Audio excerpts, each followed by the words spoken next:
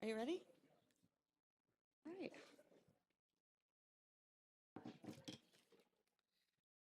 All right, good morning, everyone. I'd like to call this meeting to order. And we're actually going to do the pledge right now. And I would like two of my favorite little bees to lead us in the pledge. That would be Brooke and Peyton. So go right ahead.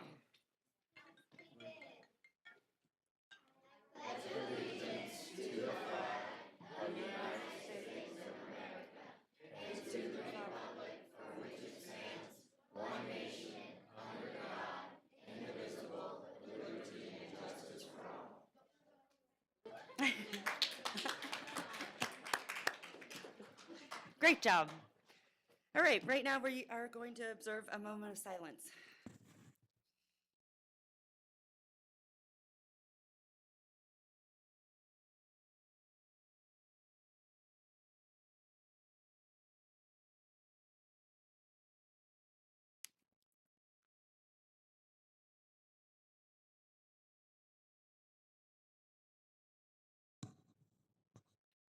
All right, thank you. Madam Secretary, please call the roll. S. Breckus. Dewar. Here. Delgado. McKenzie. Jordan. Bobsine. Sheevy. Here. All right, thank you. All right, before we begin, we are going to go right into public comment. And I would ask, since we have quite a bit of public comment today, that I would ask the council to refrain from asking questions because then we sort of veer off the agenda. So, and to make this process speedy. So, Madam Secretary. Madam Mayor, our first public comment is from Jessica Woelfel, followed by Heidi Gansert.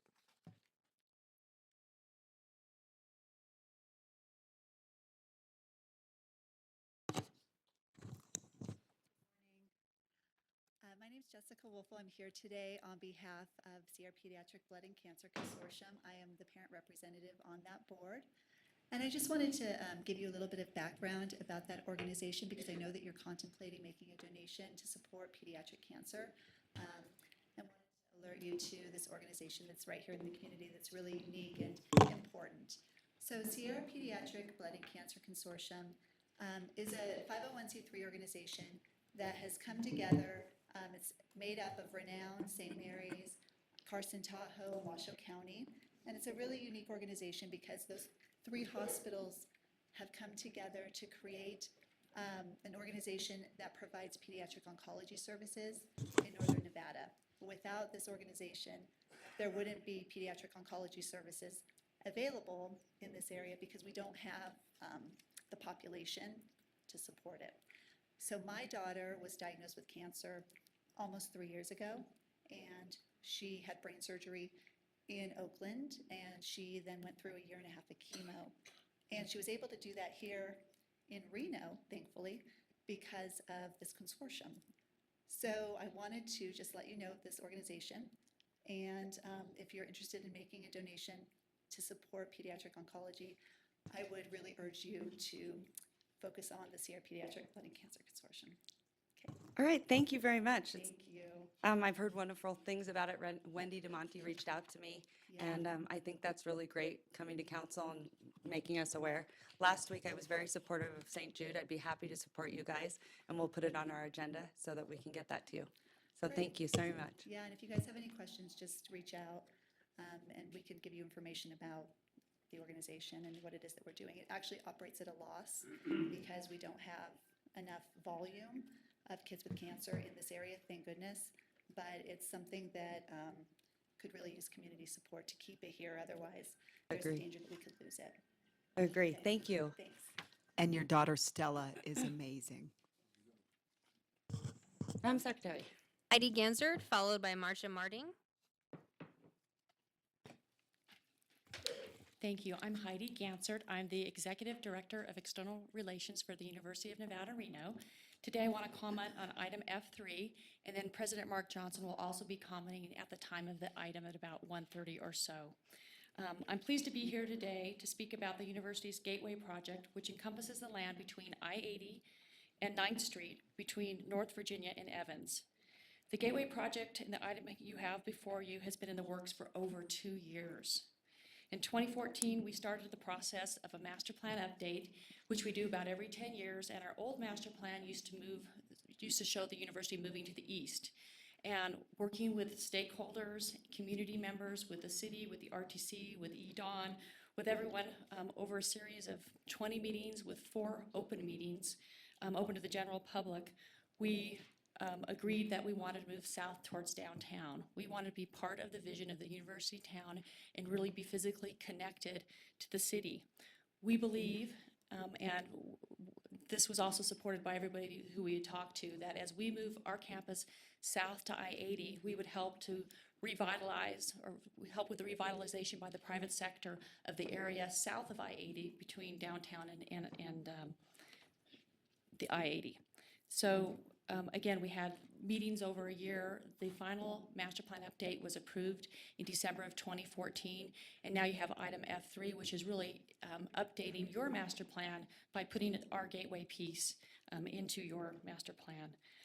We think that this F3 today is really a signal to the private sector that we're serious about revitalizing the area. As many of you know, when you drive by there, it's really blighted when you're south of I-80. And again, north of downtown. And through this process, we've been looking at different ways that we can work with the Gateway area specifically. And there have been some conversations about the homes, specifically that are on Center Street. And we've worked with the Historic Resource Commission on those homes to talk about what options there are. And we have been great stewards of historic properties. As you know, we have 11 historic properties on campus, and we've been working with the State Historic Preservation Office on those, and we want to continue to work with the HRC. It's really an exciting time, and we are committed to preservation. We've been great stewards of our own buildings. We will require Board of Regent approval to potentially move those homes or find other solutions, but we are listening. We understand how important they are to the community. We understand that there are options for the community, and we understand that our moving campus south, while it's critical for us because of our need for academic space, it's also critical for the revitalization of the area south of 80 and north of downtown. And as you know, it's been blighted for years and years, and we really want to help in this process. And this adoption will signal to the private sector that we're ready. We're ready to really make this physical connection and help revitalize the community in that area. Thank you. All right. Thank you very much. Madam Secretary. Marja Martin, followed by Olivia Tiernan. Hello. Hello. Nice to see everybody. Nice to see you. I'm here to help an organization in Reno trying to make Sorrento a sister city of Reno, Nevada. And I think it would be a good addition to the city to have a cultural exchange with Sorrento, as they have asked us actually to be their sister city. And Tony Verde, who's actually from Sorrento, will be talking with you later. Okay? Yeah. I hope you'll Does that mean we get to go to Italy? Absolutely. Let's do it. Madam Mayor, Tony Verde is speaking on behalf of Olivia Tiernan, followed by George Foster. All right. I apologize. The other board member of Nevada Hospitality International No has had problem. to leave. That's all right. So Go right actually, ahead. I was scheduled to speak too, so I'm combining. Right. There you go. First of all, I want to thank you, Mayor Shiv, and the City Council for putting item J3 on the agenda. Some of what I'm going to try and keep it very short because it may be redundant, some of my comments. Most of you heard me speak at the caucus meeting last Monday. I'll be real brief. Nevada Hospitality International is dedicated to basically position the city internationally. We are a great city. I know you've done incredible work in marketing, rebranding the city. And I know the City Council and the state itself, right, Sandoval, want to put Nevada on the map. And being someone who loves the city, I think it deserves to be on the map. You've got incredible resources, intellectual, academic, cultural, natural beauty, and we share that with the city of Sorrento. Why Sorrento? I know you're not voting specifically on Sorrento today, but I think if you want to reposition Reno as an international player economically, culturally on the world map, then it stands to reason we need to reach out to people abroad. And I think that leveraging each other's if we do a Sorrento thing, leveraging each other's tourist trade and cultural assets and so on, we can kind of market one another. I envision a kiosk in Sorrento, which is visited by hundreds of thousands of people from all over the world. In fact, they have sister city relationship with no less than about a dozen countries. As we speak, the Sorrento delegation is in Hokkaido, Japan, celebrating a 150-year relationship with the Japanese. In fact, Margaret from the Netherlands, they've had sister city relations with Holland, with Denmark, et cetera. So basically, the bottom line is, I happen to be born in Sorrento. I love both places. Use me to further your agenda to position city to be on the international, so people can know people on the international level. That's it. It's pretty simple. So we hope you vote for the concept of sister cities. If you need any information on how it can benefit economically, over the last 70 years, according to Sister Cities International, which is a foundation started by President Dwight Eisenhower, billions of dollars, billions will be, have been generated by forging these cultural friendships. It starts with that, you develop trust, and then eventually you have business relationships. That's it. Thank you so much for your Thank time. you. Thank you very much. And we're also excited we have a sister city agreement with Rural England. So they're hearing about us. All right, thank you, sir. George Foster, followed by John Nelson. Good morning, Great to see you. Madam Mayor, City Council, and the assembled multitudes. The city of Reno really needs a flashing pedestrian light system at the intersection of 3rd Street, Commercial Row, and the Sierra Street Speedway. When the montage went in, which consists of over 350 units, over 600 residents, and 100 dogs, no concern was made for pedestrian safety. With the 350 units, if this were a horizontal development instead of vertical, it would probably be a 250-acre development in the suburbs and subject to a lot of the consideration of pedestrian traffic, which the city encourages downtown, is way overdue. In addition to the 650 residents of the montage, there are also the new people coming into Kings Row, which is all advantageous, but they would have to cross Sierra Street also in walking.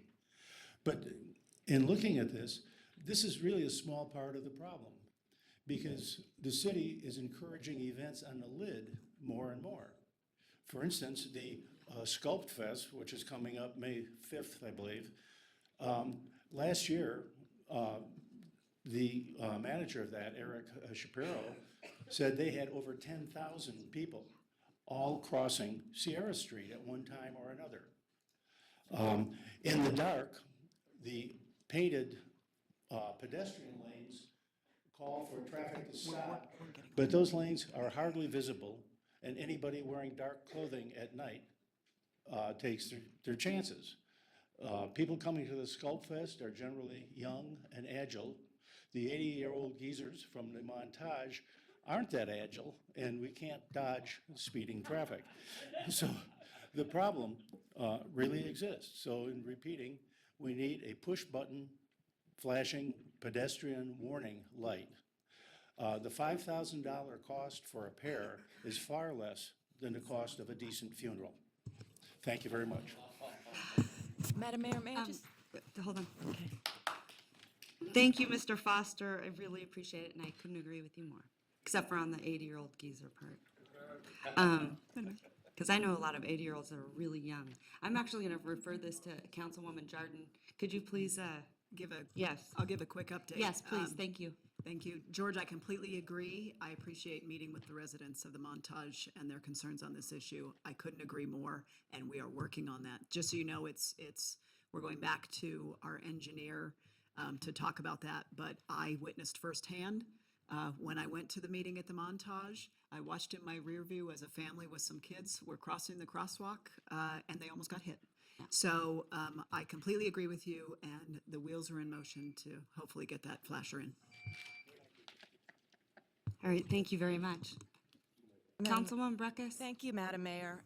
Just in the next month or so, our staff will be bringing forward a contract for us to award to a planning consultant who will guide us through the process of planning for downtown. And I really look forward to the discussion on those two speedways that we have, northbound and southbound in downtown, and examining if those are consistent with our pedestrian use and our pedestrian goals for downtown. Thank you, Councilwoman. Madam Secretary. Go right ahead, sir. Okay, Madam Mayor and council members, I'm John Nelson. I live at 8631 Malibu Drive, and that's out by Red Rock. We have a Shell station out there on Red Rock that has been there a long time. And a few years ago, they came forward to the city to change their operation to a truck fueling facility. They met with the people in the area, did some outreach, told us this was strictly what it was going to be, a truck fueling facility, not a truck stop.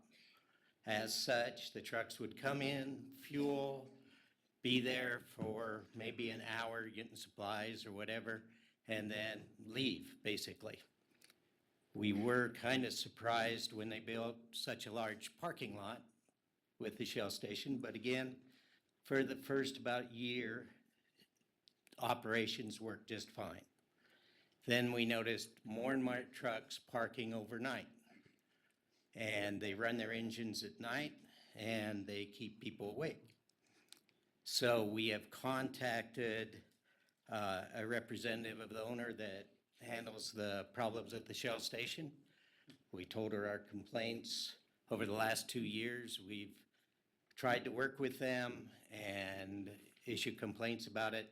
They did put up some signs for the truckers telling them this is not a truck stop, but they refuse to stop the truckers from parking there overnight. Now, if you go by there earlier in the evening, there's maybe 1 or 2 trucks. You get up at 2 o'clock in the morning because of the noise, and there's maybe 16 trucks parked there. The intent is that they have not been a good neighbor to us. They have not tried to really work with us on this problem, and as such, we put together a petition here to you as the council of the city, requesting that their permit to operate a truck fueling facility be revoked. And that is strictly because they have not been working with us. They've just kind of given us lip service. They say, oh yeah, we'll take care of it. And they don't take care of it. Now, if you go by there, one of the things with the truck stop, they weren't supposed to trade trailers, drop off a trailer, pick up another trailer. But they do that, and if you go by there, there's 2 trailers always parked there now. When they first operated, there was none of that. So we are asking you for your consideration of this, and I brought 10 copies of our petition signed by about 20 people. Okay, thank you. Would you please give them to the clerk so I'll have a copy. Thank you. Yes, Councilman? Thank you, Madam Mayor. And I received communication about this a couple weeks ago and had staff look into it. And I was actually sitting on the NAB when that truck stop was approved, and I remember the concerns about the trucks idling and the truck parking, and those were sent to the Planning Commission from the NAB. I'm well aware of that because those issues were on my comment sheet that went to the Planning Commission. So I had staff check the conditions on approval of that. Those concerns were not addressed in the final approval of that truck stop. When the Planning Commission approved that, those restrictions that we asked for, that you asked for, were not approved. And this is something we need to consider extensively as we consider conditions on development that we can't roll back. Because there weren't conditions placed on that truck stop when it was approved, it puts us in a very strange predicament going to them and saying, we're going to take your right to fuel trucks away because they haven't violated any conditions that were written into the development agreement for that. They are in violation of certain county codes, which fall upon the county to enforce that we can't enforce ourselves. Those county codes address those trucks idling. Staff has asked that the owner of the truck stop put up signs that reflect those codes, and we've asked the county that they enforce those codes in that area. But because that development came forward without the restrictions that you asked for at the NAB and that the NAB asked for going to the Planning Commission, we're in a predicament where we can't go out there and say you violated the conditions of your development. And we're faced with a approval of or a review of a appeal on 24-hour operations on a facility later today. And this is a very significant decision we'll make later today, because we won't be able to roll that back if we approve that. So this is something that I had great concern about when I was on the NAB, and I've had great concern about since I was on the council, is that the neighborhoods are not considered. And things like your issue with those trucks idling were not addressed in approval of that development plan. And I hope that we don't make those errors in the future. We're doing what we can under the development plan and under the codes to try to alleviate that issue out there at this time. All right, thank you, Councilman McKenzie. Madam Secretary. Madam Mayor, next public comment is from Bob Fulkerson, followed by Sam Dene. Hi, good morning. My name is Bob Fulkerson. I'm with Plan Progressive Leadership Alliance of Nevada, here to support agenda items H2 and H3, as these offer clear statements that the city of Reno stands for all of its residents, as well as a healthy environment. We applaud the city of Reno for considering two resolutions that would put us on the right side of history. Our city needs to go on record supporting a clean power plan that includes investments in low income and in communities of color. And so we support this resolution. We also really want to encourage you to support the immigration amicus brief. Immigrants are 19% of our state's population and 15% of our county's population. The unauthorized population, though, has been steadily declining since 2007. Immigrants own more than 1 in 5 small businesses in Nevada that have collectively earned over $571 million. Providing work authorization to even a portion of Nevada's undocumented immigrants, such as those potentially eligible for DACA and DAPA, and somebody will be explaining some of those terms later on, would increase Nevada's tax revenues by $21 million over 5 years.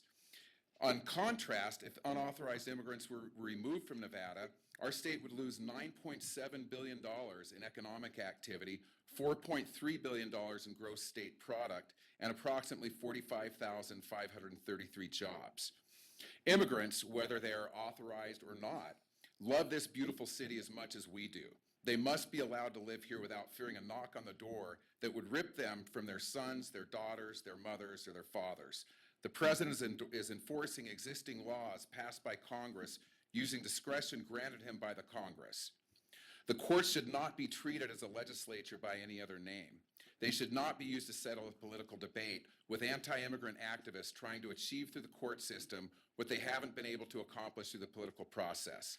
Unfreezing DAPA and expanded DACA will strengthen our communities, protect the dignity of our families, create jobs, raise average wages for U.S.-born workers, and grow our economy by tens of billions of dollars. We urge you to support this resolution and let Reno's immigrant families know that you stand with them in their desire to live here and contribute to our vibrant city. Thank you very much. Thank you very much. Sam Dene, followed by David Von Segern.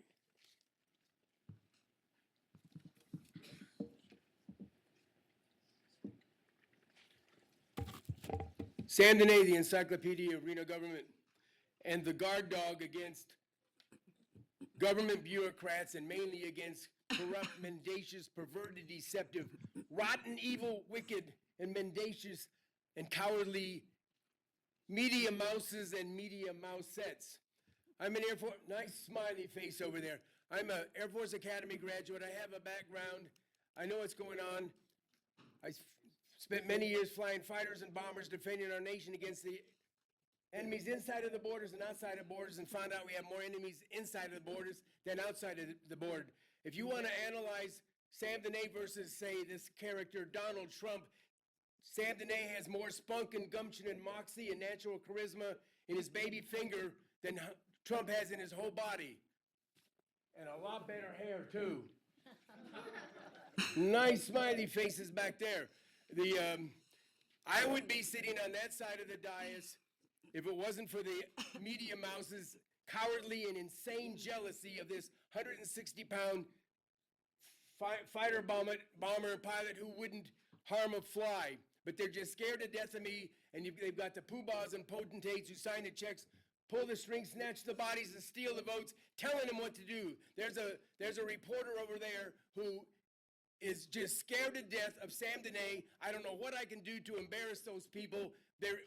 He's scared to even say Sam needs therapy, something. They won't say anything. Nice smiley face over there. Nothing going on, just scared to death. At any rate,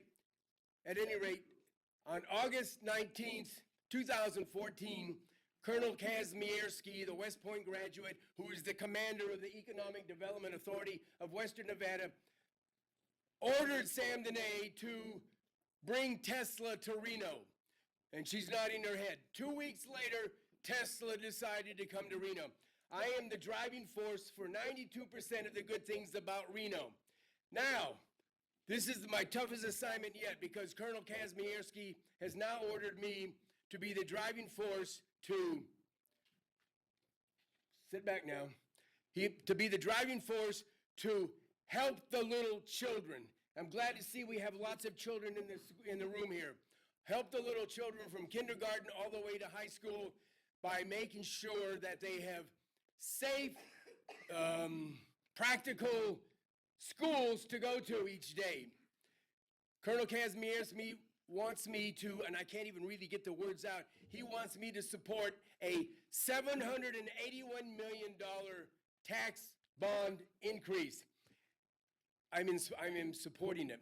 I hate taxes more than anybody in this community, and I've proven it more than anybody in the community. But what I hate more than taxes is I hate seeing them wasted. So when this tax, and by the way, you folks out there in TV land, you're going to get a chance to vote on that. So I'm just one person. You're going to get a chance to vote on this, but they want to know, do you want that eyeball poked out or that eyeball poked out?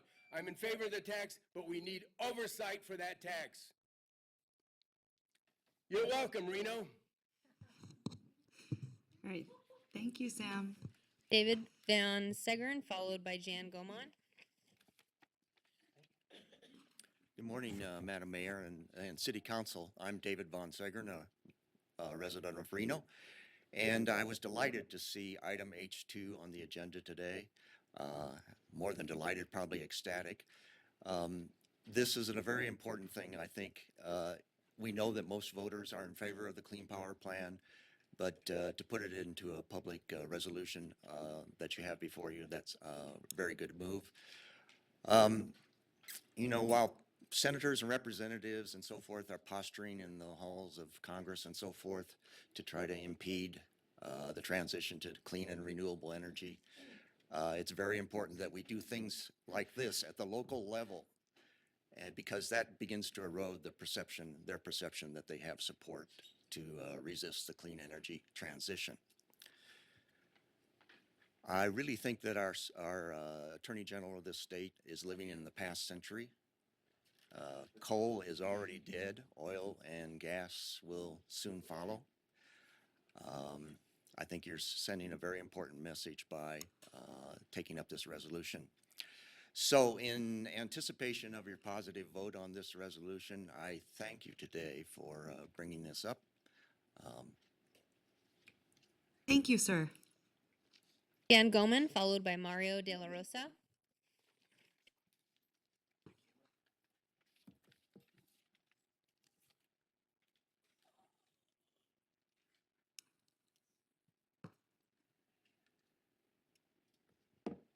Hi, thank you for inviting me, Hillary. I appreciate it. I made a complaint a week or so ago, I guess, about the El Cortez blight, squalor, rat-infested building that the Historical Society is protecting, the windows of which one fell off of the third story, and my son works at Noble Pie at the bottom floor, nearly killed him.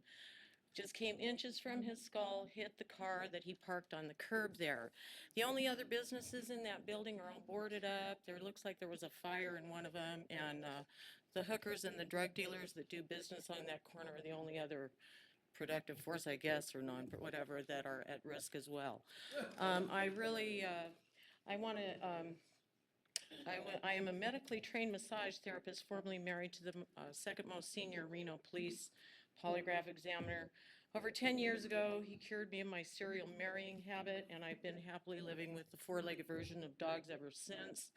I'm ashamed of, what's happened to Reno. In '72, I worked in Harvey's up in Tahoe. It was a beautiful place to work. I made more than the Loyola Marymount degree I would have gotten to be a English teacher.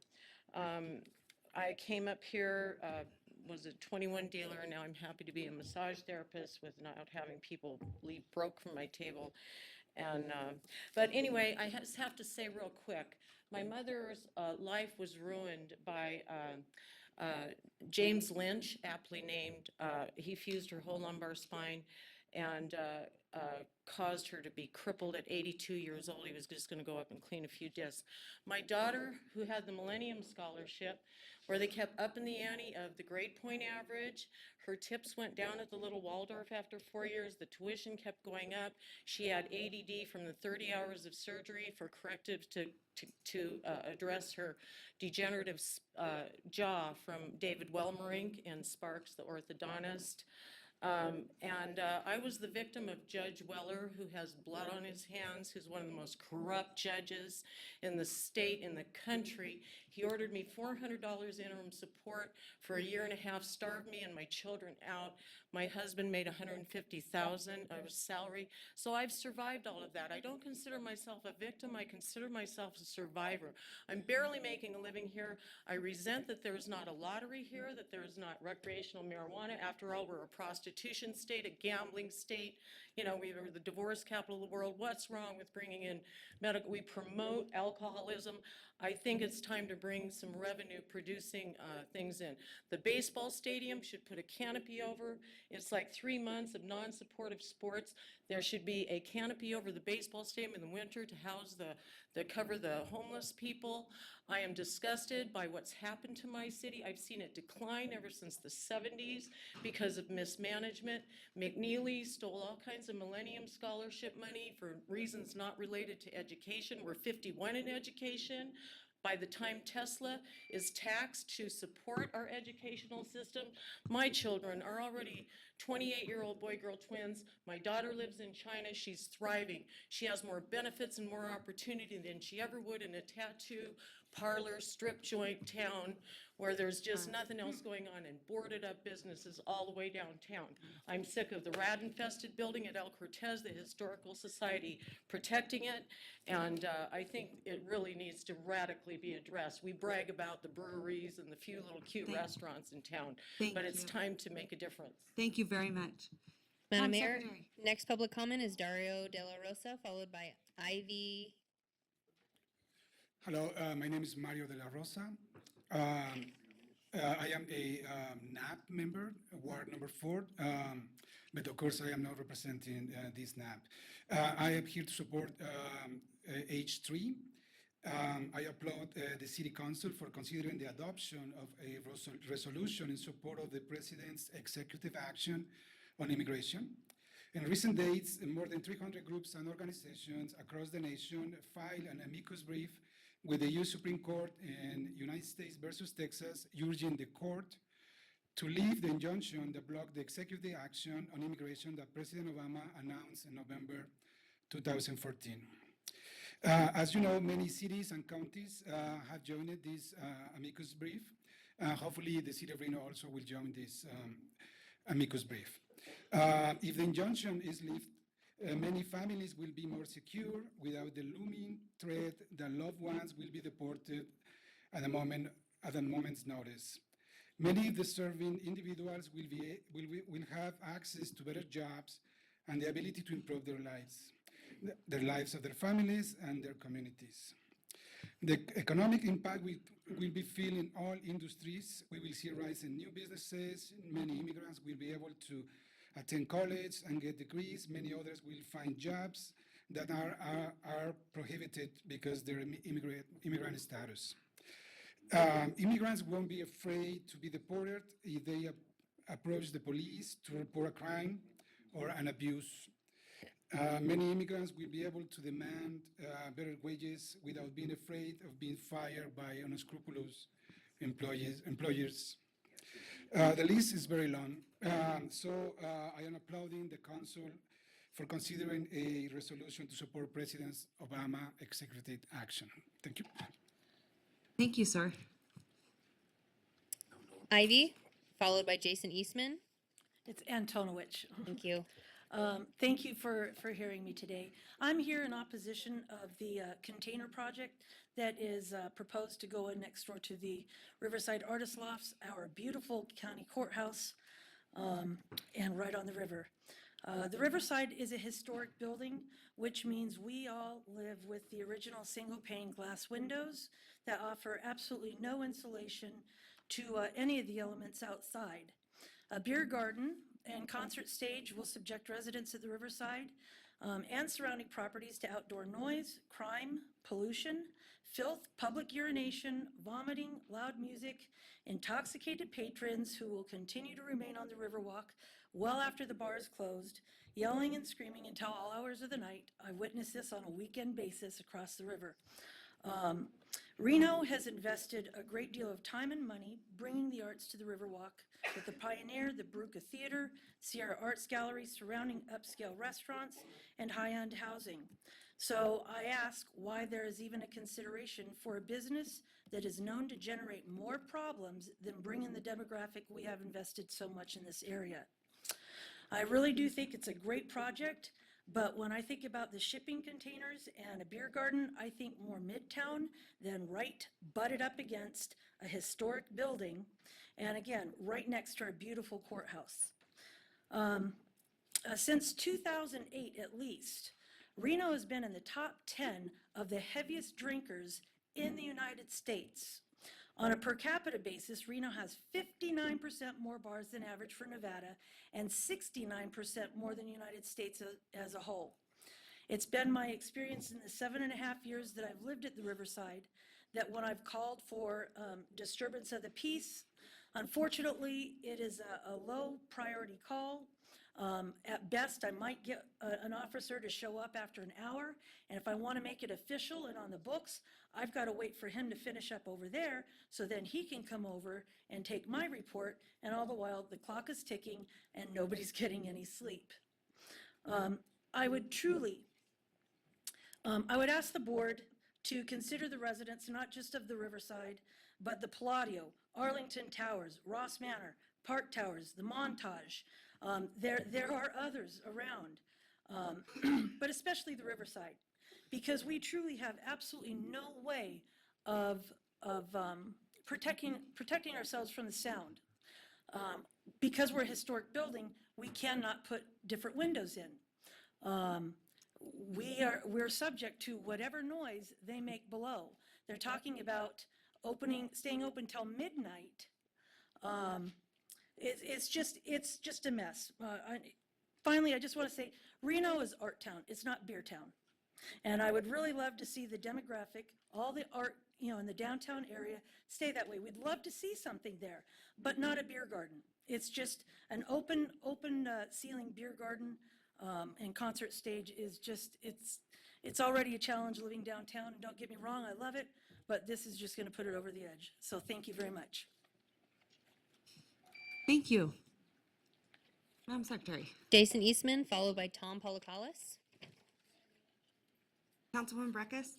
I just, while they're coming up, I just look forward in our downtown planning effort to look at these fine-grained land use compatibility issues as the investment comes downtown, because it's coming, and we will see more of these issues. So we're I think, well poised to start addressing them.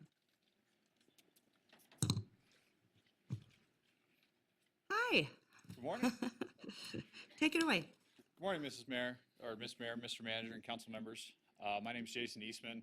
I work for the Reno Fire Department. I'm a member of Local 731. and I'm a member of the Northern Nevada Fraternal Order of Leatherhead Society, a firefighter organization dedicated to community involvement and training as well. We are here before you today. We are hosting the Northern Nevada Fraternal Order of Leatherheads is hosting the 6th annual Shamrock Shave at Old Bridge Pub right here on the river. This event we've had going on for several years now. We are shaving heads to raise money for children's cancer research. Since the inception of the event, we've raised over $90,000. Just last year, we raised $22,991, and your Reno firefighters raised almost $5,000 of that alone. As you can see, these gentlemen are wearing shirts that don't look quite like their normal uniforms. This is to bring interest to the event, interest to the community. It shows our department's involvement in the community and the willingness to support and invest. The shirts will be worn from March 6th to March 19th, which is when the event is being held. And just like I said, to raise awareness. The the St. Baldrick's Foundation is, like I said, dedicated to finding a cure for children's cancer. According to their numbers, their information, the average age of a child diagnosed with cancer is 6. Worldwide, a child is diagnosed with cancer every 3 minutes. And here in the U.S., 1 in 285 kids will have cancer before the age of 20. Right now, the federal funding for cancer, only 4% of it goes to children's cancer research. So that's where this steps in and fills the gap. Last year, the St. Baldrick's Foundation raised almost $36 million for children's cancer research. So we'd just like to invite everyone down. You can find more information about the event on the internet, www.stbaldricks.org. We have our own page. It's a /events/Shamrock Shave 2016. And so far this year, we're at almost $11,000, and we're shooting for 20. So we're well on our way. Thank you very much. That's fantastic. Wow, very commendable. Councilmember McKenzie, we'll be seeing you. My grandson and I had great plans to attend, and he was going to get his head shaved with me this year. And we have an event on the 19th. I'm not sure if we're going to be able to get out of it. No, but you if could still we shave can your make head. it, we'll be there. If we don't make it on the 19th, we'll see you guys at the event center for the You could for still the shave your regular head. event. Sounds good. It's a great summertime haircut. Yeah. Thank you so much. Really appreciate it. And I'll make sure we'll get some council contingency for you. Great work, you guys. Have a good day. Madam Mayor, right. next public comment is from Tom Polakalis, followed by Mark Markel. Okay.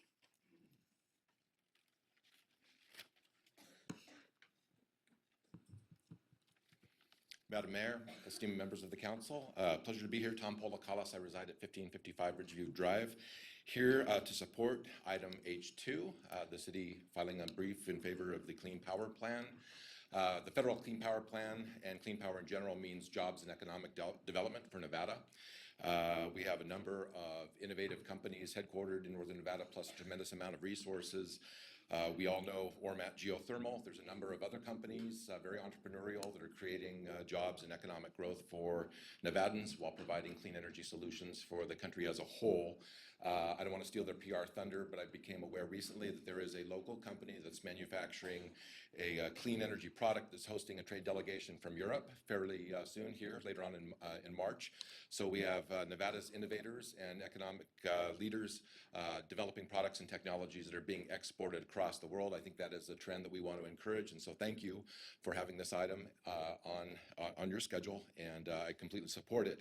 Also, too, as a quick segue to a related topic, thank you very much. The city is looking to engage the Public Utility Commission.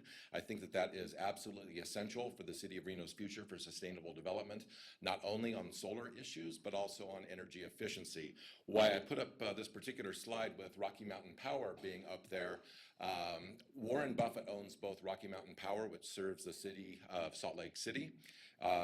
Warren Buffett also owns NV Energy. Now, there are a number of programs which I'll just quickly touch on and then look forward to getting into in greater detail at some point in time with staff. But the citizens of Salt Lake City have a tremendously larger number of energy efficiency programs which help consumers save energy and money that they can then spend in that local economy. Now, the question is, does Warren Buffett really love the citizens of Salt Lake City more than he loves us residents of Reno? That's not the case. It's that the Public Utility Commission in Utah gauges and evaluates programs in a much different fashion than does our Public Utility Commission. So in order to help your constituents save more energy and money, your leadership at the Public Utility Commission is absolutely essential. The PUCN cut residential lighting for Southern Nevada. They were looking to cut programs for schools that help reduce the energy expenditures that we have in schools, and thereby freeing up funds for teaching and the core elements of education. That's the kind of thing that you're engaged with when you take the leadership and follow up with the Public Utility Commission. There will also, just as a quick comment, so not only engaging on the renewable side, which I think is very important, engaging on the policy side, and there's a number of details where you can become very involved in setting state policy that would guide the Public Utility Commission and give them actually the authority that they say they currently don't have in order to separate out utility cost recovery from how much electricity they sell. A lot of these issues become very arcane. Your involvement in the city having a representative there and an attorney there is absolutely essential. As many people that have tried to get involved know, it's a very challenging process. The city and the other municipalities becoming involved is a tremendous leadership move that will benefit the entire community. Thank you very much. All right, thank you. Mark Markel, followed by Claudia Castaneda.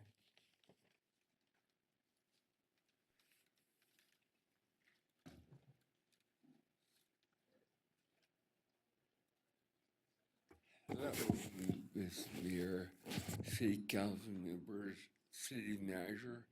Miss Mayor, by the way, your hair looks beautiful. Okay, my name is Mark Markel. I'm a Reno resident. I come to every meeting to warn people about getting in the car with a drunk driver.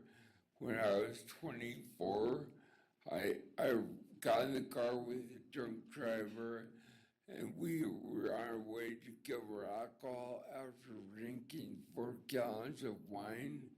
We were doing 100, and we rolled 8 times. I was ejected, and the car landed on my head, put me in a coma for a month, and I was in the hospital for 5.5 months or more.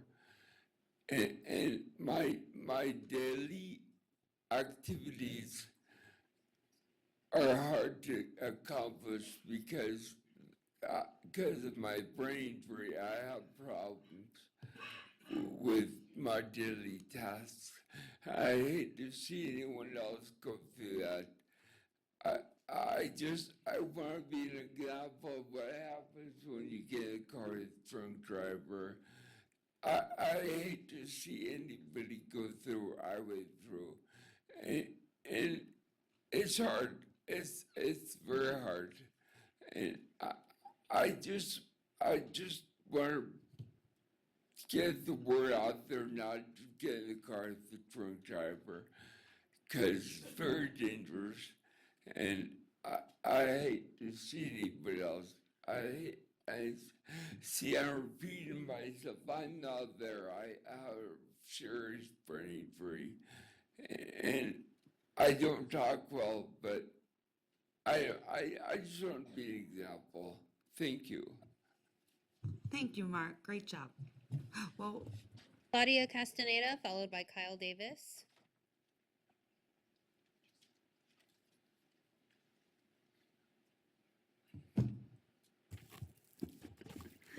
Good morning, City Council members. My name is Claudia Castañeda, a flamenco. I have a master's in social work, and I'm here representing Progressive Leadership Alliance of Nevada and also their program on citizenship and immigration. So I will be explaining further what DACA Expanded and DAPA is. Deferred Action for Childhood Arrivals program, there's an extended version, which would mean that individuals who came into the United States before the age of 16 have continuously resided in the United States since January 1st of 2010 up to the present time, had no lawful status on June 15, 2012, were physically present in the United States on June 15, 2012, and at the time that they're making the request for this application, they need to currently be enrolled in school or have graduated either with a high school diploma with a GED, or they could also have been honorably discharged veteran. And the most important thing, they could not have been convicted with any felonies. So that's DACA expanded. Now we'll talk about DAPA, which is Deferred Action for Parents of Americans and Lawful Permanent Residents, which mean parents need to have a child who was born in the United States. They need to have lived in the United States continuously since January 1st of 2010 up to the present time, were physically present in the United States on November 20th, 2014, when the announcement was made, had no lawful status on November 20th, 2014, and as of November 20th of 2014, their child had to have been born or be a lawful permanent resident. And once again, could not have been convicted of a felony or any significant misdemeanor. The process for them would be for them to apply, and there's a fee associated with it. By having this expanded for DACA would mean there's a lot of students that did not qualify for the 2012 DACA. So this would further help them because there's no age limit. So that means more students would be going to college, more students would be able to work in the field. That means more revenue to our city.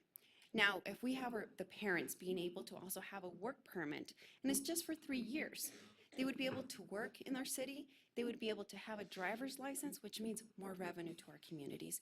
So we do ask for you to please pass the resolution that would support the expanded DACA and DAPA. Thank you very much. All right, thank you. Kyle Davis, followed by David Shakar.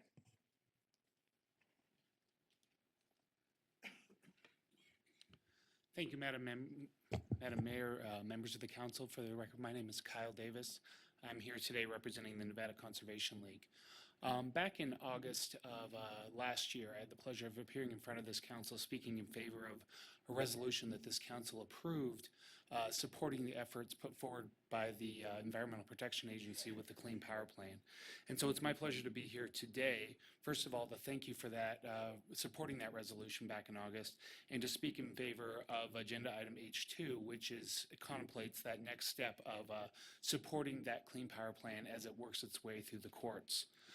Just to give you a little bit of background on where we've been since then, the final rule for the Clean Power Plan did come out in early August, and under that, each state was given a goal in terms of their carbon pollution reduction between now and 2030.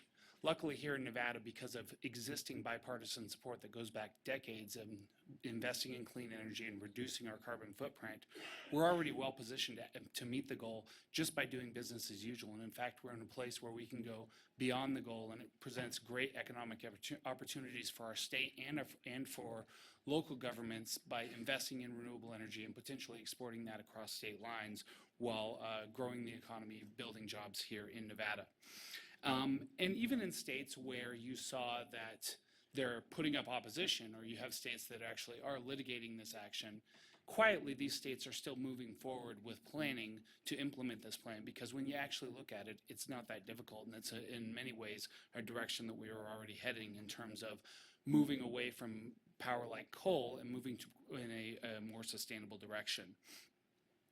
So where we're at right now is our state is moving forward. We have the state agencies and Governor Sandoval's administration has directed the agencies to look at putting together a state plan. Recently, he appointed the New Energy Industry Task Force, which has been tasked with putting together a committee to look at the variables involved in our state plan. Now, recently, the U.S. Supreme Court, it was a few weeks ago, did put a temporary stay on implementation of the plan from the federal level while these issues are vetted at the D.C. District Court and then potentially at the U.S. Supreme Court. But it did not put a restriction on states continuing to plan, and we're going to be doing that here in Nevada. So it only makes sense here when we look at the large, both what we're doing on the state level and certainly what the city of Reno is doing in terms of your sustainability initiatives, what we see in other large cities in the state, like the city of Las Vegas. It makes sense to continue to move forward with this and continue to move forward with the Clean Power Plan, because for a state as rich in renewable energy as ours and without those fossil fuels, supporting the Clean Power Plan means good business for the state, and would encourage your support of agenda item H2. Thank you. Thank you very much. David Shakar, followed by Julie Hill. One of our favorite artists.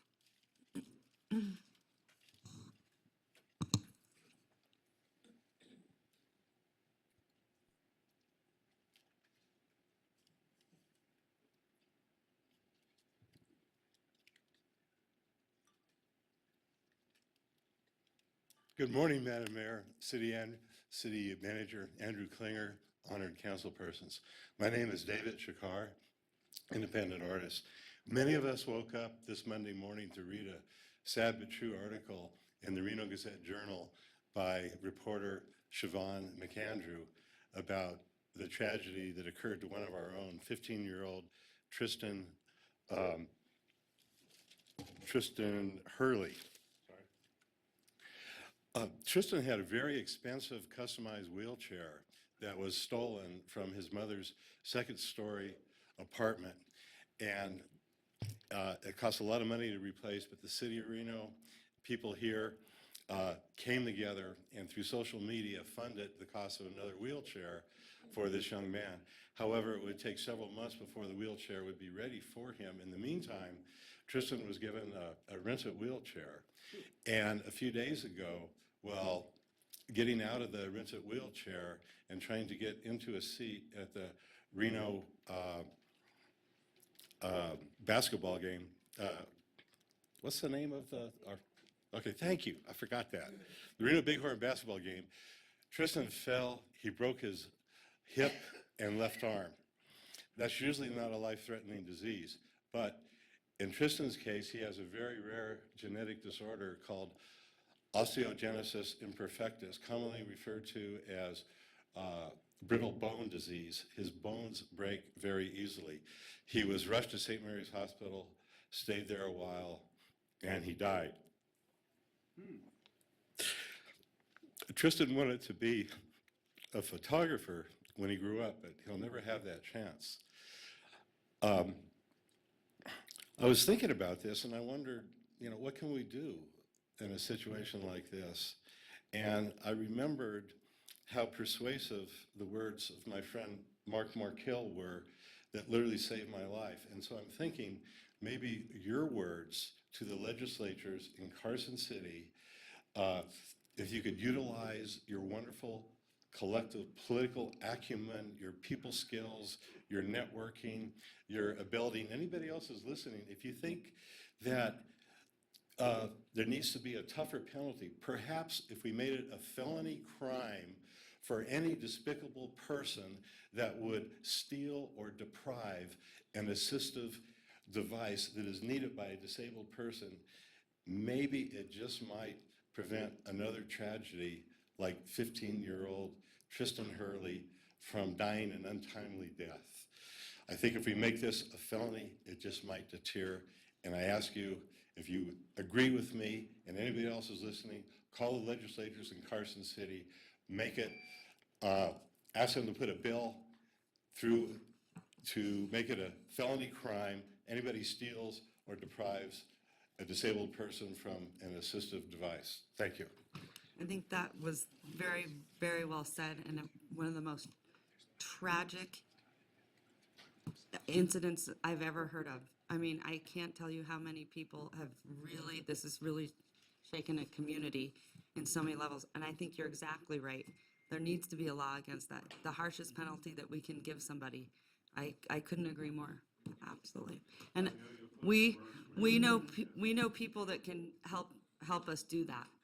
And I really appreciate you coming today and bringing that to everyone's attention, because it's very, very much needed. And it's something I can't even imagine how horrible that entire family is just feeling the loss of this little boy. So thank you, and I would agree with you. All of us are so fortunate to be elected, to have the voice, to have the ability to do something, and it's only good if we use it in the right ways. And so I agree. So I'll be seeing all of you at the legislature, correct? Right? All right, good. Thank you. Thank you. Madam Secretary. Madam Mayor, next public comment is from Julie Hill, followed by Selena Carr-Paccioni. Good morning, council members, Mayor Shivi. My name is Julie Hill. I am a resident of Cold Springs, and I am the player agent for North Valleys Babe Ruth Softball in North Valleys. I am here on behalf of item number J2, approval of the intergovernmental agreement with Washoe County for funding of Phase 5 construction at the North Valleys Regional Park. Our softball organization, our league, has been in existence for over a decade. We have over 150 girls that, we're an all-girls softball team. We have over 150 of them pretty regularly for the last 7 years. I have been a volunteer for this organization for 6 years, and I can tell you that the fields that we currently use are in deplorable condition in many ways. At Mayor's Park, where we currently play, it is the only lighted field in the North Valley, so it is a softball field, so there's a lot of interest in that particular field, and we permit that on a regular basis. To have an extra field at North Valleys Regional Park would mean the world to us. We are growing, as well as North Valleys in general, in leaps and bounds, and we could definitely use the parking, the bathrooms with actual toilets that flush, as well as concession stands, dugouts, all of the things that the boys have at the park. They have 4 fields there currently. What is on the books right now is to build 2 fields and an additional soccer field as well that is greatly needed. We are at 145% capacity for sports in the city of Reno for the use of fields. We are sharing them with other sports. We share with football in our outfield sometimes. It would sure be great if our girls could have a place that they could call home on a regular basis and have all of the amenities there, from parking, like I said, bathrooms, playground equipment that already exists at the North Valleys Regional Park. So I am hopeful that this will be approved very soon and that our girls can start our next season at our new fields. Thank you very much. I appreciate your time. Selena Carr-Paccioni, followed by Jenny Martinez.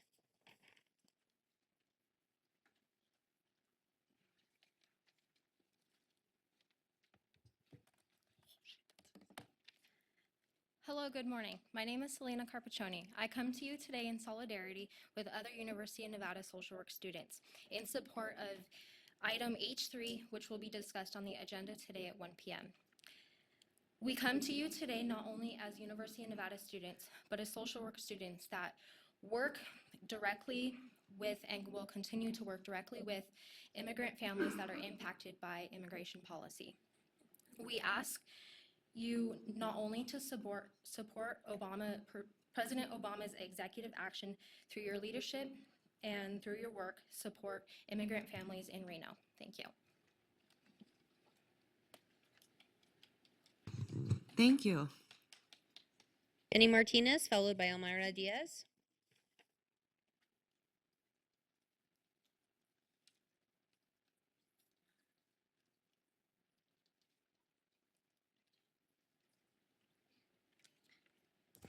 Hello, Madam Mayor and council people.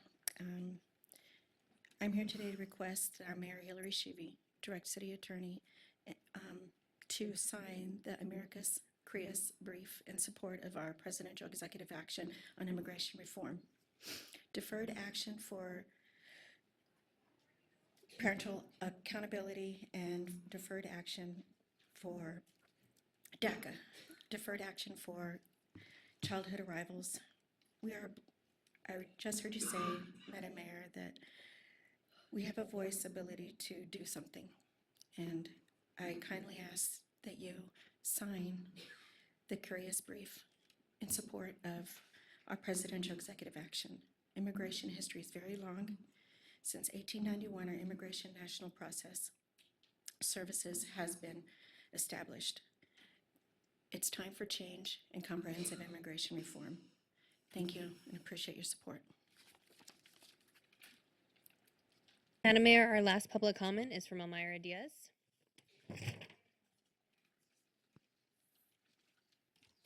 Hello, my name is Alvaro Diaz. I'm the Director of Immigration Reform of Northern Nevada. I'm also a mother of a son. My son, his father, will qualify for DAPA. And also, I'm been fasting in Washington for 48 hours with 100 women. We walk in my organization, we walk 100 miles for 100 more women to try to reach out to the Pope. I have a daughter who is going to law school, and I asked her what I can do to influence to pass DAPA and DACA, and she told me to ask you guys to please join the amicable, put the name for the amicable. Already, she showed me a link, and I already saw that police people are doing amicable. I also saw that people that you as CIS immigration are in favor to another amicable. There's also a bipartisan group for people of Congress. They have the amicable. I was also part of being in the side of Carson City against Adam Laxalt because he's the bad name who's put in Nevada to sue Obama. Our organization already reached out. 455 parents, we have a DACA binder, means they have all the paperwork they need to have just to apply when DAPA is ready. According to my research, in this area is 10,000 DAPA recipients. I'm just so happy to see these ladies with the bees and the teacher. This mother came with her daughter. I tried to ask the kids who has the DAPA ready, the binders, the 556 that I have, if they can come and join me. They're afraid to come. I cannot come here with my son and his dad because they're afraid to come. You are boys. And I just want to challenge you. I'm sure DAPA and DACA extension is going to be expanded. I just want you to join us to be part of this successful. Put this wonderful name, support our kids. If you want to see for economy, of course it's going to improve the economy. But right now, I'm helping 4 families. I use lawyers, immigration lawyers. They're in detention center. I have 1 mom who has 6 children. I have 1 kid who was taking care of his aunt, and the immigration came to his house. And he's going to be out of jail, but this poor kid, right now, he wants to commit suicide. So it's really helped to save lives and keep families together. Thank you so much for your help. We love you. Thank you. Thank you very much. Madam Mayor, I received 2 more public comment forms. Our next speaker is Maury Caboose, followed by Teresa Navarro.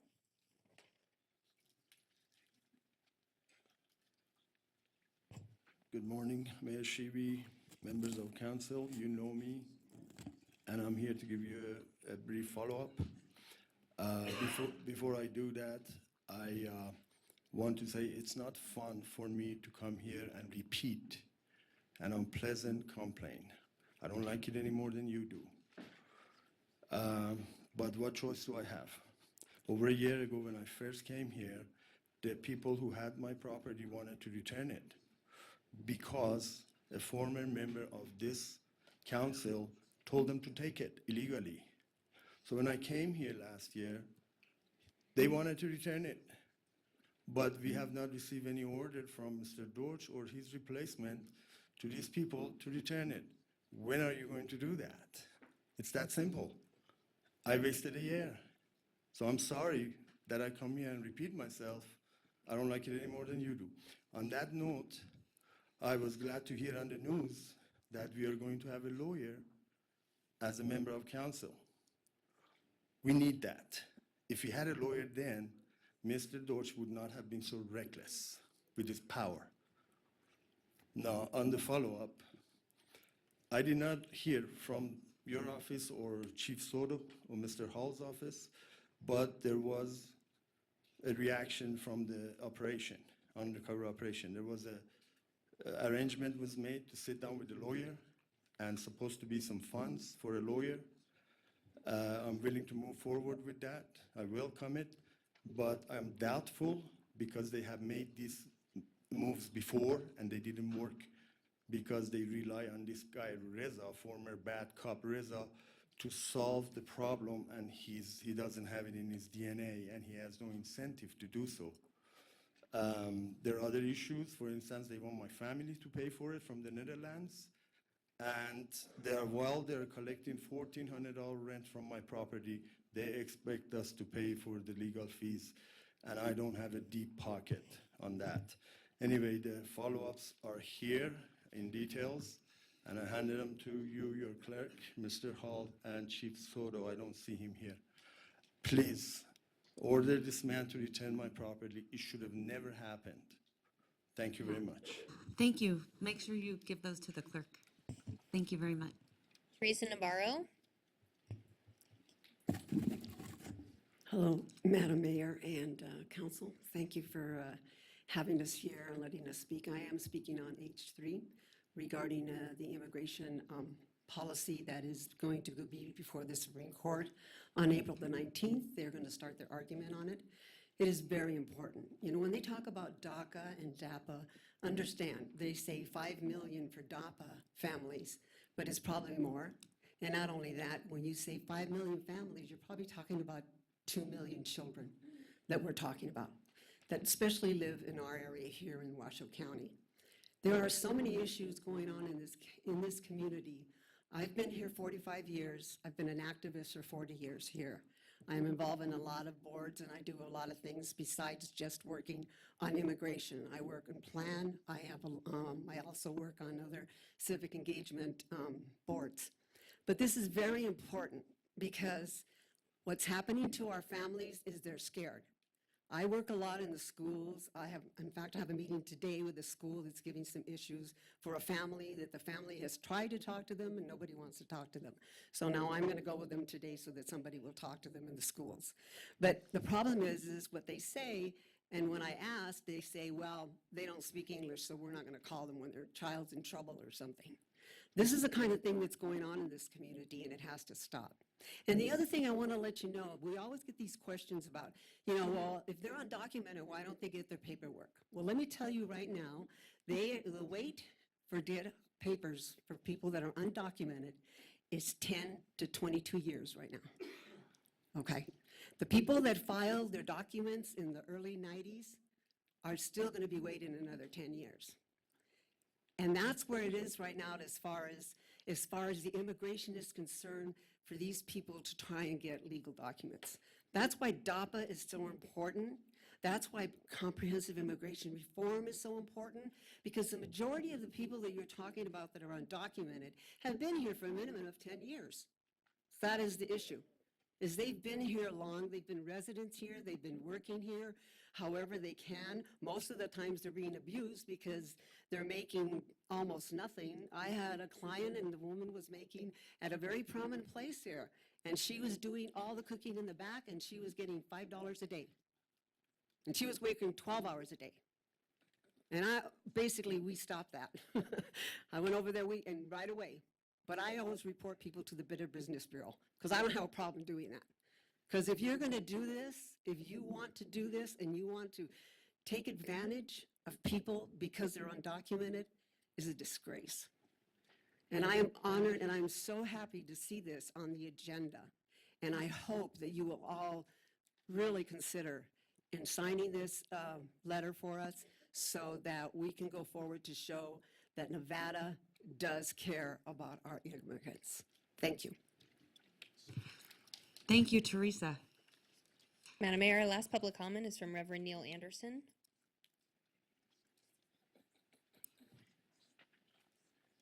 Reverend? Good morning. My name's Reverend Neil Anderson. I serve the I love your Unitarian. red shoes. Oh, thank you. I love serve them. I serve the Unitarian Universalist Fellowship of Northern Nevada as their senior All reverends minister. should look like you. Yeah, right. Recently, the congregation made a commitment to being a sanctuary community.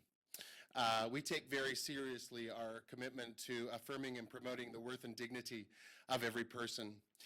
The congregation was very concerned about the citizens and residents of this community who happen to be undocumented and had a deep concern, particularly for members of families whose children go to our schools and parents work in various ways in this community, that those families would be separated. We believe that it is immoral to separate families.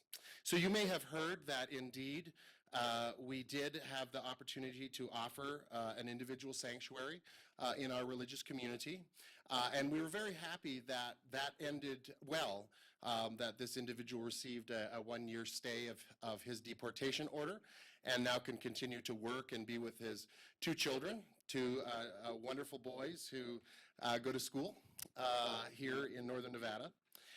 But we don't want to have to offer sanctuary.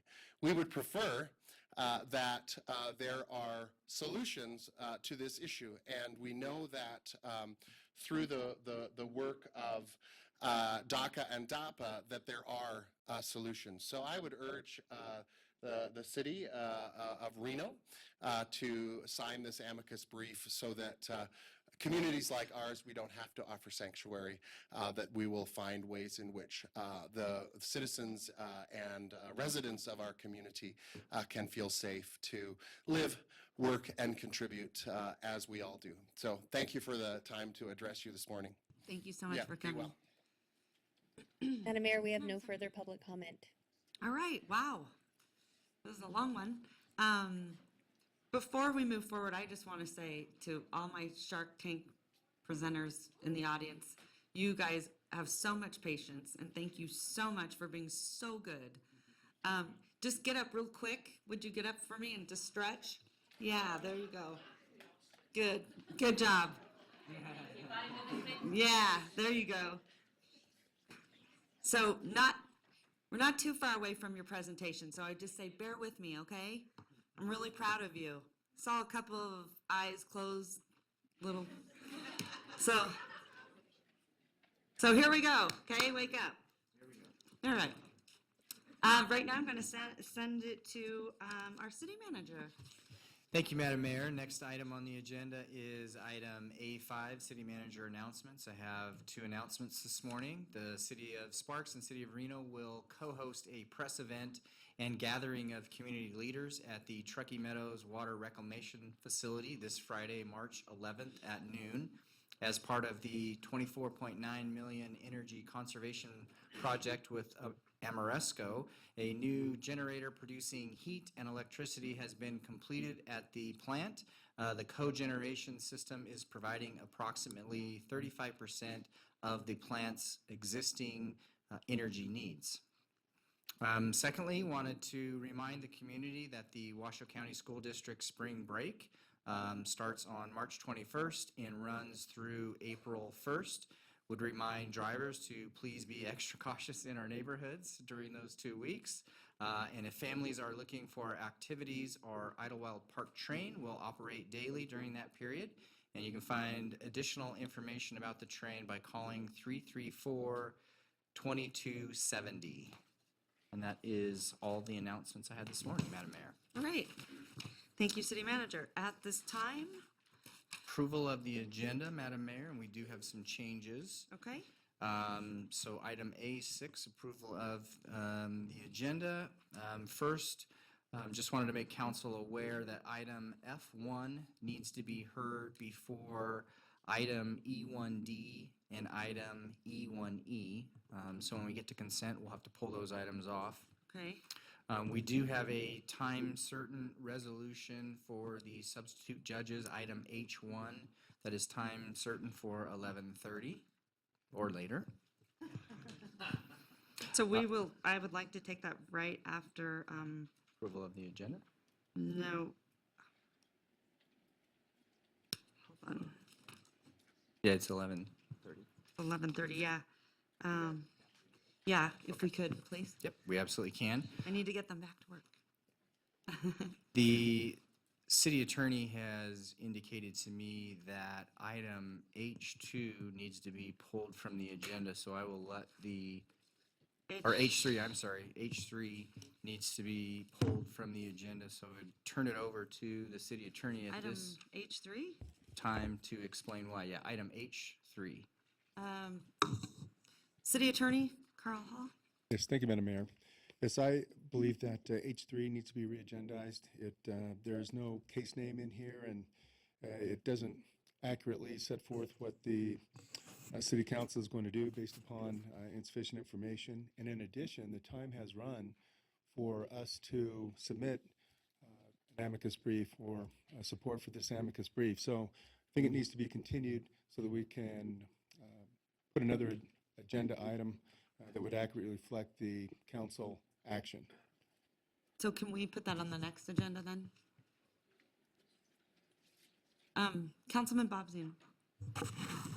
Thank you, Madam Mayor. So the time has run, as in it's already been filed, or? As in, it's too late to file our, it's too late for us to join the amicus brief. When was the deadline? That ran March 2nd. Okay. I thought I read somewhere that we had 2 more weeks. We have additional time on the EPA, on this, on the EPE matter, but not on this matter. All right, Mr. City Manager? Yep, thank you, Madam mean, Mayor. well, just Still a- under item A6, approval of the Mr. agenda. So Mr. based Manager? on, Just a quick question on that, though. I mean, when something's agendized like this, I mean, it doesn't contemplate that this is the only action we can take on this item. Couldn't we take a different action under this item? I mean, we could say yes, no, or something different. Well, the agenda should accurately reflect what action you're going to take. I and this gotcha. doesn't do it. So. Okay, thank you. All right, Mr. City Manager. thank you, Madam Mayor. So to continue and just reiterate, item H3 will have to be pulled from today's agenda based on the explanation from the city attorney. We do have one proclamation, item C1. We have one presentation, item D1, the Shark Tank presentation. We do have 4 public hearings. Relocation of medical marijuana establishment is F1. F2 is an ordinance introduction for recreational uses in the Greenfield Neighborhood Plan. Item F3, resolution, the UNR Regional Center Plan. And item F4, an ordinance introduction on Arlington Gardens. We also have one 6 p.m. hearing, item M1, Logistics Center 395, Phase 2. And just a reminder to the public that we will break at approximately noon or somewhere around that time for an hour. All right, thank you. I think that's it. Is that it? All right, at this time, I would like to ask council, may I please have a motion to approve the agenda? I have a motion and a second. Can All we have those in discussion for a sec? favor? I'm just looking for a clarification from Mr. Manager on this item. I understand 2 things. We have a noticing error that precludes us from discussing it today. We may have an issue substantive to the timing. There's a lot of people who came here today. They're not, I think most of them left. Is it your intent to put this item back on our next agenda? That is up to the council. Well, you put it on in the first place. So does one of us need to put it on as an L item at the end of today, or do you intend to put it back on tomorrow? Just to clarify, I put it on at the request of the mayor, so. Oh, okay. Okay, I defer. I'm sorry. I thought it was you putting it on because I didn't see it as an L item. Okay. So, Madam Mayor, do you plan to continue this discussion in our next meeting? Yes. Okay, I thank you. would. So I will direct that. Thanks. All right, so I have a motion and a second. All those in favor say aye. Aye. All those opposed? Motion carries unanimously. At this time, Mr. City Manager? Madam Mayor, at this time, we will go to item H1. All right, item H1. Or appointment of substitute judges. Good morning, Mark Dunnigan with Reno City Attorney's Office. Thank you for hearing this item out of order to accommodate the court schedule. The resolution that's before you this morning establishes a new list of substitute judges that may be called upon to hear cases at the municipal court in the event that one of the 4 elected judges has to be temporarily absent. The list itself is a statutory requirement on all local courts under NRS Chapter 5. The criteria are pretty broad and they leave a lot open-ended. The only criteria are that the pro tem judges must not have been removed for disciplinary reasons from a judicial office. They must be an adult resident of the city of Reno, a member of the state bar, or a justice of peace of the county. The existing list has been in place since 2009, and so as you can imagine, some people have moved on, and the court appreciates the opportunity to add some fresh faces as well as offering some judicial experience to interested lawyers.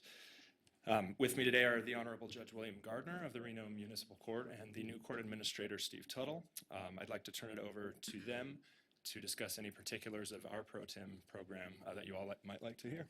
All right, thank you.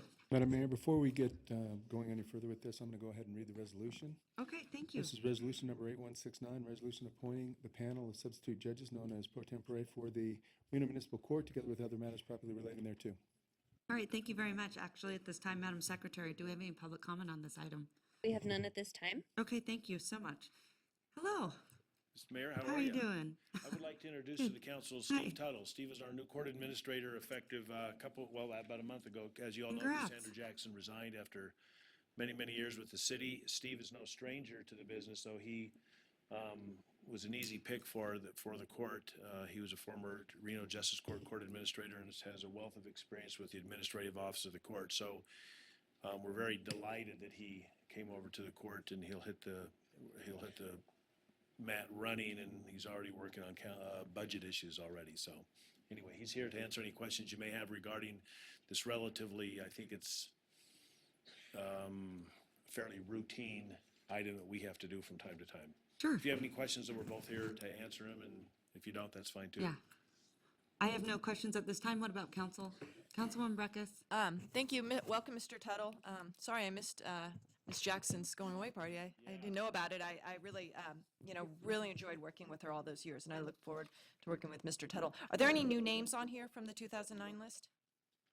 I would have to see the 2009 list to compare to our list. I believe there probably has to be. There are.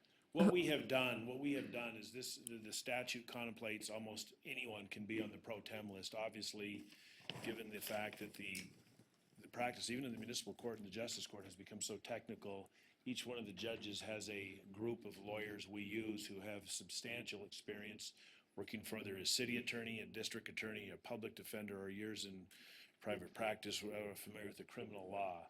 So while there's names on here, I know I haven't used some of these names. There's names on here that we haven't used. There's other names we use routinely. Who are the new names? Well, I'd have to look at the old list and compare it to the new list. Just those. The new list is on the resolution. But without looking at the old list, which you have. I don't think we have them. No. I mean, that would speak for itself. I only have the. Yeah, I mean, there's some names on here Well, that, they quite can frankly, provide I it. don't even recognize, but some of the other judges may use them as a pro tem. I don't. Oh, Right. So, So they can provide it. yeah, if you want, Yeah. then, I mean, that'd be easy to figure out. It's not a big deal. Yeah, okay. It's Thank you. not. I would like to see those. Madam Mayor. Councilwoman? Yeah. Hi, Judge. Would you just, for the good of the order, just explain a little bit about what Judge Pro Tems Yeah, do? what they do is, from time to time, one of the judges or two of the judges or all the judges may not be present at court through many different reasons. We have some medical issues now. One of the judges has a family member that's ill, and from time to time, that judge may not be present in court without notice. We have to fill that position. We have our court docket set out about, well, as long as sometimes 3 months, where each different group is filled. And certainly, certain of the defendants, those in custody, have rights to trial within 60 days. So we fill up these slots and we assign judges. And at given times in the morning, for example, all the judges are covering the docket. And if someone were to call in sick, and I can tell you, we rarely call in sick because we then have to use a pro tem. We have to find one and have them come in and cover at a modest expense to the city. If we know when we have to plan our vacations months in advance because we just can't leave on a Thursday or Friday if we have dockets, if there's an emergency.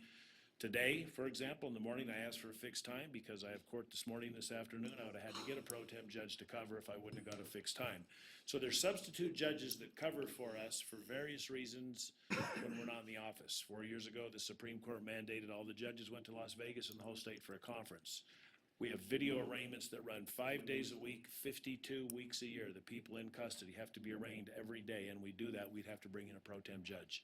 The pro tem budget has gone drastically down from when Judge Holmes and I started in 2010 to where it is now. Mr. Tuttle has reviewed our budget, and our budget is among the smallest of the pro tem budgets, but they're used when we're not there. We just can't go dark and tell everybody, sorry, come back in 2 months for your case. It doesn't, that would not work. And so, thank you so much. And then just briefly, I mean, do you have, I know a number of these people on this list, and I know that they're all practicing or working attorneys. I mean, there's probably conflicts sometimes with them too. So do you have to like call through the list? Somebody does that like yourself, or? Usually our judicial assistants call. We call Yeah. and say, look, we need a pro tem judge this morning, and we'll call someone off our list we use, and they'll say, sorry, I can't make it. Right. Don't get a phone call. We'll go down the list. Most of the time, these individuals are very accommodating. They'll come over. Move stuff around. They move their stuff around to do it. If they can't, they can't. What we have also done in the last 5 years is our court has, we cover for each other much more than was ever done before. Okay. Judge Nash Holmes is wondering going to about a that. conference in Anaheim next month. I went dark on my trial docket to cover her videos.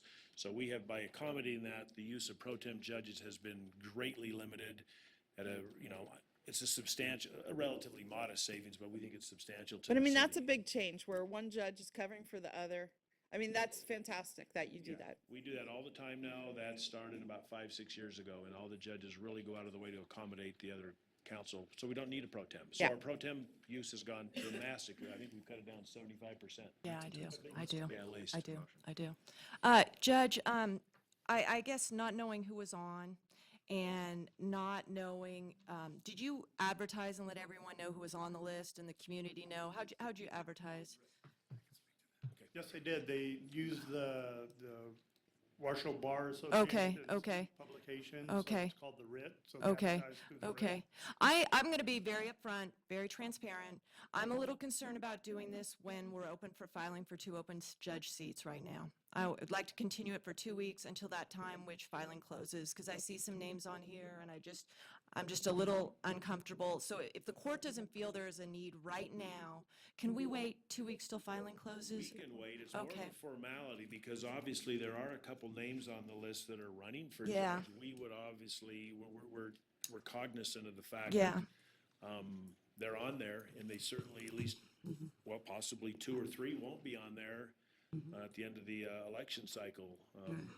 If they're elected, they certainly aren't going to be on our pro tem list. Okay, but We if have they're no- candidates, they can still come in and sit pro tem. Okay. They do it. We do Okay. it. I know I- they do it. Yeah, I don't have any problem with the list that I see here, so I would like to make a motion to approve. All right, thank you very much. So I have a motion and a second. All those in favor say aye. All those opposed? I oppose. Motion Mayor. carries 6-1. Thank you all very much. Councilwoman? I think I haven't, we didn't have discussion, so I didn't get a chance to put this out there, but I think Ms. Breckus made a really good point, and I don't know if anybody else believes so. I just think it may help or hurt some people to be perceived as on or off the list, and, that's just my thought. It has nothing to do with the list. It's more just, I think it's a great point about the timing, so it just, So I guess I have to vote no, but I support everything you're doing. But that's how I feel. For All the right. record, again, Mark Dunnigan, and just to clarify a little bit more about the process, if it gives anybody comfort, the way that this list was arrived at, as discussed in the staff report, is that all of the individuals that were on the current list from 2009, they were each contacted individually, would you like to remain on the list? And those that responded. So it in was the very affirmative- transparent, is Yes, what and- you're and saying. then in Yes. addition, new names were So solicited. But then It new seems names were like it's been- solicited. Yes, by advertisement in the. And we have the- some new people on, right? Yes, I would say, and again, apologies for not having the old list and the new list, but I would say these are mostly old names, and I would say there's probably 5 or 6 new names on this list from the old list. So about a third, maybe. Well, it seems like you did your due diligence and the process was transparent, so. Oh, yeah. Thank you very much. We don't have our favorites, or we don't use it for any reason. We just simply use people that we know are experienced, that can come over and handle these cases, understanding all the ins and outs of the criminal law. That's who we use. We use only the most experienced lawyers that get along with everybody over. Totally get it. Totally support your process. Very impressed what you've done with substituting for each other. And mine is just a process issue. I think it is. You might even agree once you thought about it too. All right. Thank you. Thank you very much. Okay, moving on. Mr. City Manager. Okay, Madam Mayor, next item, going back to item A7, approval of minutes. We have minutes from 4 different meetings on here: the January 13th, 2016 regular meeting, the February 10th, 2016 regular meeting, February 19th, 2016 special meeting, and then the joint Civil Service Commission special meeting of February 19th. All right, making a motion from council. Thank you. So I have a motion, and a second. All those in favor say aye. Aye. All those opposed? Motion carries unanimously. Thank you. Next item is Mr. item Manager. B1, cash disbursements. Any council members need to make any disclosures at this time? Making a motion. Motion. I have a motion and a second. All those in favor say aye. All those opposed? Motion carries unanimously. All right, this one I'm very excited about. This is item C1, and I am looking for Roberta Ross. I'd love for you to come up. This is a very special proclamation. It's in honor of Marion Hose, who is an amazing woman who fought a lot of blight in our city. And I think RAD is here. I'd love for everyone from RAD to come up. Oh, that's so great. So I would love for everyone that's here for this item, please come on up.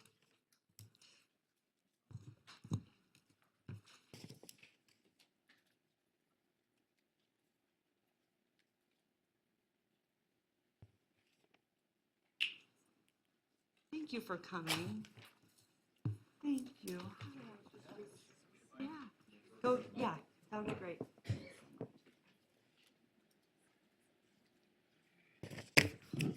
Thank you, It's a Mayor special day. Shivi. I am very proud to read this proclamation, remembering Marion Tavernier Hose. Whereas Marion Tavernier Hose was a respected real estate professional who strived and succeeded in making her community and the city of Reno a better place. And whereas Marion Tavernier Hose, along with her husband, Alex Hose, founded AMH Properties, in which they purchased and renovated multiple buildings in the downtown commercial district, beautifying them to a lively, energy-efficient, and environmentally friendly office space to over 100 local for-profit and nonprofit businesses and restaurant space. And whereas Marion Tavernier Hose was a dedicated mother, wife, daughter, and sister, former stockbroker, a musician, artist, and traveler of the world. Marion was a community leader, sitting on several boards, including Arts for All Nevada, Lake Mansion, Commercial Real Estate for Women, CREW, and the Reno Downtown Association, RAD. And whereas Marion Tavernier Hose spent her life networking and celebrating the city of Reno's growth and success as a beloved friend and associate. And whereas the community in the city of Reno will miss Marion's daily, independent, outgoing, optimistic, and courageous personality, Let us all follow Marion's enthusiasm and footsteps to believe in and making Reno a better city. Now, therefore, I, for Mayor Hillary Sheevy of the City of Reno, Nevada, do hereby proclaim March 9th, 2016 as Marion Taverner Hose Day in for the City of Reno, and she, the mayor, encouraged all citizens in the community to recognize this important occasion, and she commends Marion Hose for her outstanding career and efforts to improve her community.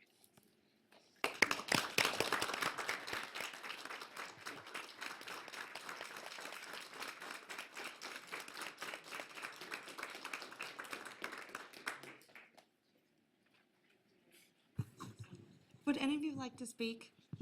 First of all, I would like to say I was so blessed to know Marion, and I knew her very well, and she loved Reno like nothing I'd ever seen before. She was a champion for Reno and will continue to be.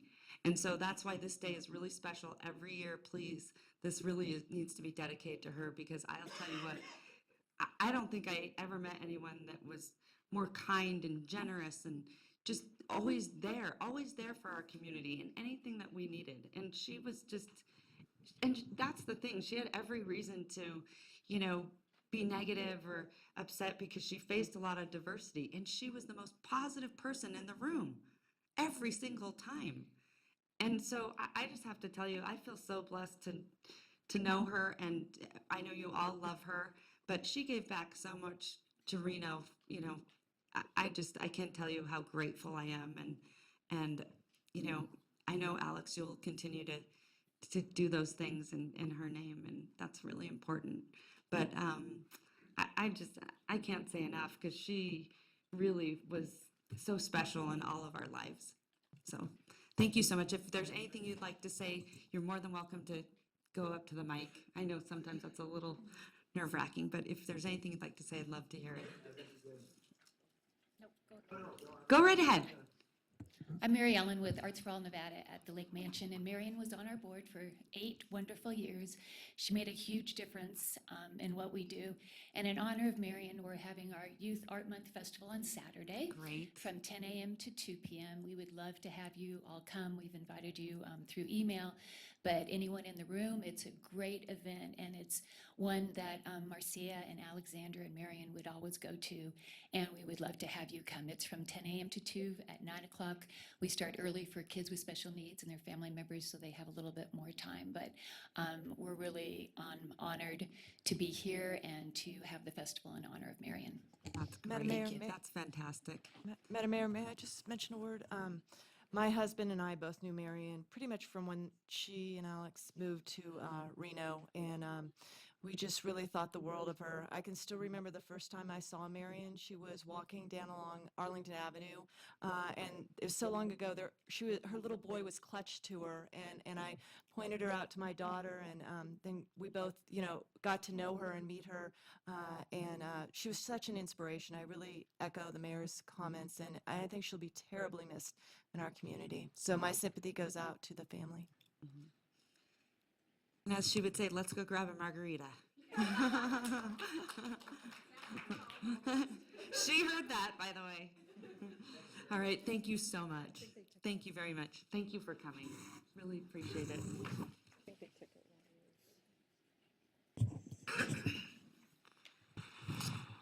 Always hard to transition. Okay. Mr. City Manager. Madam Mayor, we are on item D1, recognition of the Mount Rose Elementary School 5th grade students.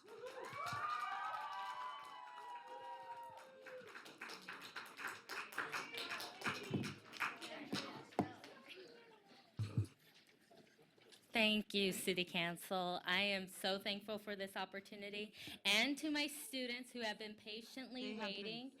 This is the true meaning of civic engagement. I hope that you notice how the public comment lasted this morning, all the presentations. I want you to have a voice in your own community, become an active citizen, and engage in public discourse and public conversation. A little background to the members of the audience. Our students had a PBL project, and that is basically a non-tradition pedagogy method of taking learning outside the classroom into the real world.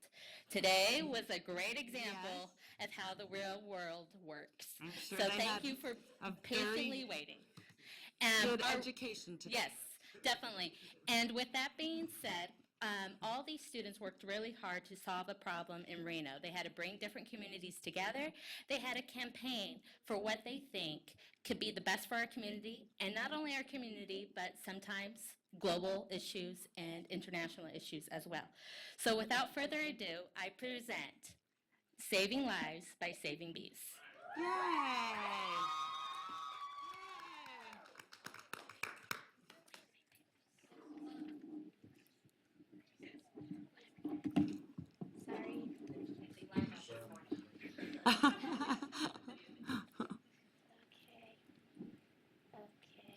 Sorry. Okay, never mind, never mind. Okay.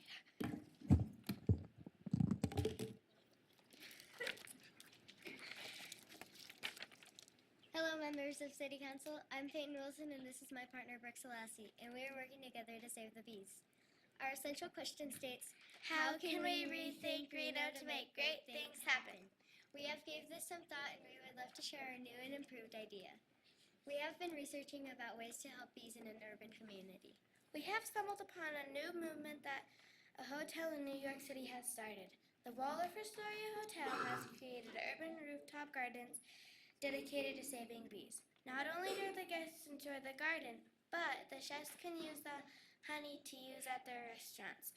This idea has been all the buzz because now the Hyatt Regency in Minneapolis has bees on their building as well. In fact, we have contacted them and they were happy to share their results. The bee program has been sustainable for 3 years. And during prime season, the Hyatt has around 30,000 bees per hive. The Hyatt allows a limited number of people out to the hives, but as a standing policy, they are not open to the general public. The hives are more productive when they are alone. Therefore, to save the bees, we would like to make rooftop gardens and apiaries on the highest buildings in Reno. The buildings must be 10 stories high because the apiary should be 1,000 feet away from foot traffic. However, we have even entertained the idea of installing the first urban rooftop garden and apiaries on the top of City Hall. We hope you consider this idea as a way in supporting the bee population. The bees will make the honey in the apiaries, and businesses can use it or sell it locally. Imagine guests purchasing honey from the local gift shops of the hotels they stay at. Sounds good, right?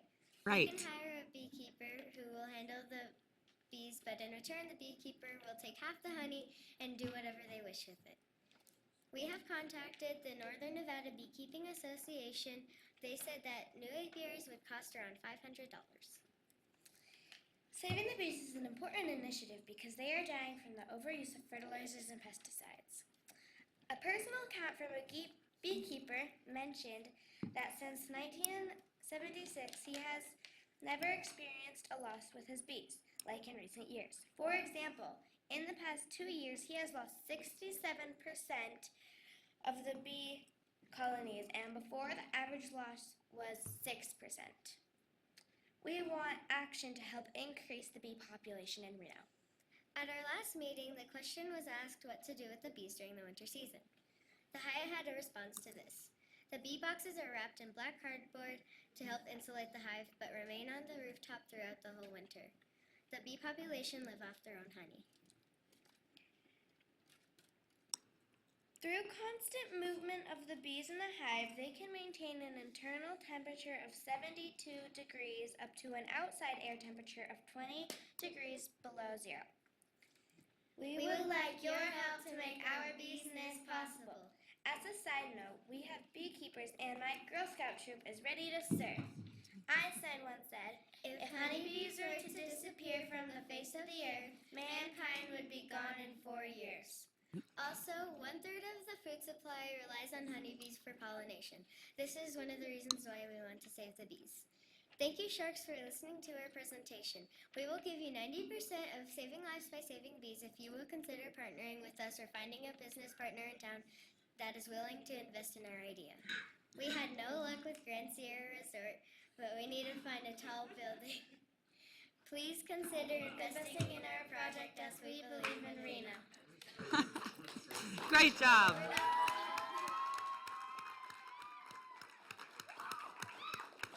Madam Mayor, Madam Mayor? Madam Mayor, Wow. Madam Mayor.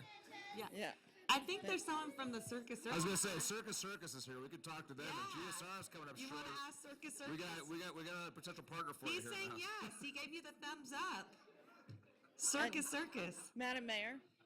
Councilwoman Dewar. And as one of the sharks up here, I would be very interested in staking them as well out of my council funds. Yeah. So when the L item comes for that.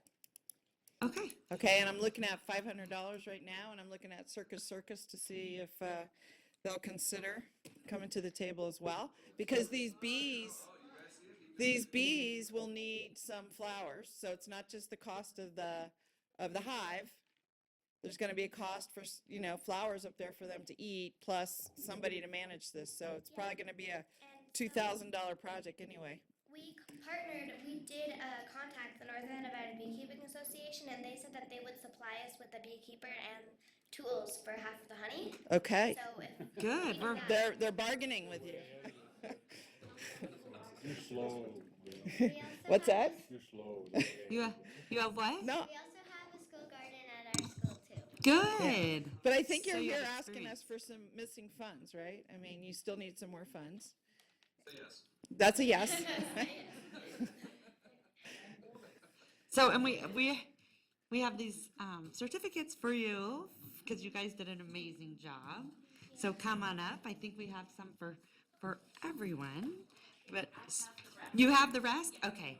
So these are for you, Brooke and Peyton. You did a great job. I'm so impressed. So thank you so much for coming, and I can't wait to work with you on this project. It's going to be a lot of fun, huh? Yeah. Good job, ladies. Yeah. Here, if you want, we can all take a picture. Okay. The mayor's gonna get down there. Just follow the sign. Yeah, yeah. They're in the front. They're in the front. They're in the front. Ladies, you guys gotta get in the front, okay? Bees are in the front. There you go. Bees are in the front. Bees are in the There you front. go. Everyone's gonna see the cameras though.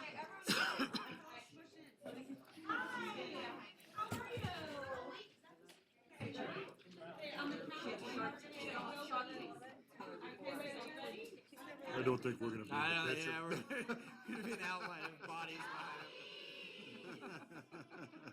Got it. behind it. Yeah, definitely not.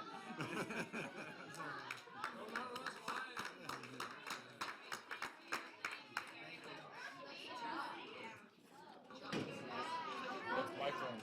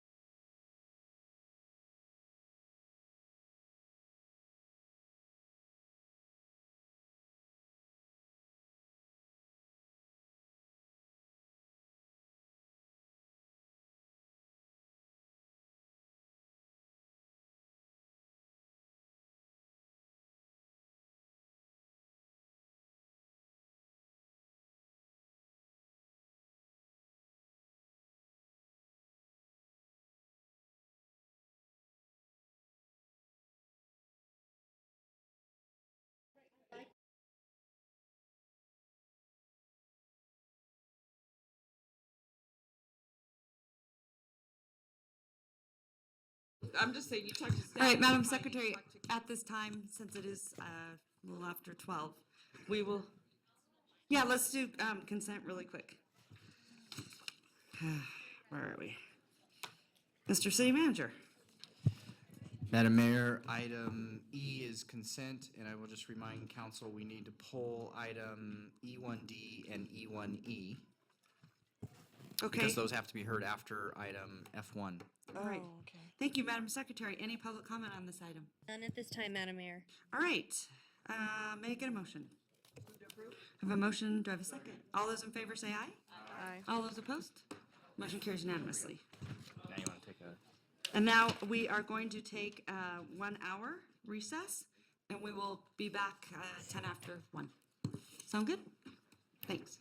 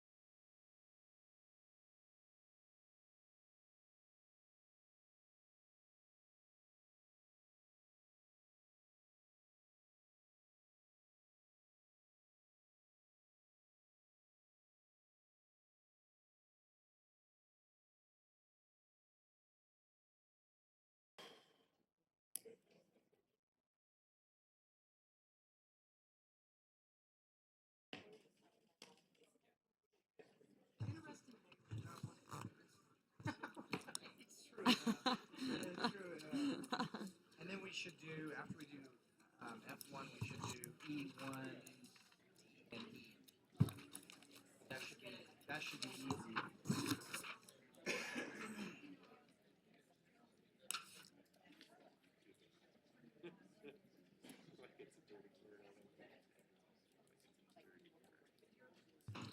Madam Secretary.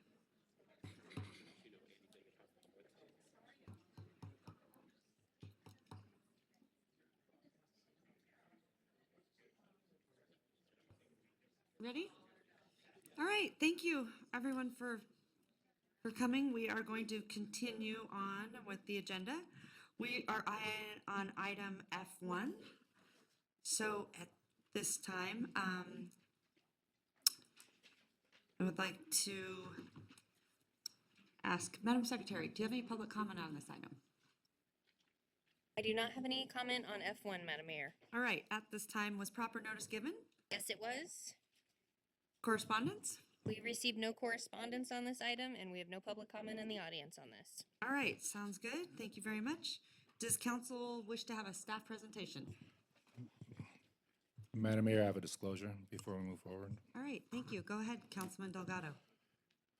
Fellow City Council members and Madam Clerk, before we go any further on this item on the agenda, NRS 2A1A.420 requires me to disclose the fact that I have retained Paul Klein as a political consultant in my current City Council reelection campaign.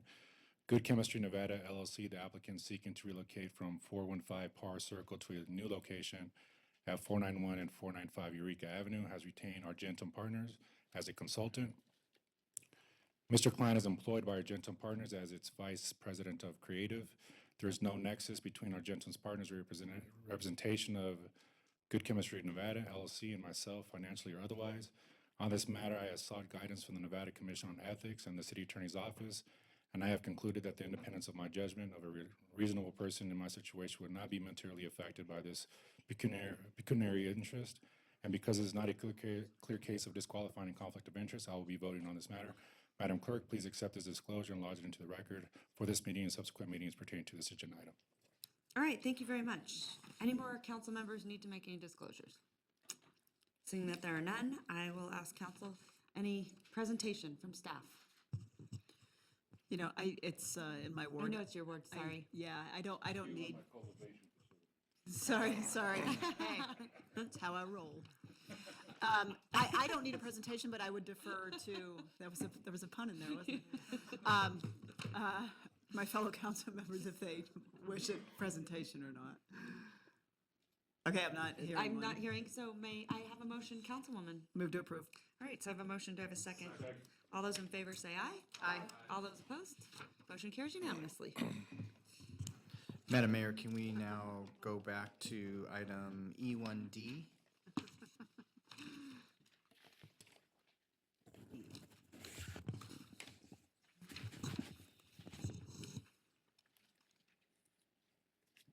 I need to do disclosure on these as well. You will Right. need to disclose. All right, item E1D. Councilman Delgado? Go ahead. Yes, looking at attorney, can I make a disclosure for both E1D and E1E, or is those separate issues for the same disclosure? We can do both at the same time. Okay, so I, again, read the same disclosure I just read. It's pertaining to the same cultivation facility. Fellow city council members, pertaining to item E1D and E1E. Fellow city council members and Madam Clerk, before we go any further on this item, on the agenda, NRS 281A.420 requires me to disclose the fact that I have retained Paul Klein as a political consultant in my current city council reelection campaign. Good Chemistry Nevada LLC, the applicant seeking to relocate from 415 Par Circle to a new location, 491 and 495 Eureka Avenue, has retained Argentum Partners as its consultant. Mr. Klein, employed by Argentum Partners, is its vice president of creative.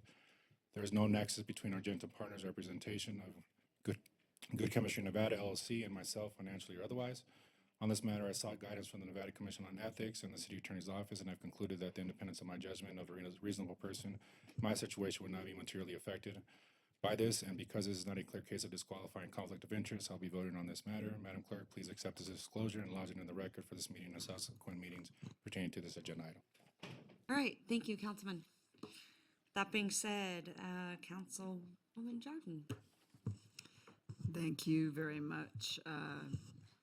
Mr. Chump, if you'd like to kind of give us just a quick update of what these two items are. We can take these both at the same time, right? Correct. Okay. Yeah, thank you, Michael Chomp for the Record Business Relations Manager. Thank you, Madam Mayor, Council, Mr. Manager. These two items are a cultivation facility and a production facility. They are located on the northeast corner of East Fifth Street in Eureka. And as you had approved on the public hearing in item F1, this is a change of location from Park Boulevard to this new location. Currently, the location is under construction.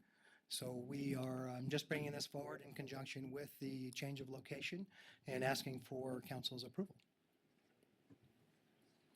All right, Councilwoman Jordan. Move to approve.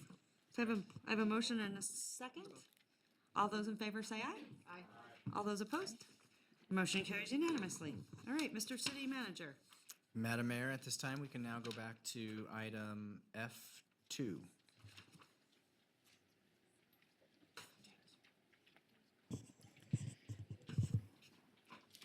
All right. At this time, Madam Secretary, do you have any public comment on this item? Yes, we do. Does the city attorney need to read the bill introduction first? Yes, I'm going to go ahead and read that. Ordinance introduction, bill number 6964, case number TXT 14-00004, recreation uses in Greenfield Neighborhood Plan. Ordinance amending the Reno Municipal Code, Title 18, Annexation and Land Development, Chapter 18.08, Zoning, Section 18.08.406, entitled Neighborhood Planning, Area Overlay Districts, together with other matters properly relating thereto. All right, thank you. Madam Mayor, I have a disclosure on this item. Yes, go right ahead, Councilwoman Okay. Dewar. Just get this up. Madam Mayor, I need to disclose the fact that I live in Greenfield neighborhood and have received public notice of this item in the mail. On this matter, I have sought guidance from the city's attorney's office. To my best knowledge, I do not have any commitments, financial ties, or obligations to anyone with a financial interest in changing the current zoning. Likewise, I do not have any commitments, financial ties, or obligations to anyone with a financial interest in keeping the current zoning intact. In general, I have not made up my mind as to whether a change in zoning is appropriate. I'm open to hearing and considering the evidence and testimony being offered here today.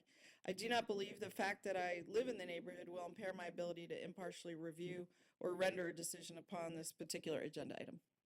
All right, thank you, Councilwoman. All right, at this time, we will now open the public hearing. Madam Secretary, was proper notice given? Yes, Madam Mayor, proper notice was given. We received 10 pieces of correspondence in favor of the project. Additionally, we have many people in the audience who would like to speak, beginning with Keith Glidewell, followed by Cheryl Messenger. Okay, thank you.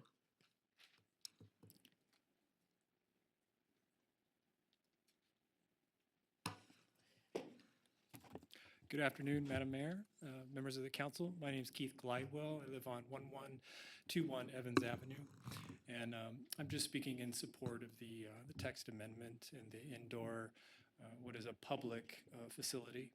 I believe that with our seasonability of our weather and the broad base of tennis people that we have here, and the intention of the Sinai land deed, that this indoor facility would serve the community very well.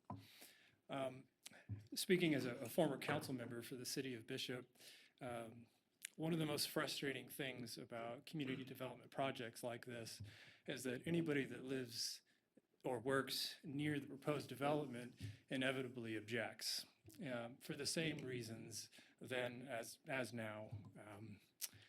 My rural aesthetic, my view, my parking lot, my property value, my sidewalk, my parking, and so on and so forth. So the basis of objection is usually premeditated on me. It's about me. And what I'm really interested in here is service to community, service to our youth, service to our adult population, service to our senior population, service to our university students, service to our university athletes, service to our handicapped population, that this indoor facility would be of tremendous community service.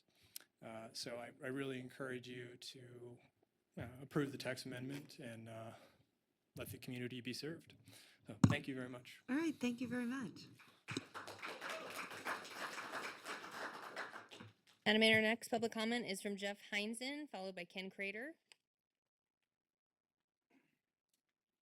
And Madam Clerk, I mean, you mentioned that you had 10 in favor. Did you say there were any opposed? I thought you were maybe bringing up everybody that was in favor and then. I received 10 correspondence pieces via email in our online public comment form that were in favor. We received no correspondence in opposition.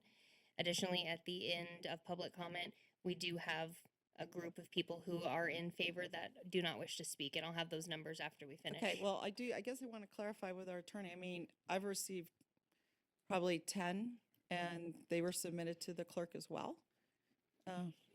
Okay. What's that? So have you? And so I'm just kind of confused. I'll review the numbers and clarify at the end. Okay. Yeah, well, I know I emailed one in opposition, and I think several others did too, so.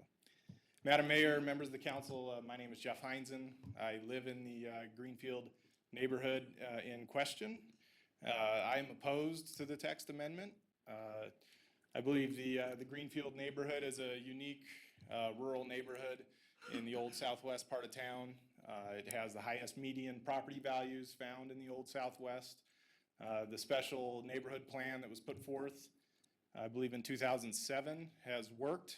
The sphere plan, I think it was the Greenfield sphere plan before that, was adopted in 95. That worked. The neighborhood is unique in its rural charm, 1 acre horse properties, so to speak. The proposed text amendment is attempting to allow tennis, golf, indoor parks, or parks, indoor tennis. I would question the need for more tennis. I know there's a lot of people here that are pro tennis. The site in question, I counted there's 22 tennis courts within half a mile. You have the 16 courts on Plumas. You have 6 courts there at the golf course between the city and the county. They're rarely at capacity for anybody that drives by and sees them. I don't see the need for adding additional tennis. Unused courts, if you see them all over town at public parks, they become kind of an eyesore if they're not used, a target for graffiti, loitering. Honestly, I just don't see the need to amend our neighborhood plan for more tennis. I think we're all in agreement that a public park would be a great idea. We'd love to see that there on the parcel. You have immediately to the east of the site, or I'm sorry, to the west, excuse me, is 2010 West Moana. That's a home for physically disabled individuals. Just to the west, you have the 5-star premier retirement home, retirement residences. I think a park concept, a walking park, healing garden would be a lot more compatible with the area, with the open spaces and the single family character of the area. More tennis, I just don't see the need. I ran some numbers. I guess, maybe some people could contradict me. I don't see the sport of tennis necessarily growing, so I'm not sure why we would need more courts. All the numbers I've researched quickly show the number tennis players have remained pretty stable over the last 20 years. It's not a growing sport. Don't know why we would need more courts. There are possible alternative sites, one of them being 3380 Lakeside Court, an abandoned Scolari's grocery store, which apparently was built as an indoor tennis facility in 1975. That site is about 1 mile from this proposed site. So if geography was key, I don't see that being a big issue. Also, Lakeside has indoor tennis courts only 2 miles from the proposed site. So, thank you. Thank you. Madam Mayor, to clarify Councilmember Dewar's previous question, you were correct. I apologize. We received 10 pieces of correspondence in favor and 10 pieces of correspondence in opposition to the case.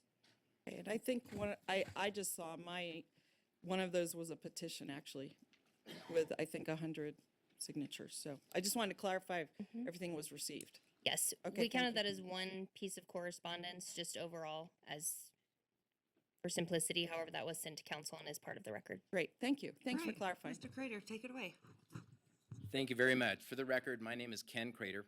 I have been working for about a year and a half with Kurt Richter, a longtime tennis coach here in the city of Reno, to determine a location to develop a first-class indoor tennis facility to serve our entire community. This is just the first step in a very long process.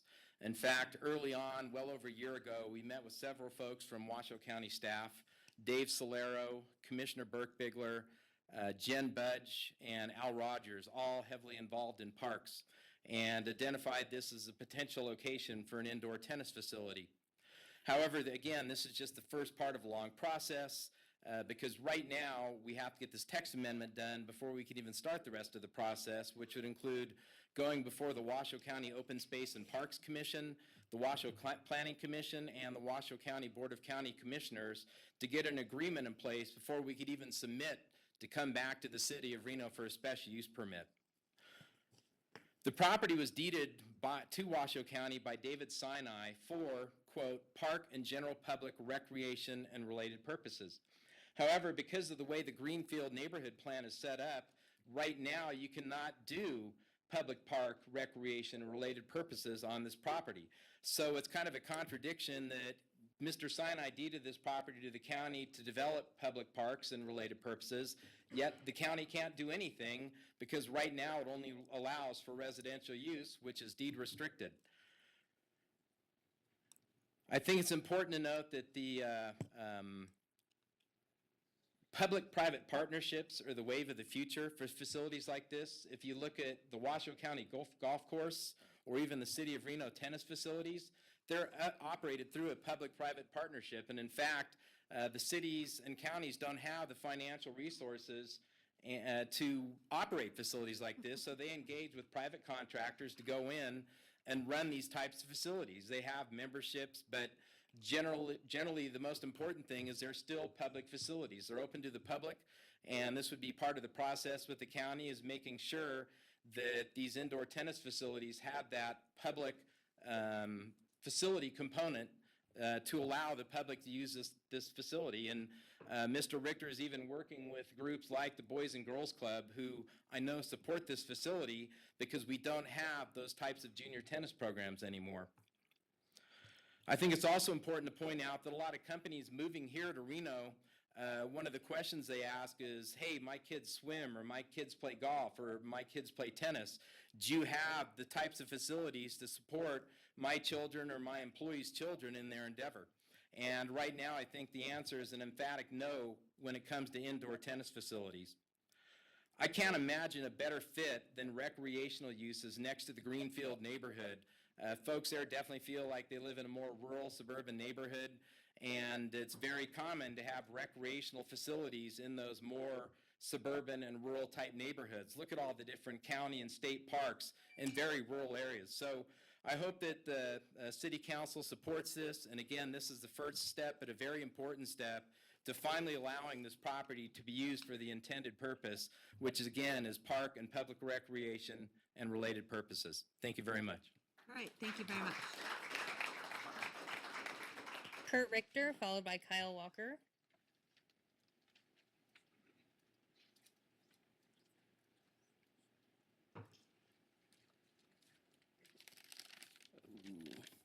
Good afternoon. As my name is Kurt Richter. I've been a tennis professional in this town for 30 years, and I've worked the public, the private sector, and I was the head coach at UNR for 17 years.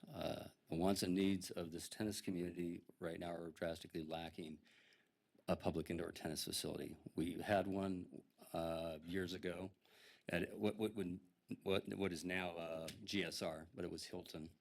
They shut it down because they wanted more convention space. It had nothing to do with it not being successful. The wants and needs are obvious, are in the way of, we don't have a public indoor tennis facility, which we do need drastically. The weather that we have in Reno is conducive where it's very difficult to train year-round. Whether you're a top junior, whether you're an adult, or whether you're just a recreational tennis player. And that's my goal, is to bring that back to Reno. Last and not least, my goal is also to do a lot of things with the BLTA, which is a nonprofit organization, as well as Boys and Girls Club, to give them free tennis clinics, because the grassroots, we have to rebuild the grassroots of junior tennis in this town. Junior tennis has fallen apart in the last 10, 15 years, and I've watched it happen. And so my goal is to bring that back. Thank you. All right, thank you very much. Kyle Walker, followed by Michael Large.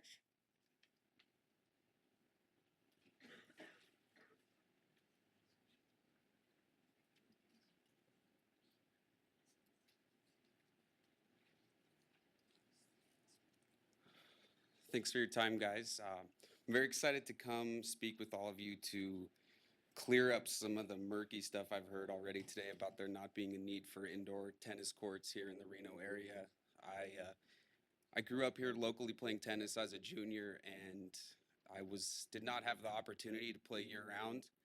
Was definitely limited by the weather. For me personally, the common misconception with indoor tennis is snow's on the ground, it's raining, you know, the wetness. It's not just that, it's the wind. For me, I'd rather play in the cold even with no wind.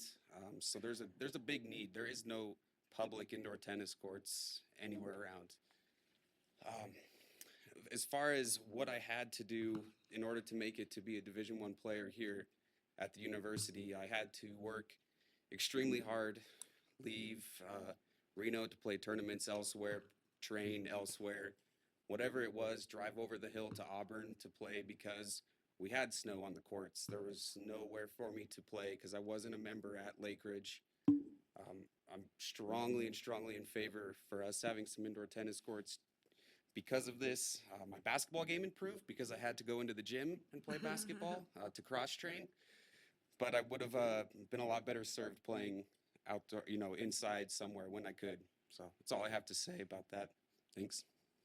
All right, thank you very much.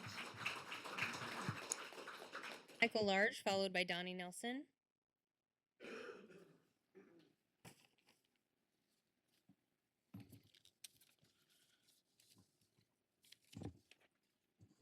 Good afternoon, Madam Chairman and members of the council. I'm Michael Large from the Washoe County District Attorney's Office, speaking on behalf of Washoe County, the owner of the parcel that is going to be subject to this zoning change, along with the whole neighborhood.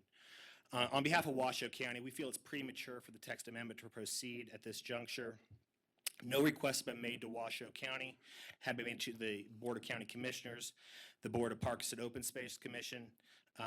Most importantly, this hasn't been master planned by our Parks Department. Public scoping and planning process has not proceeded, and we have not involved the surrounding neighborhood. Until that is done, until a master plan is done on this parcel, we don't know what type of recreational use we're going to be having in this. And at that juncture, we will have to come back before the city to get the new text amendment to do that.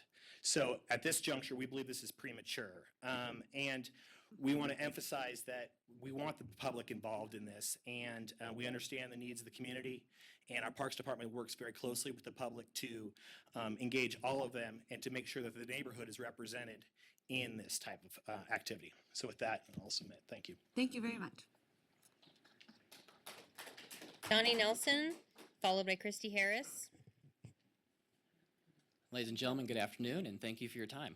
I'm Donnie Nelson, Co-Assistant Director with the Nevada Interscholastic Activities Association, which is the nonprofit governing body of high school sports in Nevada, and I'm here just to speak in favor of the text amendment. Speaking specifically from a high school sports standpoint, we have some great relationships with tennis facilities in this area, the Collin Athletic Club, Lake Ridge, the Reno Tennis Center, we call the Plumas Courts. But one thing we do not have in this area are indoor tennis courts that are available to high school student athletes.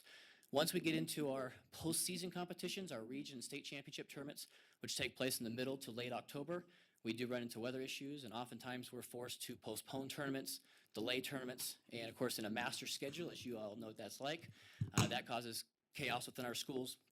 and in our association in general. So having the opportunity to have a text amendment and realize this is a very long process, as we know through our board meetings that we do at the NIAA, but this would be a great first step towards that goal of having indoor tennis facilities and helping not just high school kids, which again, what I'm here specifically to speak to, but all of youth tennis. So again, thank you for your time.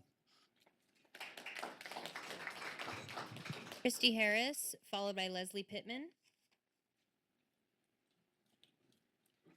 Good afternoon. My name is Christy Harris. I'm speaking in favor of the tennis facility. I was born and raised in Reno, Nevada. I've lived here for 40 years, and I played at the University of Nevada from 1993 to 1997 on a full-ride tennis scholarship. I'm also currently a Spanish teacher at McQueen High School, and I was a tennis coach there for 14 years. As a junior tennis player in Reno, I trained year-round 2 to 3 hours daily at different facilities in Reno. The majority of my training was spent on the 5 indoor courts at the MGM Ballet's facility. Memberships to the public were affordable, and I was able to stick to my strict training regimen without worries of inclement weather, including Reno's gusty spring and summer winds. My personal goal was to play for a Division I university.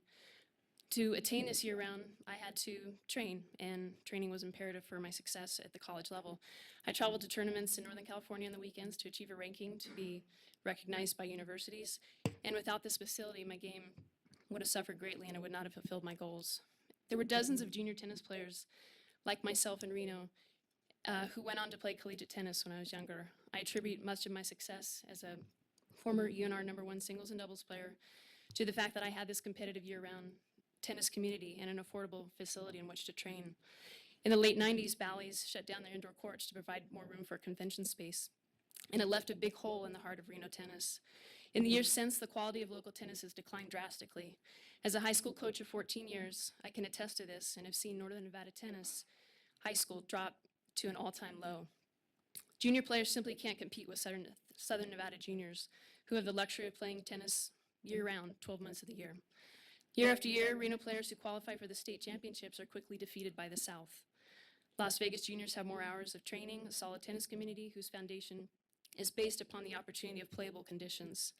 There's simply no means for a Reno junior to attain this level of play without indoor courts. All Reno tennis players, young and old, beginning at advanced, will benefit from this indoor facility, and Reno will be given a fair chance to thrive as it did before. Thank you. Leslie Pittman, followed by Dee Lim. Good afternoon, Madam Mayor, members of the council. For the record, Leslie Pittman, a 7-year resident of the City of Reno Ward 2, here in strong favor of the text amendment and item F2. Encourage your support in passing this. As evidenced here today, Reno's tennis community is committed, loyal, intense, and very devoted to that sport. And yet we only have 4 indoor tennis courts in our community of the size, in our region of the size of 400,000. And even more so, those 4 courts are private. So it requires a $1,000 enrollment fee to become a member at Lake Ridge Tennis Club. For a single membership for an adult, it's $100 membership dues each month.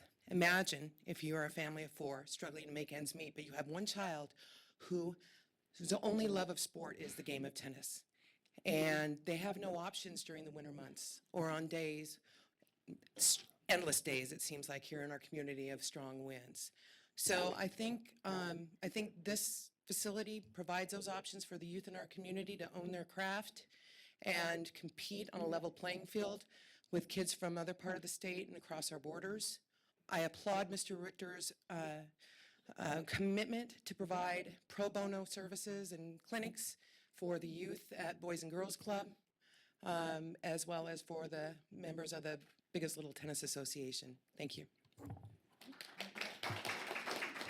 Thank you. Philip Ilano, followed by Dora Lane.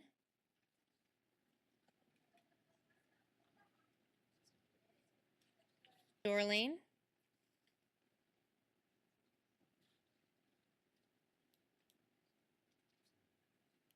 Good afternoon, and thank you for your time.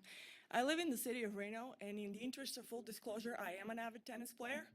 I'm also a mom who has the audacity to dream that her children can be professional tennis players. Right now, that's not happening, not in the city of Reno. We don't have enough options. Let's talk about Lake Ridge for a minute. Apart from the family membership, by the way, for Lake Ridge costs $200. If you want to sign up for 1 hour indoors, that's $24 an hour. If you have a junior, I'm sorry, my throat is getting dry. If you have a junior who wants to be competitive and practice on a regular basis, that requires 2 hours a day. Times 6 or 7 days a week, you can do the math. That adds up very, very quickly. Right now, we simply don't have any other options. And those 4 courts at Lake Ridge have to account for leagues, private lessons, other junior programs. The state of junior tennis, very sadly, in the city of Reno is not good. And it's not getting better, and it will not get better until we have more options. Right now, we don't have any. And in terms of having to go over the state line to compete in Sacramento, those kids practice year-round. We can't even begin to be competitive until we're able to do that in the city of Reno. UNR. I played college tennis myself. The UNR tennis team was struggling finding training during the winter time. I know for a fact some recruits did not go to UNR that I've personally spoken to because UNR did not have adequate indoor training facilities. So I'm speaking to express my support for the tax amendment because I feel that the city of Reno does need more options, especially with respect to indoor tennis courts, if we want to fulfill the dream of being a place to be with respect to junior tennis. And I truly hope I won't have to choose between continuing to live in a place I love or my children's tennis future. Thank you for your time. Thank you. Natalie Garcia.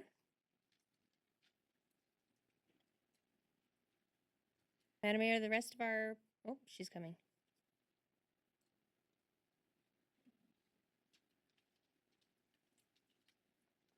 Good afternoon. I had not come here planning on speaking, but I think after the comments that have been made, I thought it would be appropriate. So, I live in the Greenfield neighborhood. We are very blessed and privileged to actually own a tennis court. We also belong to Lake Ridge. So as you can see, we live a pretty comfortable life. I also have 4 children, all grown. They're all wonderful tennis players. I'm also involved with an organization that works with inner city kids, and I see their lives compared to mine and my family. I know that many of them are quite athletic, would love to be involved with a sport that would give them some self-esteem, give them some promise, some hope for the future. I am here to support having an indoor facility put up. I know many of the people who have already spoken, and as blessed as we are, not everyone has that opportunity, and I think it would be a great addition to the community. All right, thank you very much. John Powers. All right. Hi. Hey, good afternoon. Thank you. I'm totally for this indoor facility. Been a long-term resident of Reno, Nevada for 1976. Known Kurt Richter, since I was, believe it or not, 12 years old. And he and I grew up together in Northern California.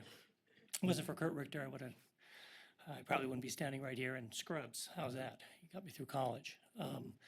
Reno, Nevada does need an indoor facility. The theme of Reno is the biggest little city in the world, but we don't have an indoor facility. So for Reno not to have a indoor facility, it's quite surprising.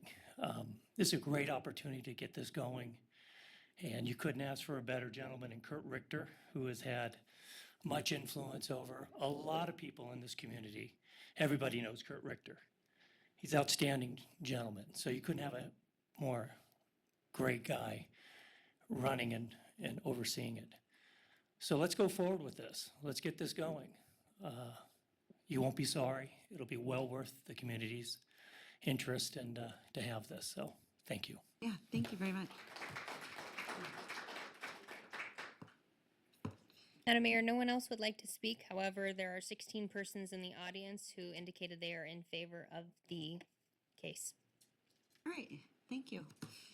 All right, at this time, does council desire staff presentation? I think it'd be helpful. Member McKenzie? Oh. Yes to the presentation. I don't necessarily want a presentation, but I've got a question as to, maybe this belongs to legal. And I'd asked everybody sitting here that's clapping when they're talking about whether we approve or disapprove this project, how many people would like somebody to come and rezone their property without their permission? And I think that's what we're faced with here. The county is not who brought this. So it's the county's property. The county stands up and asks us not to approve it because it hasn't gone through their process. I would ask legal if we actually have the ability to make a decision on this based upon the county's objection to the text amendment. You have the ability to make a decision on zoning, so you could go ahead and make the amendment, the text amendment, as council has suggested, but you also have the ability to withdraw its initiation, table the matter, and wait for the county to make their recommendation. I think one of the points that Mr. Large made was that there may be a different approval by the county, which would require an additional text amendment. So, that's another consideration that I think you So are should you think saying about. that maybe we're putting the cart before the horse then? Yeah. Exactly. Okay, So I guess, get it. so I Council, just- yeah, Councilwoman Dewar. I don't go know ahead. if there's any interest in a presentation, so I'll just Right, go ahead. take some. Yeah. So first of all, I want to just say that I'm so impressed that there are so many people that would like an indoor tennis court. It sounds like there's a lot of support for tennis in our community. And I've also, in the year I've been here, heard a lot of support for pools, for soccer fields, for baseball fields, for football fields. And I myself have advocated for a number of those. This is the first time that we've had a conversation about tennis at the council that I recall. So with that said, I just want people to know I'm down with that for having more recreational opportunities for our community. And to Mrs. Garcia's point, that it should be available for all. That's a really important principle to me. I am troubled because just listening, and this point Mr. McKenzie made, what I'm very concerned about is separate and apart from the need for tennis or the desire to have it even in this area or even on this exact spot of land. My concern is moving forward with rezoning another government's parcel without their request or consent. I have respect for property rights, and I understand that the city can annex property, they can rezone a swath of properties, but to single out a single property and rezone it without the concurrence of the owner, I guess is a troubling precedent for me. I don't think we've ever done that before in talking to our staff. So it's not clear to me even if it should be appropriate or legal to do. I would hate to think about another government unilaterally rezoning one of our properties without our consent or our participation in that. So it's just an issue, and I want people to understand I'm very clearly trying to separate out a tennis, which I very much support, from a process that we're engaged in. And especially, I can only imagine if a private party came in and asked for rezoning on another private party's land. I think that would be particularly egregious. It was mentioned already that we do have a city and county recreational planning process, and this land was deeded for recreation, and I think it's really important to have that process go forward. Again, it seems like there's a lot of interest in this particular parcel and in recreation in general. So we've received, as you've heard, people that support tennis in this location, people that don't support tennis in this location. I'm not really sure that it's up to the council to kind of go down into a recreational planning process, substitute ourselves for that process. I think in that process, a lot would come out. Tennis supporters would come out. Those that would like to see, it was mentioned, a healing garden or some other type of use would obviously come out. But it's difficult for us in this zoning decision to make a to have that kind of balance and that kind of forum. So that's where I'm struggling. I think these kind of issues really need to be fully vetted by the parks commissions in both the city and the county to find out what's best for this parcel, but also what's best for our whole community through the master planning process that was mentioned. And that, I think, would determine what kind of zoning would be needed on this specific parcel. And then, I guess lastly, indoor tennis and golf are typically run in our community through, as Mr. Crater said, a public-private partnership, some kind of franchise, where a private party might come forward and run a golf facility or run a tennis facility. And I think there's still a question in my mind. I haven't had a formal opinion from either our attorneys or the county's attorneys about this deed restriction and whether it would allow this kind of use. So those are some of the challenges that I'm kind of facing is very much a process issue. Whatever's placed on this site needs to be consistent with the deed restriction, obviously, or maybe there could be amendment to that deed restriction with the parties that were involved. That process has to happen. So I had hoped that when we sent this back to the staff and the planning commission, these issues would kind of get worked out at the staff level, and not at our council level. So apparently that didn't happen. And, I've just been trying to weigh, how to move forward. So, Madam Mayor, I guess if you would allow the rest of the council to speak, I know you're just kind of going down the line here. If you come back to me, I may have a motion for your All right, consideration. thank you, Councilwoman. Thank you. All right, any other council members? Councilwoman Burkus? No? I'm really of two minds on this because on the one hand, I do think, we have the authority to rezone, but it's in a unique situation, and I think in this situation, it would be to let the property owner do that. However, I remember when Councilmember Dewar's predecessor brought this forward for initiation. I've sat in meetings with the proponent and his land use consultant, and, I thought those answers were resolved about the county consent. So, I don't know. I guess I will defer to your wishes, and how I think about this. I really apologize because I feel like we're putting away this worthy cause, and this might be the right property for it back a few months. So, okay. But I am of like mind to Councilmember Dewar. Thank you, Councilwoman Burkus. All right. Any other comments from council? All right. So I hate to put this on the back burner because I can't even begin to tell you how I think it is so important that we provide more facilities for our youth. I mean, that's the one thing I'm constantly out there speaking to high school students and to college students, and that is the one thing they're constantly telling me is more activities, more activities.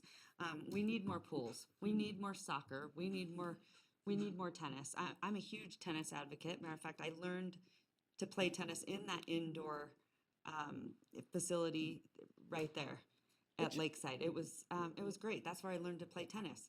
And so I can certainly sympathize with you. So I agree. I think this entire council supports more activities and more things moving forward, any recreational things that we can.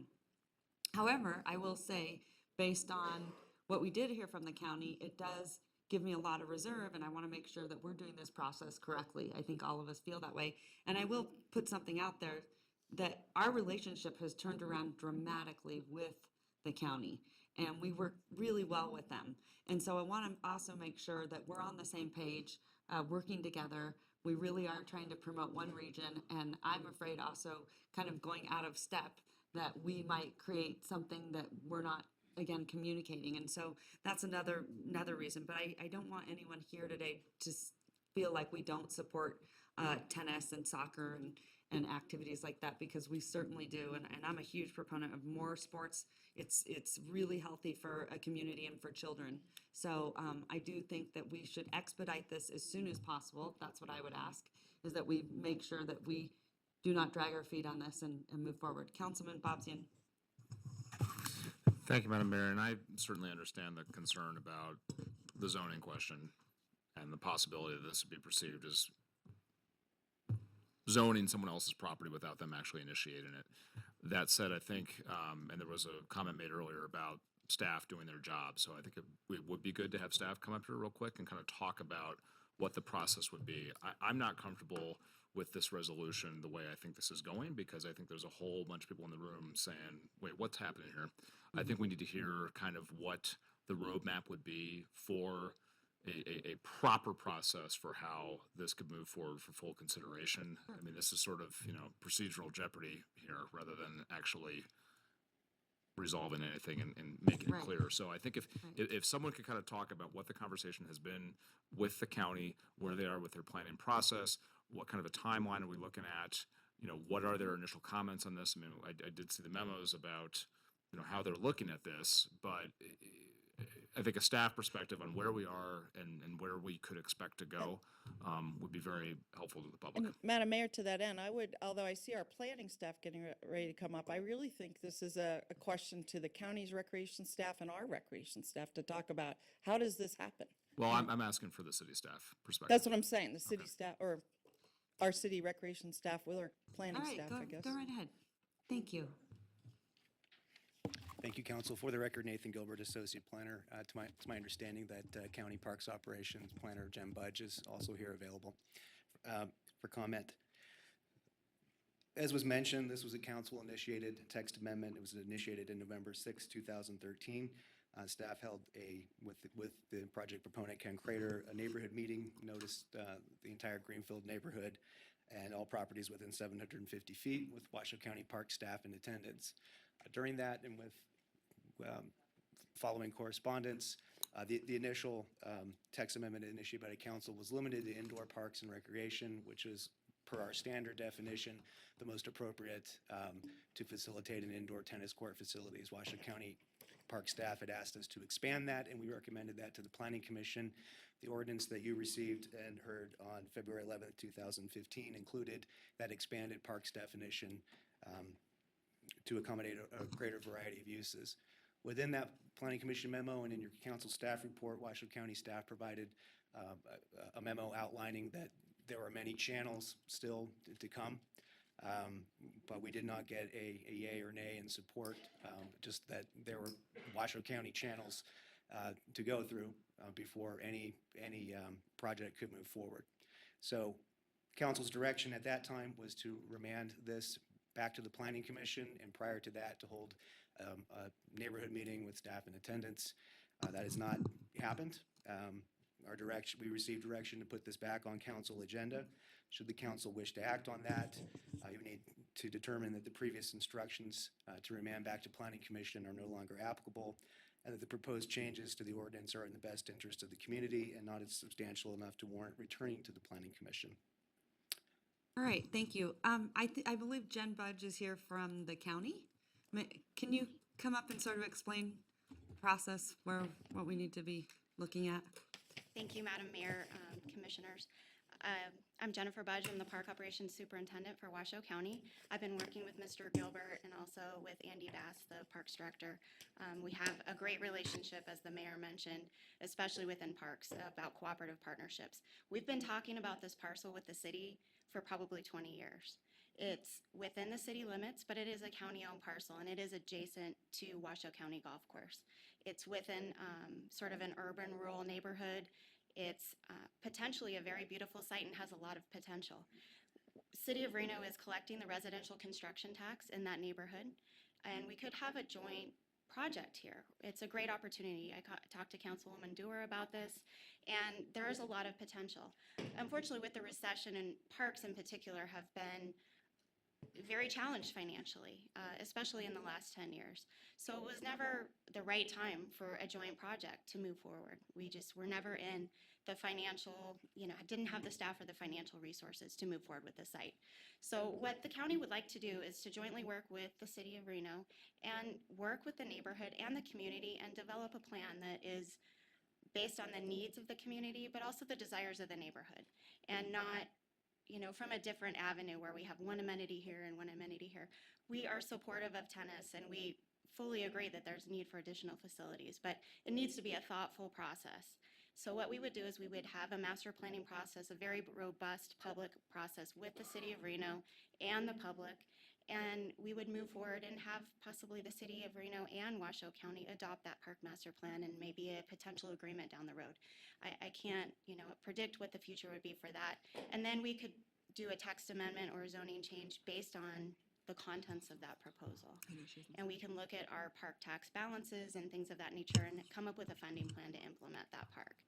But this was deeded to us in someone's trust. We owe it to that family and their trustees to do right by the parcel and be thoughtful moving forward.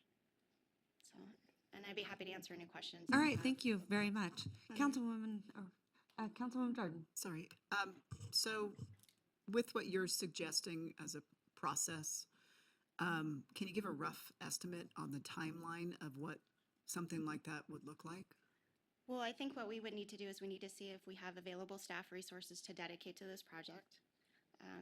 It would be great to have it in-house rather than contracted out so we can maximize our funding for development on the site because there's very limited park tax. It's an older neighborhood, so there's not going to be a huge balance. I don't have an exact number for you on what's available for that. So it would be great if we had a joint planning effort with the City of Reno and Washoe County from parks to work with the public. But typically a master plan process takes 6 to 8 months. In a neighborhood park, we can usually move that a little faster. Regional park is a little more involved. Okay, so being. But that's if we have the staff resources. to Okay, being commit to realistic, that. we're a year out. Madam Mayor. We're probably a year, Yes. right? If we're, Yeah, I would have to check with our Director of Planning and Development and see if they have the staff resources available to assign to that. and I put my comments on the record here is I completely agree that the recreational amenities for our youth across all socioeconomic conditions is a really important thing for us to look at. But I have, when our county comes forward and says, hey, we're not comfortable with this, and with our relationships with them, I am concerned procedurally and relationship-wise of moving forward with this today. So, thank you. All right, thank you. Councilmember McKenzie. Thank you, Madam Mayor. In the work that you've done, I know that you've discussed this issue of the indoor tennis court there and the public-private partnership. Is the county even sure that that fits under the deed restriction? Well, I think that's premature to make that decision.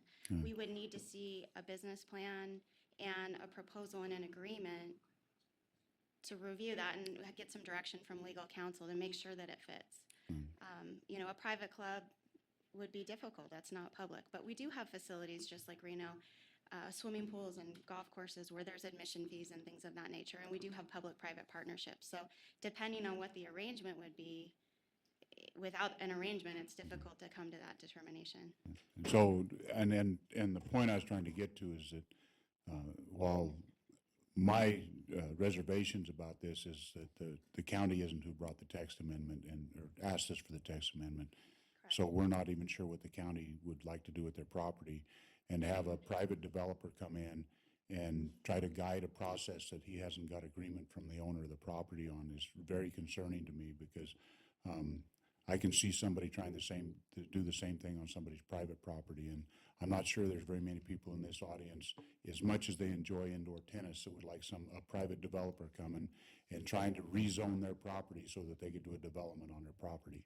And that's exactly what's going on here. We've got a private party that has initiated something through a city council person and hasn't got an agreement with the owner of the property that that's what the owner would like to do with the property. So that's my greatest concern here. It's not that I don't think an indoor tennis facility is needed. It's that hasn't been through the process, and we don't even know that this development could be done on that property based upon the deed restrictions because we don't know the particulars and it hasn't been vetted by the county, who is the vetting agency, by the way, because they are the owner of the property. So, thank you. Thank you. All right, thank you very much. So, Councilwoman Dewar. All right, well, that's a lot to take in. All right. I guess where I'm leaning right now is this was, just to clarify, this was a text amendment that was initiated by my predecessor and approved by the previous council. And I wanted to respect that process and did not terminate that process when I came on the council. You know, I thought they took an action, let's see it through. During the process, it was revealed that there was this deed restriction. Later, we became aware, and most recently, right to here today, that the county has not engaged in their process, and they're not supporting this text amendment. And so it puts us in a pretty tough but fairly clear position. I think what I would recommend to the council is a two-step. I would recommend, since it's a council-initiated text amendment, that we have the ability to approve, deny, or I suppose withdraw. So I think I would recommend that we withdraw the text amendment. But speaking to the need of tennis, which I think is very, very important, and I want to mention that I too grew up playing tennis. It was fantastic. I didn't have the benefit of any kind of indoor facility, and I lived in an area where it was cold, rainy, and everything else. Obviously, I didn't become a professional tennis player, but I did love it. But given that, and given the demand and interest, I really think that we need to encourage the county to initiate a planning process on two things, possibly. One is just tennis in general, and the second is this spot. You know, I don't know what fits on this spot. I don't know how big a facility would need to be, if there's parking, if the roads are right to support that kind of activity there. I don't know those things until the county comes forward. So what I would hope is if we do withdraw this, but we also send a message to the county to look at both issues, tennis and this particular spot that's apparently been in the county's hands for about 20 years and may now be ripe for some kind of park development. So I think that would be my motion, is to withdraw this text amendment, but encourage the county to begin this planning process. All right. Thank you, Councilwoman. All right, so that's your motion. Yeah. Do I have a second? Second. All right. Any discussion on that motion? No? So I have a motion and a second. All those in favor say aye. Aye. All those opposed? Motion carries unanimously. All right.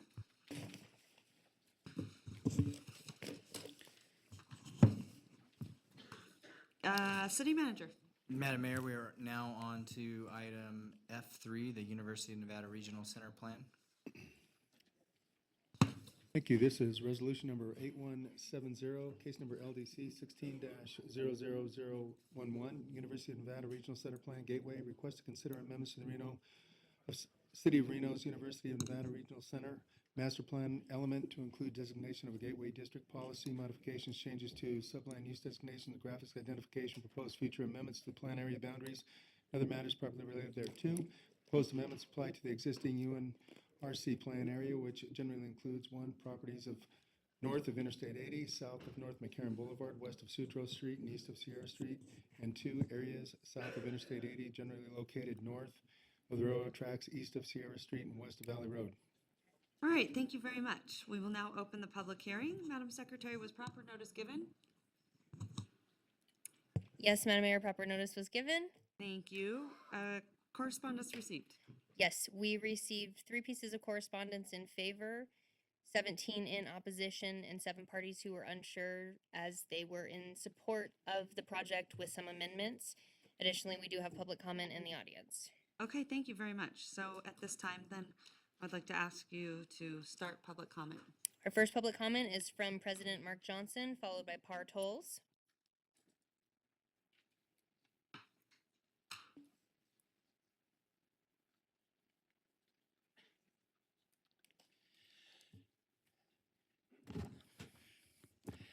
Thank you, Madam Mayor and councilpersons.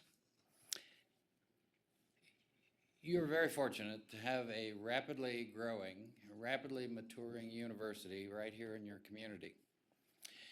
We have 21,000 students now. We're on our way to 25,000 students, growing very rapidly.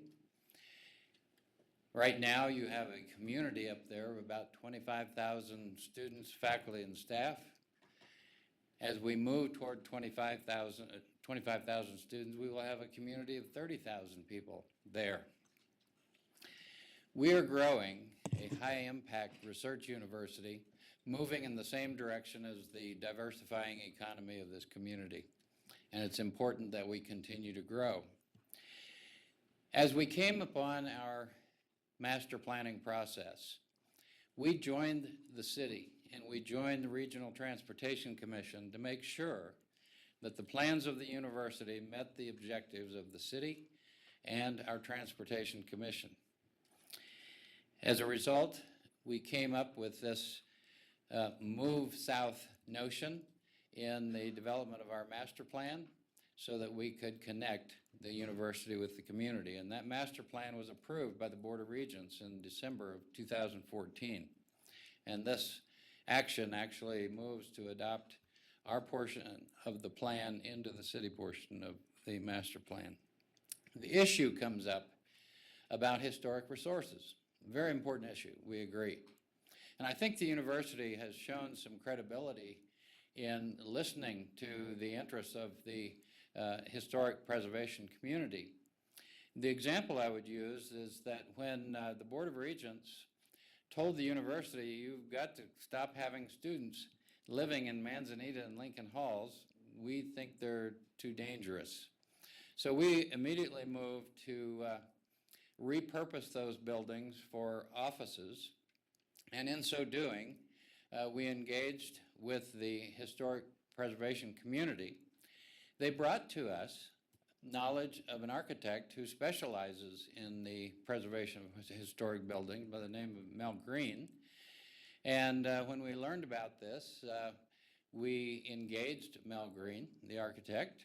We engaged him by having him join our design team, and we actually designed the repurpose of 3 of our historic buildings on campus in a way that we could preserve the exteriors and repurpose the interiors for better uses by the university. So I think we have engaged with the preservation community and shown our interest and excitement about preserving our historical resources in the past. So now we come to the Gateway District. Again, we've been talking with the preservation interests, in particular Alicia Barber, who's head of the Historic Resources Commission, and Melinda Guston. Our university folks have gone to the December and January Historic Resource Commission meetings. We've been engaged, with the, I'm almost done. We've been engaged with Alicia Barber and Melinda Guston, and we are communicating. The group has communicated their desires for preserving the historic resources in this Gateway District. We have communicated clearly that we need a more dense development in order to move academic buildings onto these properties south of campus, because we've done so much infill on campus buildings with the last 4 residence halls, the last 3 student services buildings, the last 3 academic buildings, that if we continue to grow, we have to have a place to move with additional academic buildings. So we have been talking.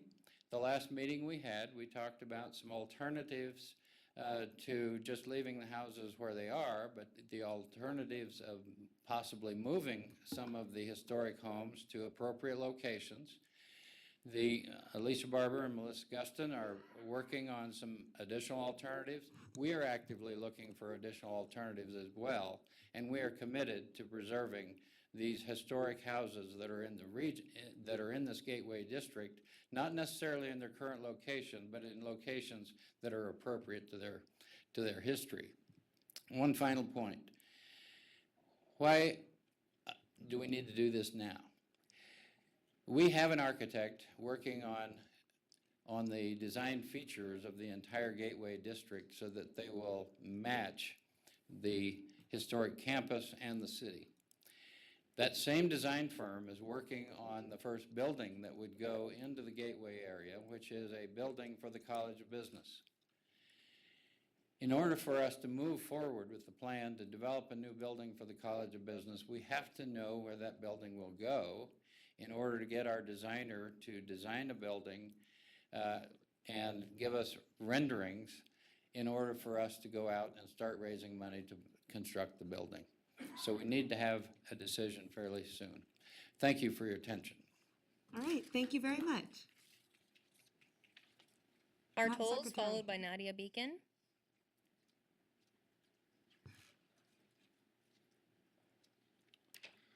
Good afternoon, It's Mayor. our King's Inn Revitalizer. I just need to point that out there.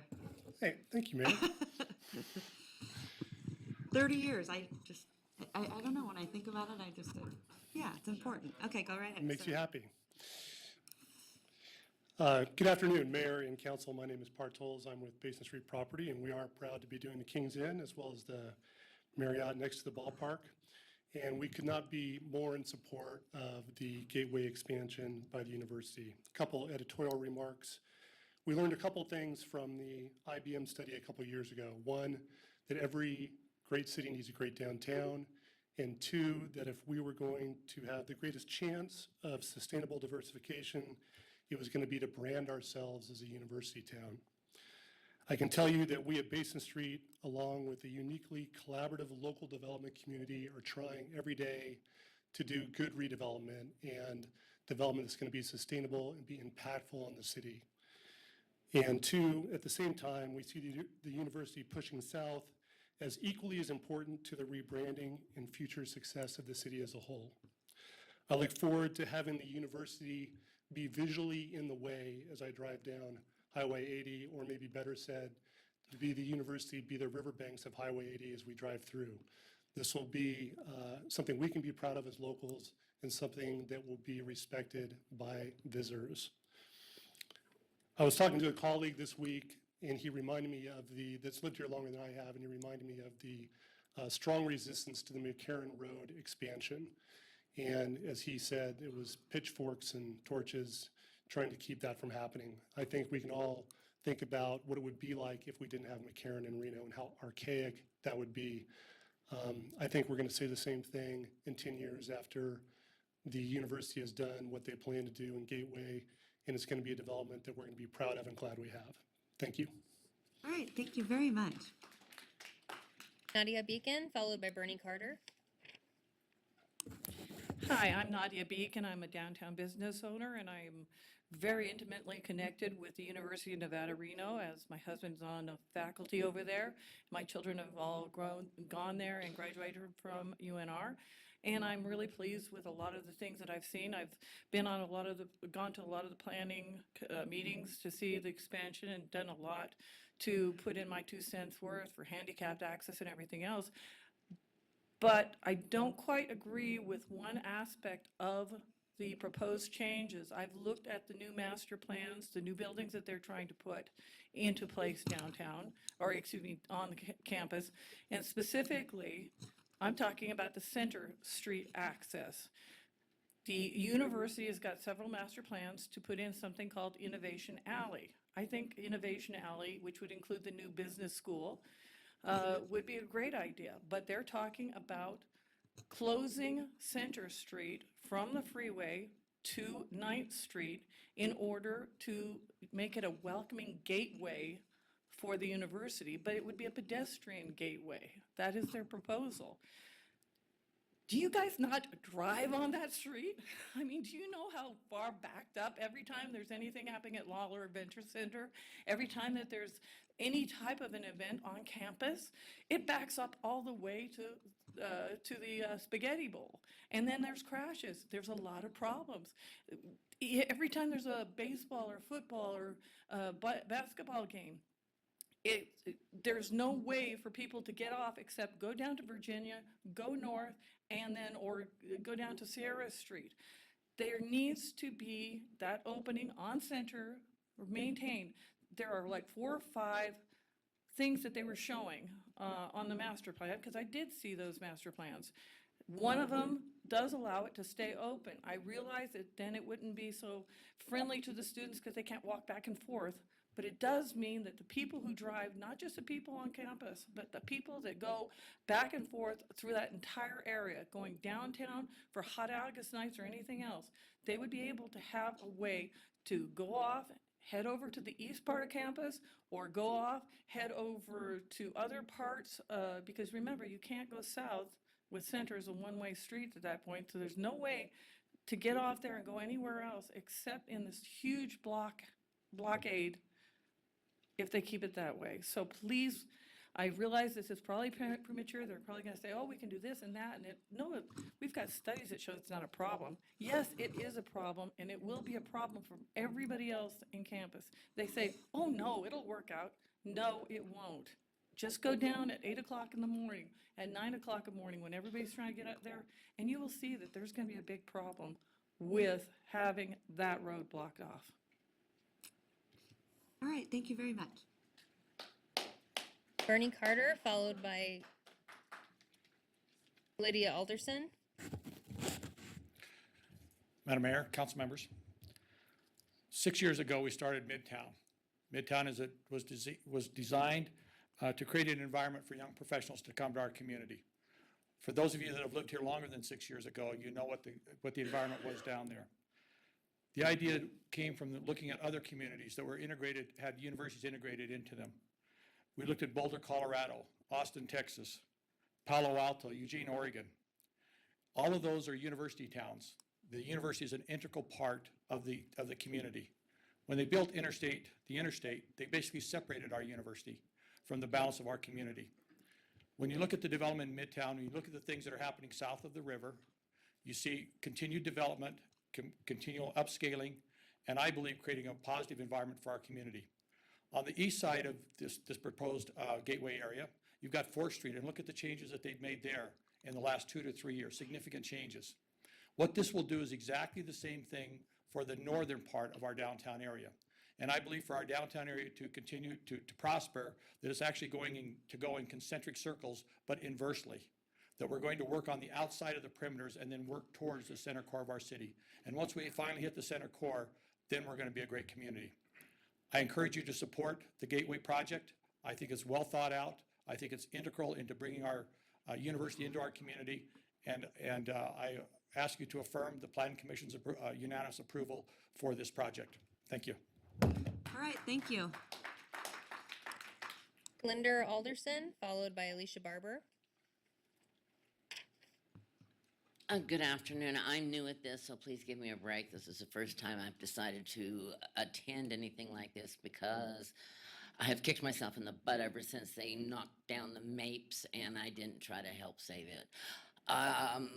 I am a native. I was born here many years ago, 1949, in the old Washoe Medical 2-story brick building that happens to still be standing.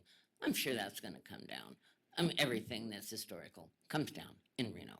The Mapes Hotel, historic. Yes, tear it down. What do we have? We have an historic dirt field. Wonderful. That's where I want to take my guest. This is where the Mapes used to be. What the heck's the Mapes? Well, the Mapes was a really neat hotel. My brother, in fact, fought up when he worked for the fire department, fought the fire that was up in the sky room, and they had to climb all those flights of stairs with all their gear. There's a lot of history here.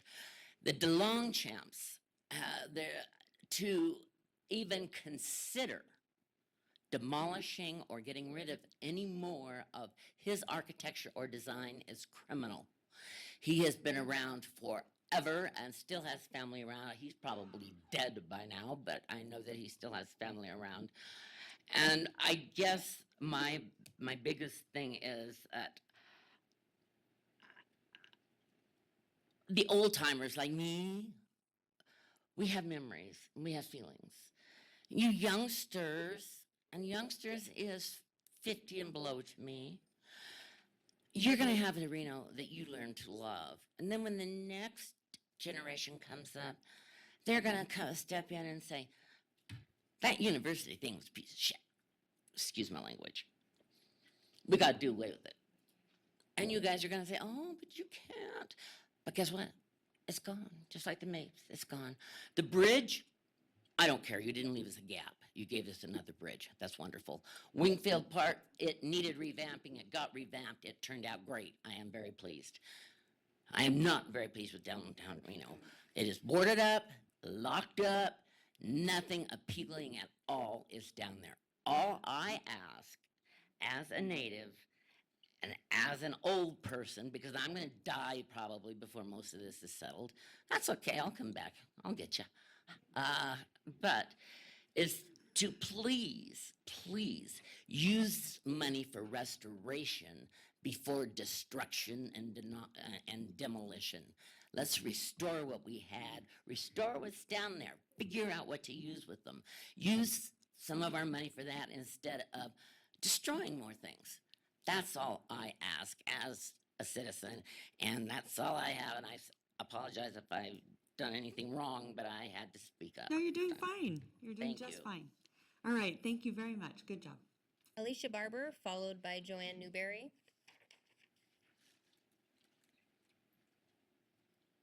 Good afternoon, Hiya. Madam Mayor, City Council members, staff, members of the public.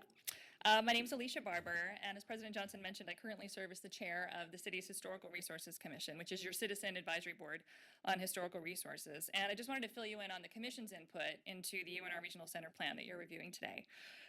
We're very happy that the Planning Commission has incorporated, it's on page 12 of the document, the language we proposed to them, which encourages preservation and adaptive reuse of the historic properties in the Gateway District.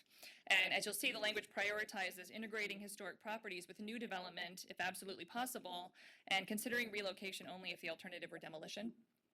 The Commission wrestled quite a bit with what kind of input we could add to this document, particularly since we were only briefed about it at our request after hearing about it this January, and many of us aren't really well versed in planning policy or planning language. I can tell you that we've heard numerous public comments at many of our recent meetings voicing concern about the historic houses in this area. One of them, which is the 1895 Mary Sherman House, is listed in the City of Reno's Historic Register, as well as in the State Register. So we had a particular interest in kind of learning its fate and how it would be treated. The process that normally occurs when any exterior modifications going all the way up to relocation or demolition are planned for a city register property is that the property owner must apply to the HRC, our commission, for a certificate of appropriateness, which is considered in a public hearing. And that public process helps us ensure that the structure's historic character is not damaged. Because the Mary Sherman House is now owned by the state, along with many of the other houses in the Gateway District, the commission was informed that the University of Nevada is not required to come in front of our commission to get a certificate of appropriateness. As a result then, in January, we directed our staff to craft the language that you see in this document. I don't know if there's anything more this specific document can do to encourage consideration of integrating these properties into the university's plan for the area and protect their historic integrity. We're certainly interested in doing as much of that as we possibly can. The university is already at the point of asserting that relocation of these properties is necessary, which wasn't our assumption or wasn't our expectation, I guess, when we crafted this language. As you can see, it's kind of prioritizing trying to preserve in place first. I think we're hoping that at least would be a possibility. As President Johnson mentioned, we were invited, Melinda and I, to come speak with him and Heidi Gansert and other UNR staff 3 weeks ago in a meeting where we sort of talked about what the plan was for this area and tried to put forth some of the priorities if relocation were deemed necessary, what our concerns might be. I think I'd feel more comfortable if UNR were to initiate consultation with the State Historic Preservation Office, which is mandated by state statute. It's NRS 383121, which requires any state agency to cooperate with the State Historic Office if something that they're doing might endanger historic properties. It's kind of handing over the public stewardship that the city would have to the public stewardship of the state and trying to get information that might include a historic survey or an inventory of the area. There's only one property, as we said, in this area that's even been evaluated for its historical significance, so that could actually help, I think, if we try to initiate that. We've encouraged UNR to begin this process, as they've done very wonderfully with other historic properties that UNR owns, including Lincoln and Manzanita Halls. So I just wanted to kind of explain what our interactions have been and the contributions we made to this plan, and thank you for your continued support of city's historical resources. All right, thank you very much. Joanne Newberry, followed by Eric Radin.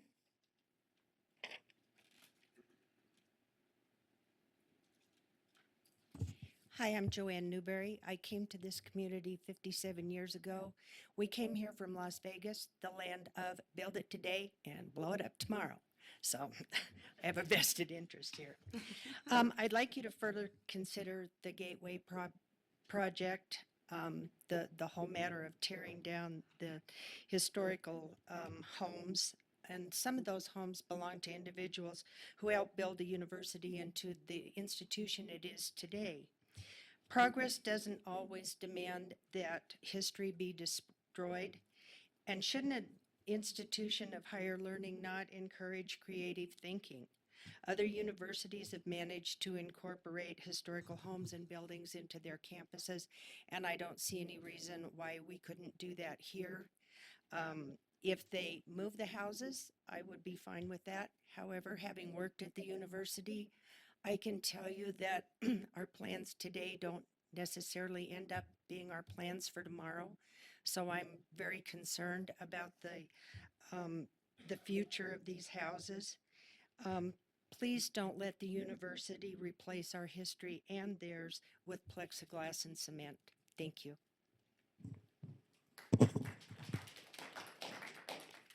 Eric Radin, followed by Linda Wolf. Good afternoon. Eric Radin with Marmot Properties.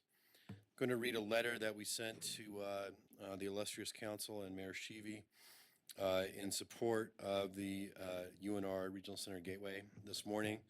Also, for the record, we know that several like-minded people in our network have also submitted letters of support that probably came in pretty late, so hopefully those will get counted. Ladies and gentlemen, this letter serves as Marmot Properties' full and steadfast support for the University of Nevada Regional Center Plan Gateway. Specifically, we support UNR's and the city's efforts to reintegrate UNR with downtown, thereby reestablishing the historic connection between the two. We also support UNR's intention to build high-density new developments in the Gateway. We oppose the efforts of a vocal minority to halt such redevelopment on historic preservation grounds. We encourage the small minority to redirect their passions and focus on raising funds and creating partnerships with the city and UNR to relocate and preserve the houses in question. It should be noted that UNR has already offered to give these houses to the opposition, which by our rough calculations equates to a gift worth nearly $2 million. Assuming 6 houses at 2,000 square feet each at $150 per square foot to build. Also, for the record, we also support the following agenda items a little bit later on down. Item L9, item L14, and item L15. Thank you very much. Linda Wolf, followed by Gary Radin. I'm Linda Wolf. I am in the Gateway District for the university. I think I have a little business here that might be going away at some point. We're actually very supportive of the Gateway project. We would ask that you consider not closing Center Street until we've relocated our business so our 54 employees and 500 customers every day are not impacted. Thank you. Thank you. Gary Radin, followed by Billy Andrews. Thank you. My name's Gary Radin. I'm also with Marmot Properties. I will not be reading a letter to you. I just wanted to state that we are in support of the regional plan. And as one of the founders of Marmot Properties, we rehab and try to save a lot of historic buildings. And obviously, we love historic buildings because that's what I've committed the last 6 years and probably the next 20 years of my life to doing, to trying to save the character of these houses and save the character of the neighborhoods and making decisions that where they are appropriate and financially possible to do so.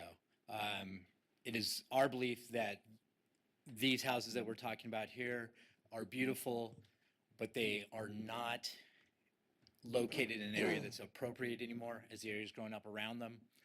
We would love to see them saved somehow and moved. Both my brothers actually said, we have lots, we'll move them. Of course, we've tried to do that in the past, and financially it's impossible for a private enterprise to do so. But again, we support the plan.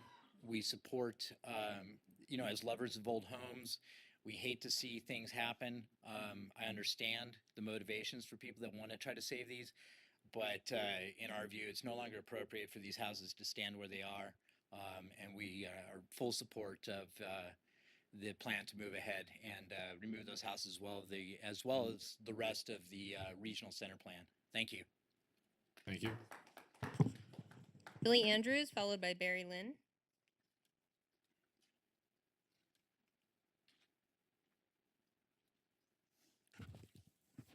Hello, Mayor Shivi and City Council members. My name is Billy Andrews, and I am here representing Historic Reno Preservation Society. And I first want to say, we're not against the Gateway. We're not against the university developing and expanding. So it's not a them against us kind of situation. What we are for is asking that the city council delay making a decision on the amendments until there is more time for public input and more time for dialogue. And, you know, who knows, conceivably there could be a wonderful plan or suggestion or some ideas that arise from that that would, you know, make everybody happy. But we feel there needs to be more time. We've tried to make people aware, but there's still a lot of people who are not aware. And if you go in there and start tearing down things, people are going to say, you know, when did that happen? How can they do that? Why didn't somebody do something? It takes effort and time to disperse information around among the greater public. So I thank you for your time, and that's it. Carrie Lynn, followed by Sharon Honig-Bear. Good afternoon, Madam Mayor and members of the council. My name is Barry Lynn, and I do support the redevelopment of the Gateway area. Do not consider myself as someone in opposition. I don't think it's the way that Mr. Raymond said, a matter of us and them. But I think that it's easy to see if you have read UNR's campus master plan that there really is there's no ideas that are being explored to preserve the historic resources in that area. One of the things that's important about those resources and what gives them context is that they have a relationship to the university. So when you move them away from the university, they lose their context, they lose their importance. There are over a dozen homes in this area that are over 100 years old. There's nothing like them in Reno. These homes were built before automobiles were invented. They were built when the Comstock boom was happening in Virginia City. And losing them would be a cultural suicide for the city of Reno. New development is very important, but we need old buildings blended in for context. And in fact, what Mr. Carter was saying about Midtown, what would Midtown be without old buildings? It would be just another stucco strip mall area. So we need these old buildings for context. I think that while the HRC has added some very important language to this plan, that it's not enough. And that if you adopt this plan today, you can say goodbye to these houses. I'm asking you to delay the adoption of this plan until further ideas can be explored for integrating the historic homes with new development. I think Fred Atchison, who I don't know if he was planning on speaking today, he has the best ideas that I've ever heard. And I think that it would be important for the city and the university to actually hear and consider his ideas, seeing that he has lived in the Gateway his entire life. I think that the city and the city council has a responsibility to take our historic assets seriously and recognize that they are irreplaceable. Thank you.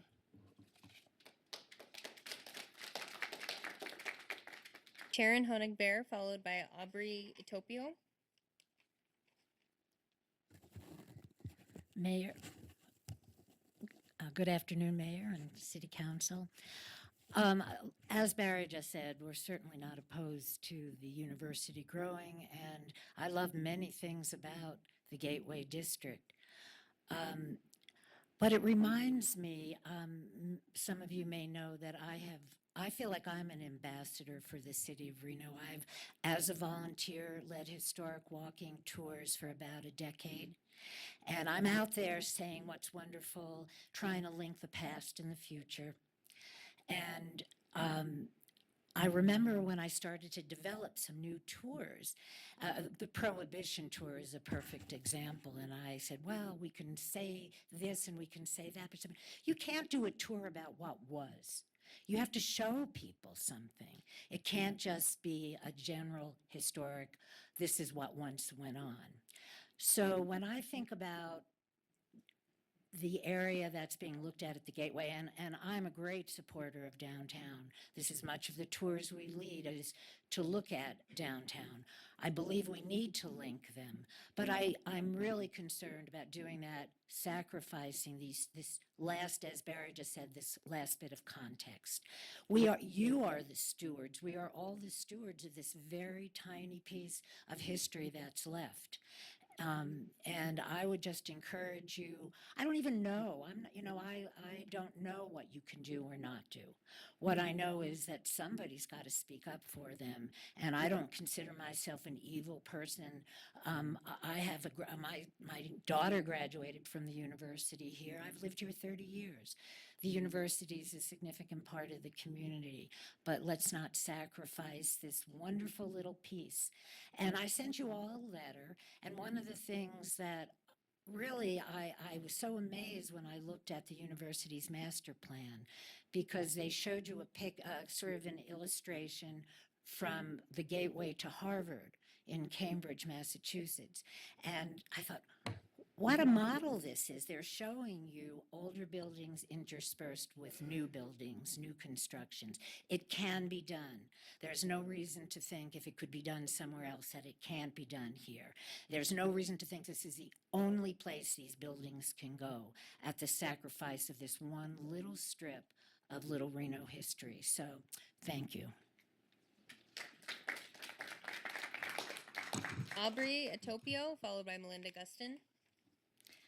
Hello, Mayor Shivi and City Council. My name is Aubrey Topio. I'm a social psychology PhD student here at UNR. I've been here for a few years. Part of my master's thesis, I did a secondary data analysis of some safety data at UNR. And the fact is that the perceived safety on campus and in the surrounding community is very, very poor compared to the national level. And low perceived campus safety can result in psychological distress, typically anxiety and depression. This is especially true in our campus. It's mostly driven by the surrounding community. People just don't feel safe in the surrounding community for UNR, and this is especially true for women. And I think that historical buildings are a small price to pay, to tell you the truth. I didn't know that there were historical buildings in this plan until today. The others have brought it up. I drive through downtown every day to get to campus, and frankly, it's sketchy, especially on Center Street.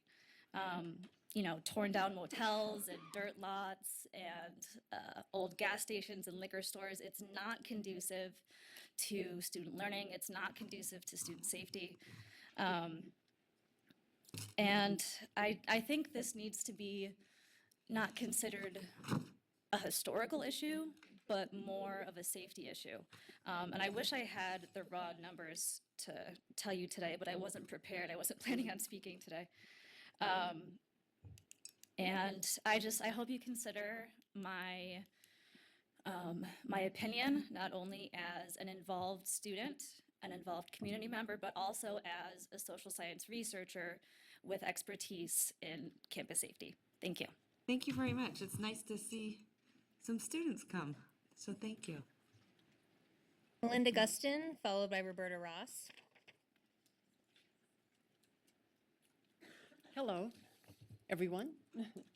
Thanks for the opportunity to speak to you today. I really appreciate it. And I submitted a package that happens to be out front on March 7th. And in this package was kind of my personal opinion on some ideas about what I think could happen up there at the Gateway. And I included in that packet examples of what other universities have been able to accomplish with incorporating historic districts into their campus plan. And I'm sorry in your instance that you may feel uncomfortable, but I think people in general would feel uncomfortable in an area that really hasn't been properly cared for or properly incorporated into making it a thriving and an area that people want to attend and want to participate in. So I have the pleasure of serving on the board of the statewide organization for Preserve Nevada. And included in that packet that I submitted was a letter from Preserve Nevada to all of you and also to Mark Johnson. And I brought with me today the signed copies from Senator Richard Bryan, our chairman of Preserve Nevada.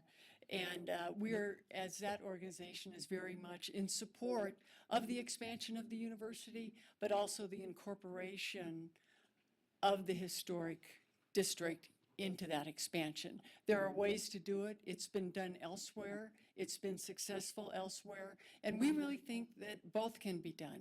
We'd like to ask for some additional time for the university to comply with the NRS, as Alicia Barber mentioned, and contact SHPO, which I think they have just recently done in the last several days, which is an encouraging sign. And that process requires some time.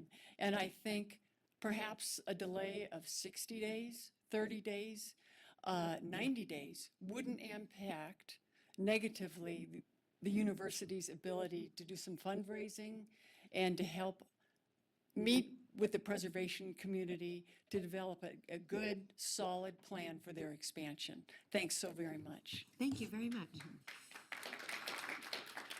Berta Ross, followed by Mike Kazmierski. Good afternoon. For the record, my name is Roberta Ross. I had no intention on speaking today. However, I'm one of those people that watch the agenda as it moves along. As a person that owns a building a block and a half away from here that was built in 1907, that has put her blood, sweat, and tears into it, her own money, family money into it, no public money. I've worked really hard to change this town, really hard. Our downtown in general. I've worked hard to change my clientele. I've brought it up 100%. I want to know how many people in the historical society, except for 2 people that have tried to help me in my property. Alicia Barber has, and Mela Harmon has. And I beg the pardon if I'm forgetting somebody. Those 2 people have talked to me and suggested to me some things that I might be able to do. I'm a private property owner. I should have the right to do with my property what I want to do. I have intentionally kept it off the City of Reno register. I have intentionally kept it off the National Register because of my fear of the things, if I want to change something, I'm not going to be allowed to change it. My goal and desire is not to blow up and bomb up the building. Now, I'm a private property owner. What you got to realize is, are those people that own those houses here coming to you and saying, will you please pay for the relocation of my house?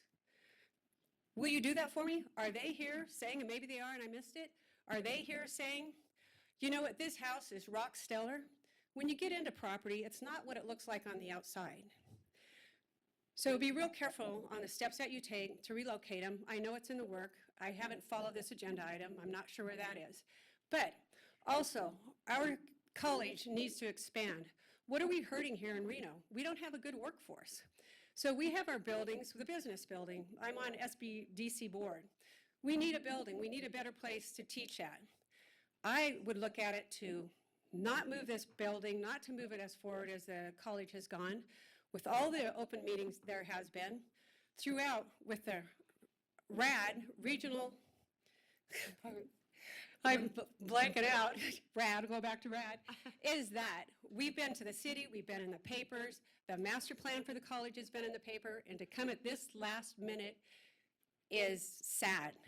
We need educated people in this town to keep our town vibrant and to keep people that want to bring companies in here. And if we're cutting down the college to build and expand, even if it's another 60 or 90 days, it's a sad case because they've been working long and hard on this. and it just didn't happen overnight. And I turn around to any person that's interested in historical buildings, look me up, come help me with my building. I have no problems with that. And when something happens with my building, I'll be glad to say those historians came and helped me. And thank you, Alicia Barber and Mela Harmon. Thanks, Roberta. Madam Mayor, our last public comment is from Mike Kazmierski. All right. Hello. Madam Mayor, council members, Mike Kazmierski, Edon. I'm here to speak in support of the Gateway project. It's probably the most important vote you're going to take as a council, maybe not today, but probably this year.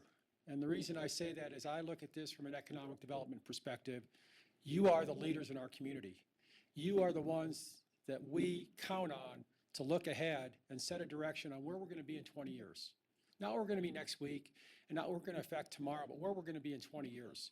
And in 20 years, if we're going to be that vibrant college town, that university center, where we have the blending between the university students and our entrepreneurs and our businesses in a way that's exciting and vibrant, like a lot of college towns across the country, we need to do things like the Gateway Project. I see it as just the start of what will be an incredible engagement between the university and our community, and I applaud Mark Johnson and his team for moving in this direction. This is not easy for the university either.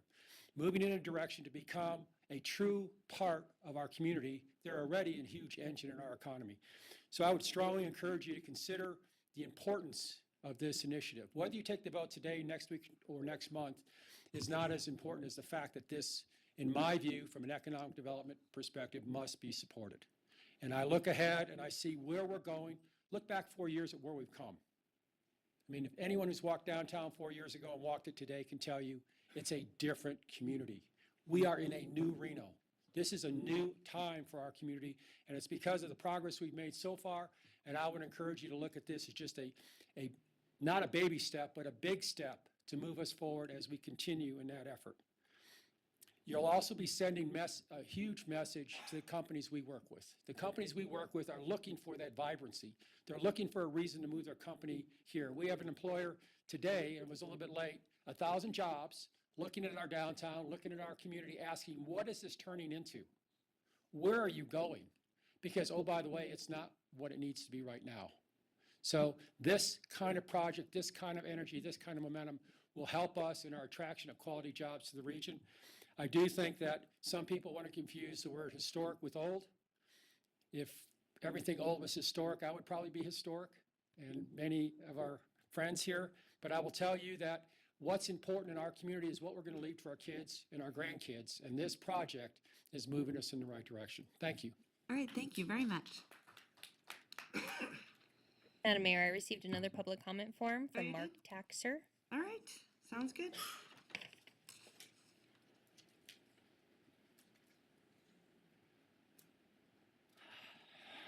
Good afternoon, everyone.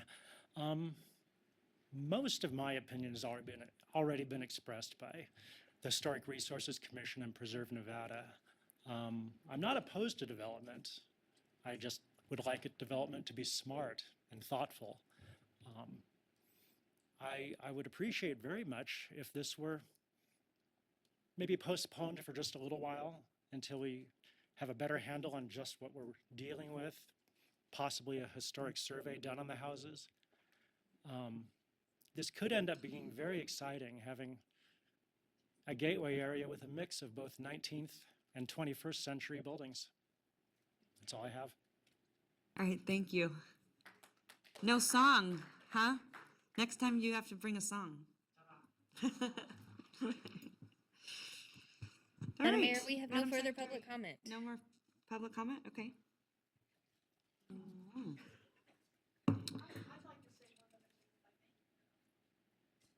Real quick. Sorry.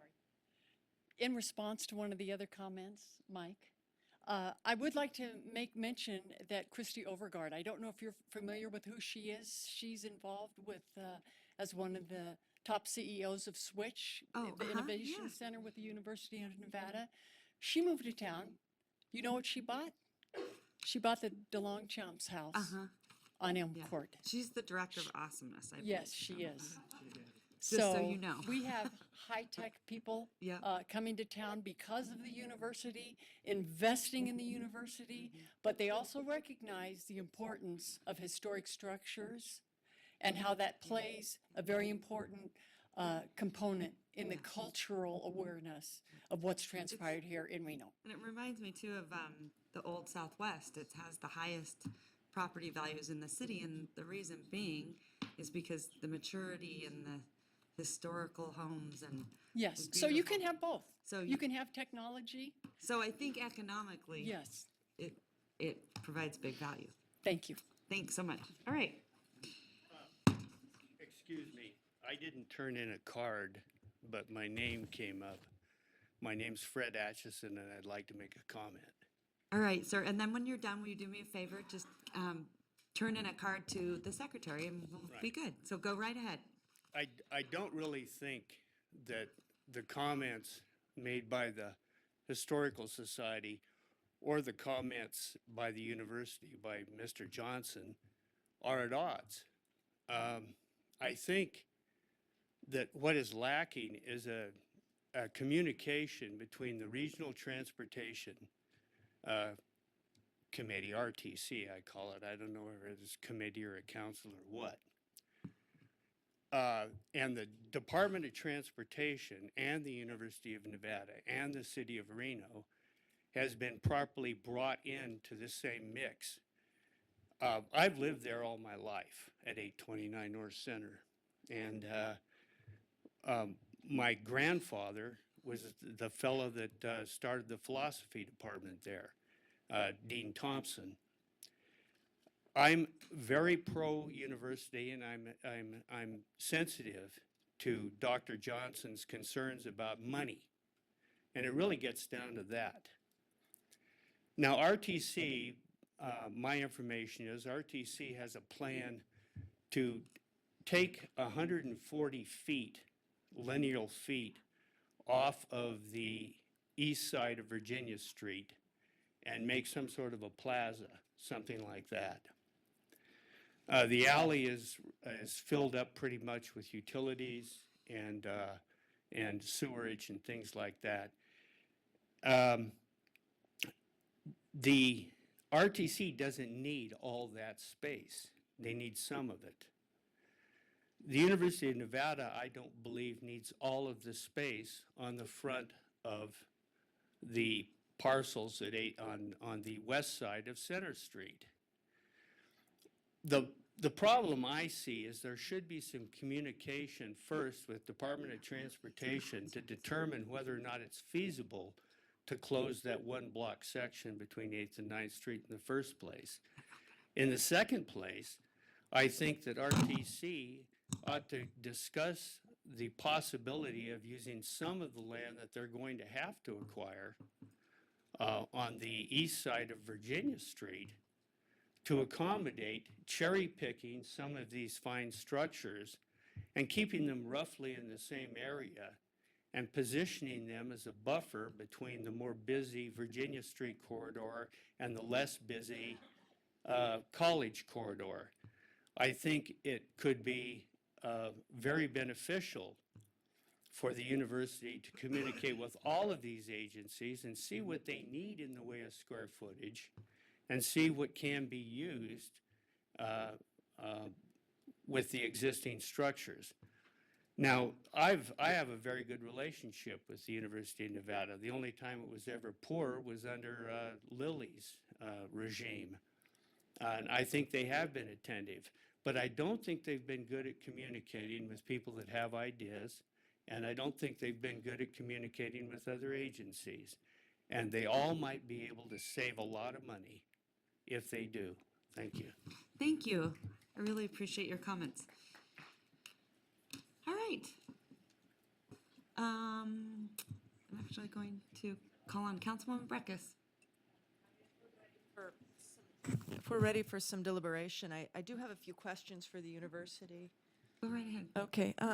Mr. Johnson, I have a few questions for you in terms of this growth and the square footage that you're estimating over, say, a period of time. Has your master planning gone to a level of saying, I need this much square footage in building space.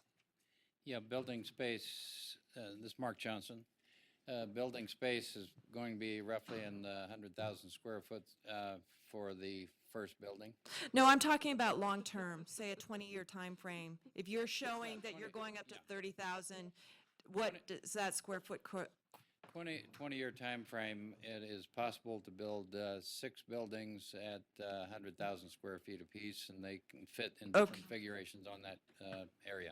Okay, so 600,000 square feet, because I sketched out in my mind what this block area is. Do you mind putting that up on the screen? When I had lunch with Miss Gansert maybe a couple months ago, she gave me a sketch up, and I just wanted to understand where we're going. So if you're looking at 600,000 square feet, I sketch out in my mind that if you go from the SAE Park to Virginia Street, you know, you can accommodate all that 600,000 in what we're calling the gateway. Madam Clerk, can that come up? Okay. So the first one is so I guess the question is, okay, so where it says future business school, that 100,000 square feet, or the 100 that I wrote on there, that's the first building that you're programming right there? And which one are you talking about? Well, Well, the one we're talking about is. It says future business school right there? A business school, but we wouldn't locate it in that particular spot. Okay, because that is the center street. I guess what I'm thinking is, if you're saying you're going to 600,000 square feet in the long-term needs, that's probably can all be accommodated in this gateway area. So when are you going downtown? What, do you have are you acquiring property? I mean. No. So you're not planning on going downtown? Yeah, I want to clarify that. Okay. Our entire expansion is focused on university buildings going in the gateway north of the highway. We have no plans for any investments in properties south of the highway. There may be an opportunity from time to time, like the building we bought from the city to create the Innovation Center. That was a one-off opportunity offered to us by the city. Yeah. But we have no designs to go south of the highway. We would anticipate that would be developed by the private market. Okay, and you know, we've heard about one project, the Standard, and it's planning to do some private housing of students, restricted to students, I understand, and that would take a block possibly down there. I think that's been reported in the media, but the university will not be investing downtown. No, that's correct. Okay, so I guess, you know, when we talked about bringing the university downtown, the university's, I don't see north of the freeways downtown. So the university is not going to be downtown. The university is going to be north of the freeway. And that's where the intense competition is going to be for what our community values are of preserving some of these very, you know, what are portrayed as significant historic properties and our park. I just wanted to clarify the context of the decision in front of us and really what the plan is for the university. So thank you for that. Thank you. A couple questions. Madam Mayor, Thank can you. Go right ahead. For the record, Bill Thomas, Assistant City Manager. I wanted to take the opportunity to maybe add on to what President Johnson said about the history, because we've been working on this for several years now. And sometimes if you don't remember and remind yourself of your past decisions and discussions, it's hard to understand why you're where you're at today.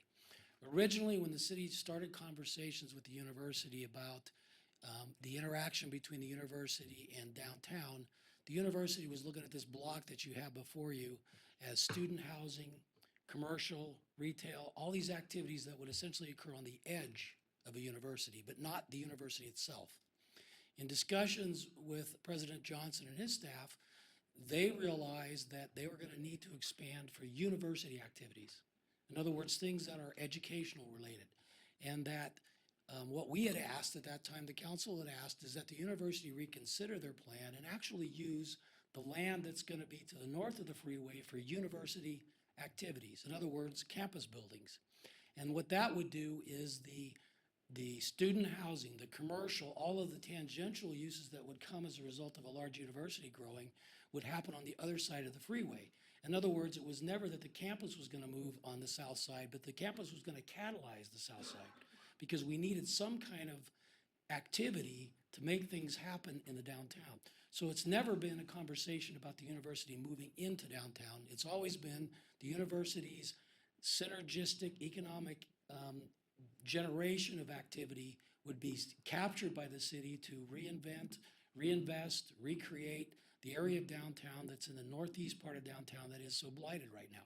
So that was the plan that's been discussed, and that's why you see what's here.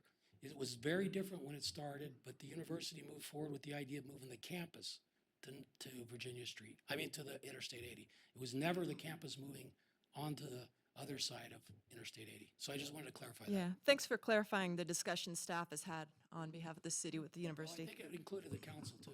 It was presented to the council in the discussion, so. Yeah. Thank you, Bill. All right, Councilwoman Jordan. Oh, not quite yet. Okay. Councilwoman Jordan. Not sure. Is there a balloon? What is that noise? Squeaking noises. Come, Carl. We're all looking at you. Interesting. Thank you, Bill, for that historical perspective of how we got to this place today. I do recall those conversations at the council level and the decision to embrace the university in coming south. I think they could have maybe more easily acquired some properties and moved to the east, and they chose, in order to revitalize some of our downtown areas, to move to the south. And all things have to begin somewhere. And I appreciate the university in their efforts to help us in revitalizing our downtown and our entire city. I do have a question, though. I would agree that communication, to me, is what the biggest issue is here today. And I had meetings with representatives from the Historical Resource Commission, and I had meetings with the university. And if it felt as though people were having assumptions about where others were, and that certainly wasn't the takeaway that I had. I think we're heading all in the same direction. It's just how are we getting there together? My question is, though,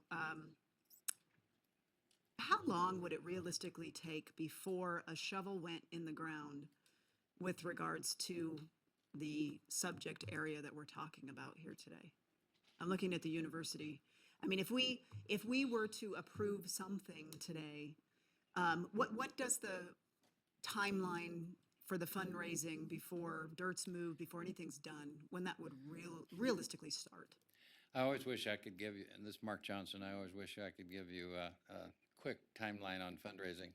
But in order to actually get a design done and do fundraising, it's going to be in the neighborhood of 4 or 5 years before we could see a building up. So actually, depending on the pace of fundraising, it'd probably be 3 years before you put a shovel in the ground. Okay.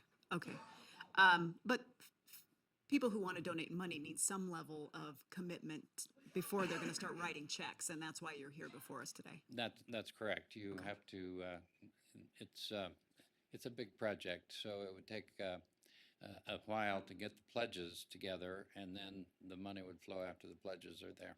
Okay, thank you. And I'll ask this of staff. At the end of the day, whose decision is this? Now, when we talk about Center Street, I clearly understand that that is the council decision whether or not we were to close off Center Street. But with regards to these homes, whose decision? I mean, we can give some direction today, but ultimately, is it within our purview to tell the university what to do with the properties they've acquired? Nathan Gilbert, Associate Planner. The university and state-owned properties are subject to city master plan and zoning authority. The zoning that's been in place on this property since 2005 is already mixed-use, high-intensity development. It would facilitate what they want to do currently. As a state-owned parcel, the university doesn't come to the city for building permits. And so essentially the state could, as a state body, could pursue with their own building permits, their own demolition permits. They would not even be coming to the city for those. Okay. Thank you. Claudia? If I can jump in really quick. Claudia Hanson, Planning Manager. That is all true, except for the one property that's on the local register. Okay. That would still need to come to the HRC for the demolition certificate. Okay. And I know the university wants to be, good neighbors with us. So It's I was also just on- wondering at the end of the day, who ultimately has the legal authority with regards to the decisions about these homes? Correct. And to piggyback with that, it's the Mary Sherman House. It's on the local and state Yes. registry. And as a state entity, they would still be required to go through the state mandated process for Okay. that one house. Of the historic homes that the HRC has identified as historic homes in this area, are they available for public touring and viewing and now? So they're university owned, so the public can't? So only one? Okay. My understanding is, I think the university's real estate office uses one, and then the majority of them are rented out. But with the exception of the one, the general public doesn't have the ability to just go and tour and check out. I mean, from the exterior, they can, but, That's my understanding. okay. And so the one house that's on the registry is maintained by whom? That's owned by the university. Okay, so they maintain it. Correct. Okay, thank you. All right, Councilman Bobzian. Thank you, Madam Mayor. And just, Mr. Gilbert, before you stand down, to follow along and just sort of drive home, I think the question that Councilman Jordan was asking, it has been somewhat surprising to me, although not that surprising, the amount of misinformation that I've seen in the media about this, that I've heard today from commenters on all sides. I think all very well-meaning, all folks that care deeply about this community, but I think we have a responsibility here in these deliberations to kind of really flesh out the education effort here about what it is that we're talking about.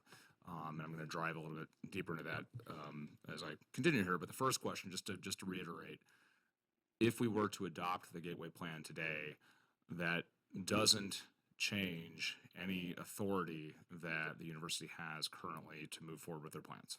That's correct. That's what, okay. So it has been reported over and over again, particularly in the media, that somehow this opens up the process to demolition of houses. I just want to make sure that that's understood and clear. Okay. Comments, and then I may have some additional questions for you, and possibly also for Claudia. I know Claudia is right there. Okay, good. So I want to start off by saying that the plan as it is and the proposed amendment, I think, is pretty good because of some really hard work that, with staff's assistance, the HRC did.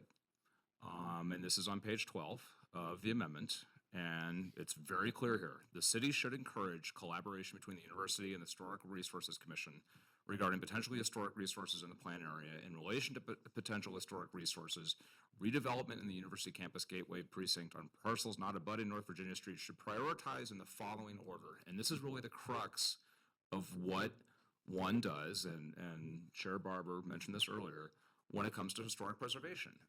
This is not a this or that. This is not a redevelopment or preserve. This is a very practical way to move forward and achieve multiple goals. Number one, preservation. Don't touch it. Okay, probably not going to happen in this situation. We understand that. Number two, adaptive reuse. That's wide open. I mean, there's all sorts of principles involved in how you do that appropriately, but it's pretty open. Three, development that evaluates compatibility and integration of potential historic resources. Relocation of historic resources should be encouraged only in lieu of demolition. And I'll just, President Johnson, I will in a minute ask you to kind of respond to that.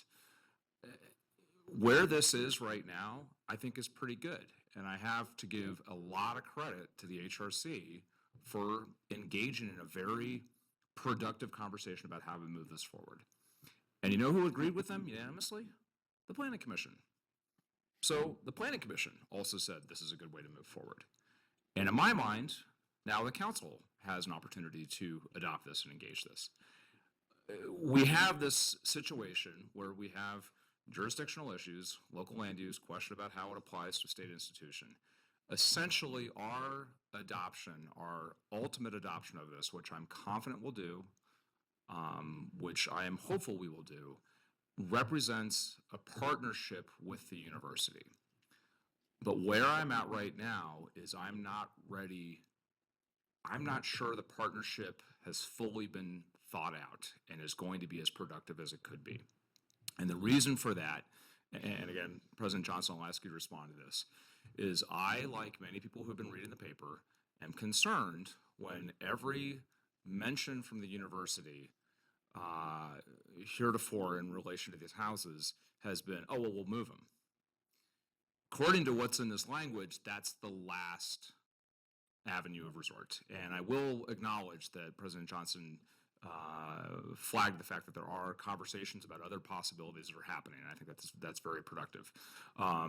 So before I ask for President Johnson to come up and kind of address that, the one other thing that the HRC has put on the table that I think we need to acknowledge is some money that may come forward for some historic inventory.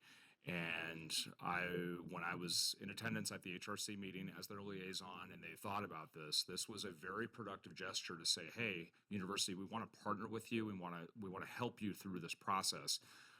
Could you, Nathan, or perhaps Claudia, kind of give the update about what that money is, what that money could be used for, when we could expect to see it? Because I think that that's another productive element of this conversation that should be part of our partnership with the university on this gateway. At the HRC meeting, they prioritized a historic context survey for this area and the broader plan area as a whole. I believe that they are competitively placed for that grant, and it would anticipate doing a more comprehensive survey of the gateway and the surrounding area for historic context.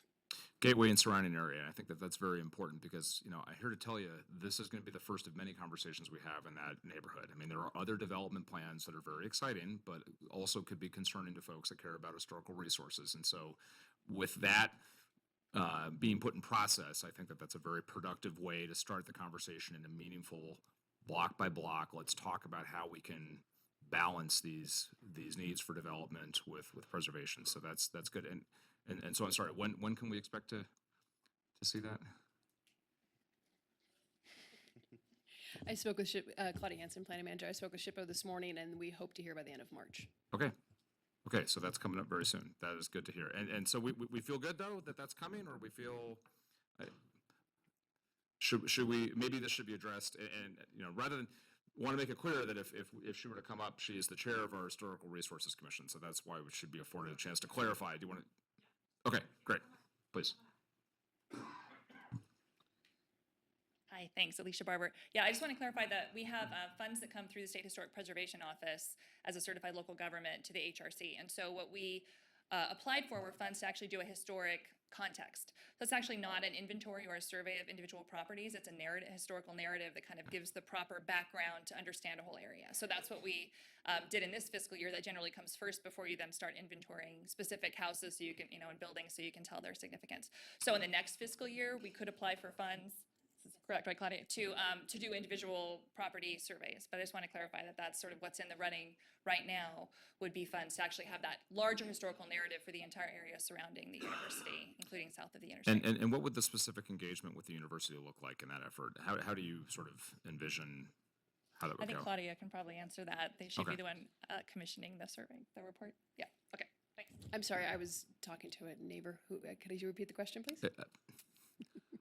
So this process goes forward. What would the engagement, how would you envision the engagement with the university on this effort with the funds, With the context? With this year's, with the context? Yes. We would use the funding to hire a consultant to do as an expert to do the context for the area. With that, we would work with key stakeholders, not only the university, but if there's other property owners in the area. A lot of the developers along Virginia Street would also be included, but to work with them to gather as much information as we could on where the development has come from, and also, you don't typically go into the future and future development, but you want to acknowledge it in those of maybe the kind of endangered areas. So another way to ask that question, how would I as a policymaker gauge productive engagement on the university's part in this effort? They're a stakeholder. you They're a said, so, stakeholder, okay. correct. So they would be invited to participate in that process. The one we did most recently was, we did one for the Wells Avenue District, and we did one for the Newlands District, which is now moving forward for a nomination. Right. So in the context level, we worked with various key property owners and interested groups. I know Barry Lynn was very involved in the Wells Avenue context creation. She was a key element of historic resource in that, for that area specifically. Melinda Gustin was involved with the Newlands one as well as Mercedes de la Garza. So those, we pull in those key stakeholders in those areas, and we would do the same here, the university being the key stakeholder in the university district. Great, thank you. You're welcome. Okay, so, and then I was teeing up a question to President Johnson, Go right ahead. if you could return to the podium, sir. I gave him a lot of lead time, so hopefully it's not a really good answer. Again, to reiterate, where I'm at is I need to feel some comfort that this is a true partnership and that we are sort of arm in arm in this effort. I absolutely understand the need for better integration with the city and the university. Absolutely understand what you are up against and, you know, the key role that you're playing in driving our economic development. Totally get all that. But I think when we met recently and had this conversation, you know, I expressed to you that, you know, historic preservation matters to our community. It does. And we have constituents, we're elected officials, we're responsible for striking those balances and doing it productively. How can we do this together?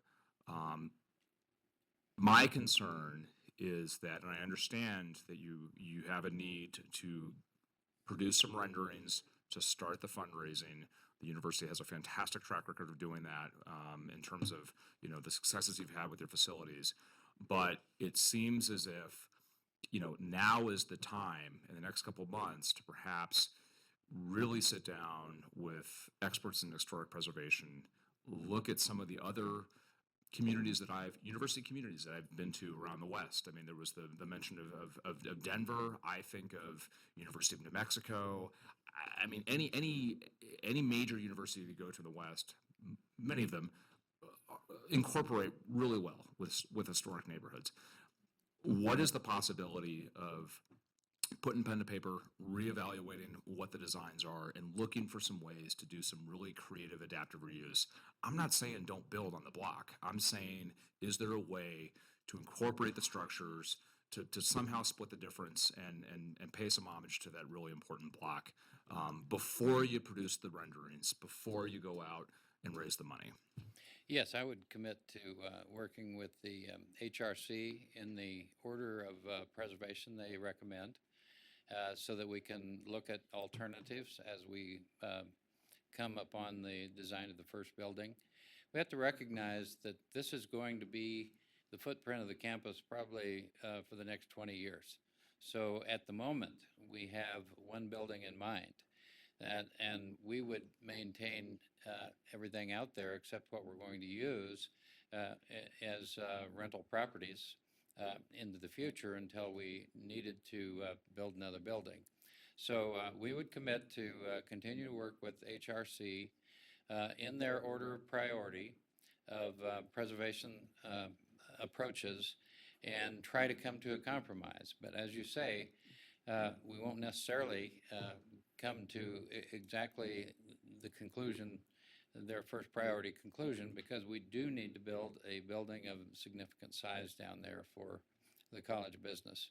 So, but we're committed to work with the HRC and start from scratch. We haven't got the building built yet or designed, but we have been talking with Alicia Barber at the HRC and Melinda Gustin as well, and we will continue that discussion and find some good alternatives before we finalize the design. And what is that going to look like? Is that bringing in your architect or designer to kind of start from scratch? And you know, I know that there's Yes. one rendering that showed that understandably got everyone very confused, very concerned that, oh wow, they're just going to drop a big building right on that block. What is this going to look like? Do you have scheduled meetings, or is there going to be another, you know, charrette session, some opportunity to kind of throw some ideas out on the table? And The last meeting we had with Melinda Guston and Alicia Barber, we did invite our architect in. So the architect is working over ideas already about good. how Okay. this can influence our design standards for the entire block as well as for the business building. So we've already had that introduction with the chair of the HRC and our designer. So we will continue to work with HRC and our designers. Is there a prior hope? to- Is there a hope for time frame for bringing back some of those ideas? When can we expect to see Yes, this? we would hopefully do that right away. I'd like to get that done Okay. really soon. Good. Okay. That's encouraging.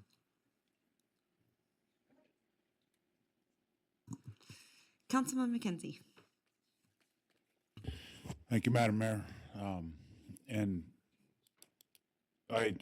the thing that concerns me the most about this is that while I'm totally supportive of the university's Gateway project, our attitude and the way that we address these historical buildings has a further reach than just this specific project, because we have historical buildings throughout the town, and we have, we hope we have development coming to areas where we have historical buildings. So our decision on how we move forward with this and the attitude we take towards it is much further reaching than just the Gateway project.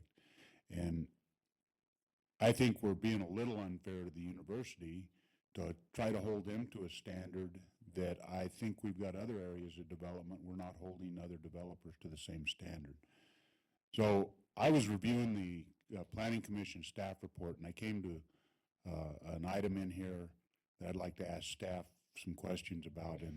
And if I'm not mistaken, this is policy 2.1 out of our master plan that says historic characteristics should be respected and maintained when possible, and new development should demonstrate an effort to retain the historic character throughout the city. And my question is, what does that mean? Nathan Gilbert, Associate Planner. That is a policy to consider in the greater collective of master plan policies. It is something to consider. It's a historic, that's specifically from the Historical Resources Plan, and advises when you make these decisions collectively to use that under consideration. So let's move this to a different block. Let's move to a block that's got a building that was built in 1875 that's not on the university's property, that a person wants to create a student housing development on that entire block. And to do that, he has to tear down that house that was built in 1875. How does that policy 2.1 apply to the decision whether to allow them to do that or not? It would depend on if there was a discretionary review in that case. If it was in a mixed-use zone that didn't require any discretionary review, that policy wouldn't be in play.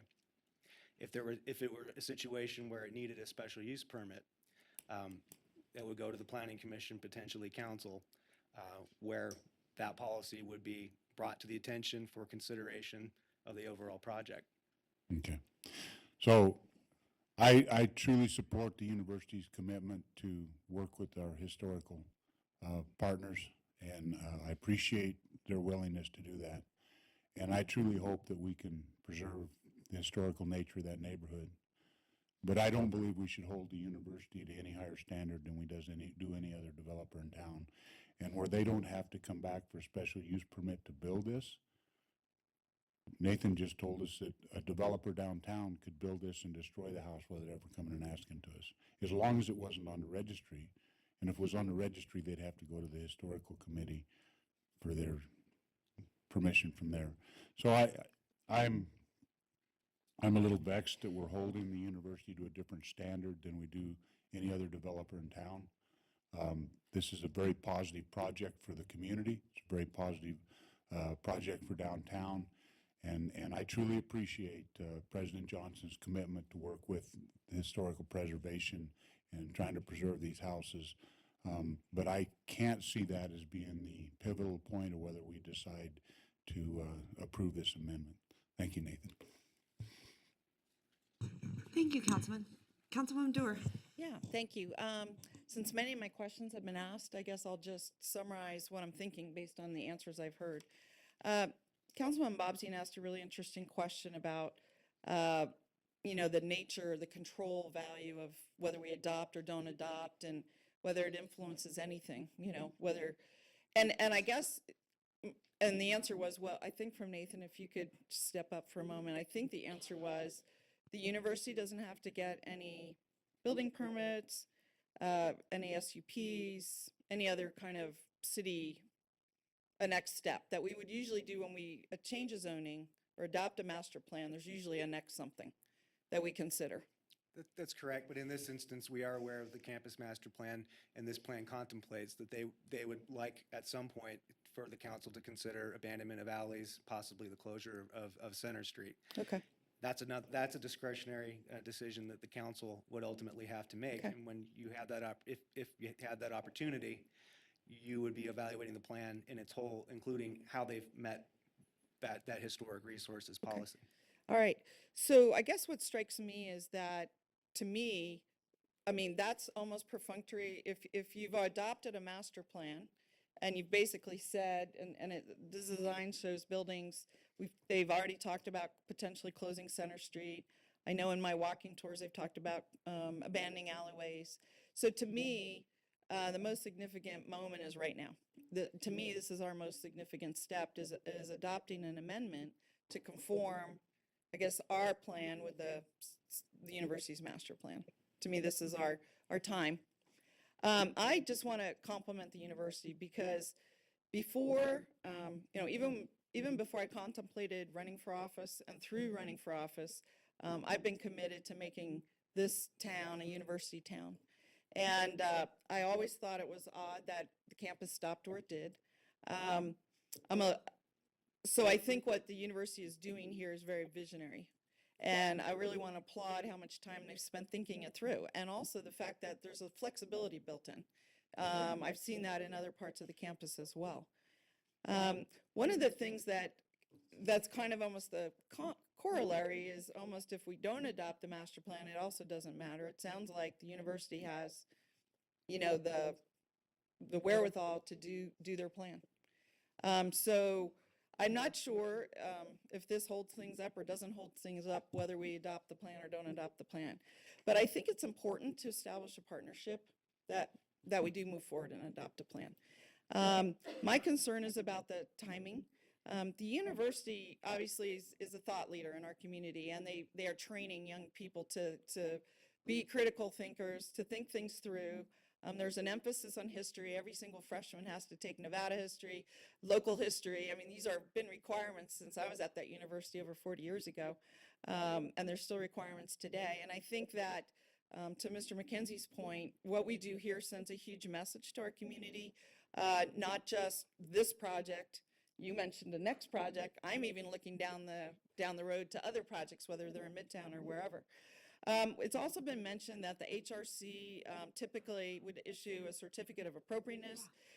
There's been a comment, and this is a little bit confusing, so this is where I need you again, Nathan, about the certificate of appropriateness. But there was a comment that's not needed here because the university isn't somehow subject to that. But we're subject to that. Is that correct? I mean, this is our master plan, right? Maybe Claudia. Claudia Hansen, Planning Manager. So a certificate of appropriateness applies for any structure on the local register that's making any exterior modifications. It's just about one single structure. Correct. Okay. So for example, the El Cortez wants to replace their windows. That needs a certificate of appropriateness, which is going through the historical resources, hopefully soon. To demolish something that's on the register, it has to get a demolition certificate through the Historical Resources Commission. So to continue Mr. McKenzie's analogy that he wouldn't want to put the university through something that no one else would have to do, it sounds like we already have an El Cortez that is going through this process. Correct, for their modifications, right? If Okay. they were to demolish the El Cortez, then they would need to go through the same process as this would. And then the role of the HRC as our historic advisors. I mean, how do they opine to us about their opinion? How do they advise us? So they are. Is it just in other words, I'm sorry to interrupt, is it just a building by building advice, or is there other kinds of advice? So I'm trying to understand. it's not narrowly just on a building by building. They look at districts. They're kind of the sponsoring commission on the Newlands neighborhood nomination to the National Register right now. They were the commission with the Wells Avenue district. They sponsored or through City Council, the Pounding district. So historic districts, conservation districts, individual structures, modifications to historic structures, encouraging people to list their properties on the local register, encouraging national nominations. So it's districts, buildings, Fairly broad. areas, all of Okay. that. So I guess, I mean, where I'm challenged is that this is an action that the city council's taking. And we have not received any kind of letter or transmittal. We've had a couple individuals from the council, the commission stand up and tell us about their concern. But I haven't seen them sort of, I guess, get to the point where they've worked with this process enough to be able to say, you know, we've done our analysis, we have a thorough feeling, here's our recommendations. And that's what I feel I'm missing. And they have done that policy. I'm sorry, the number?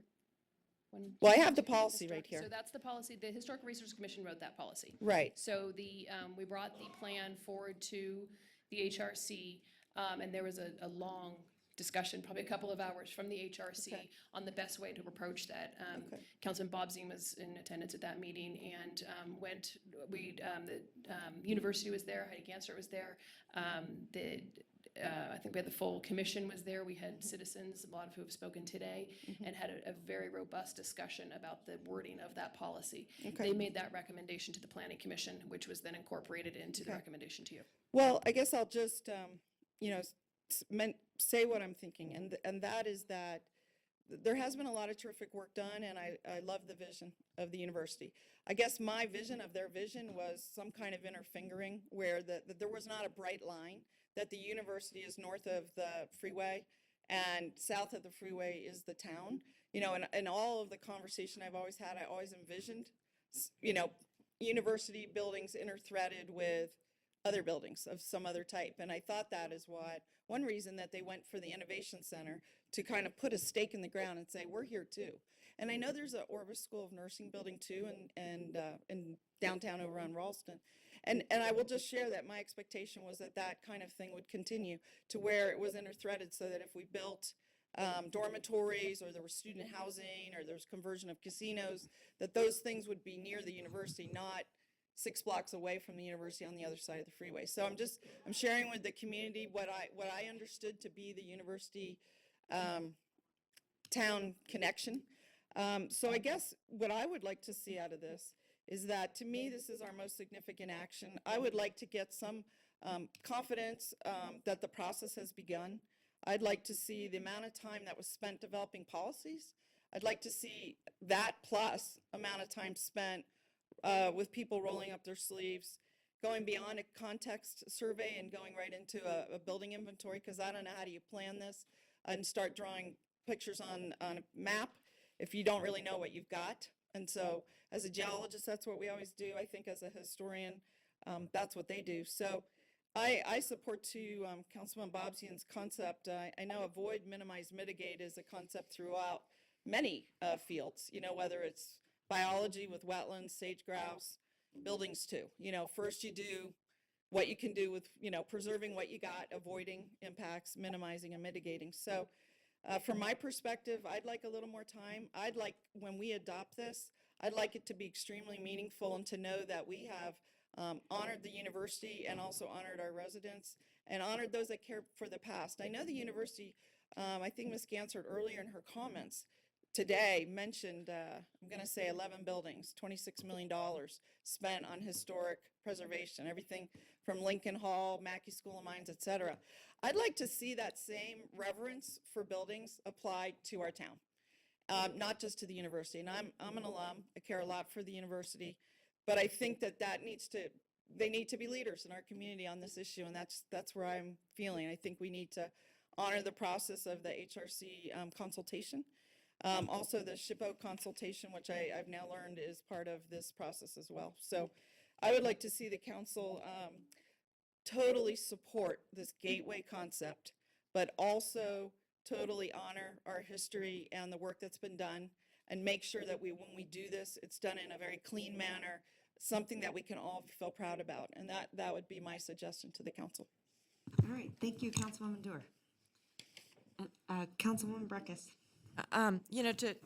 Type of move toward closing, I think, we can give direction back to staff to make some revisions if we feel like that. If we feel we want to adopt it, it's not in a form I feel comfortable adopting it today. I think the big issue is that we are setting a policy domino in place related to abandonments of our streets, and that's what we have, particularly with this unique relationship with a state entity, the abandonments. And I think whether it's an abandonment for blocks and assemblage downtown where there may be historic resources, it's also assemblage and abandonments up here where we may have historic resources. And you can't compare apples to apples. These are some of the speakers said, in my mind, really the most exquisite, important, oldest stretch of buildings. So that abandonment crest is possibly different than an abandonment request downtown where the buildings might be so salvageable. But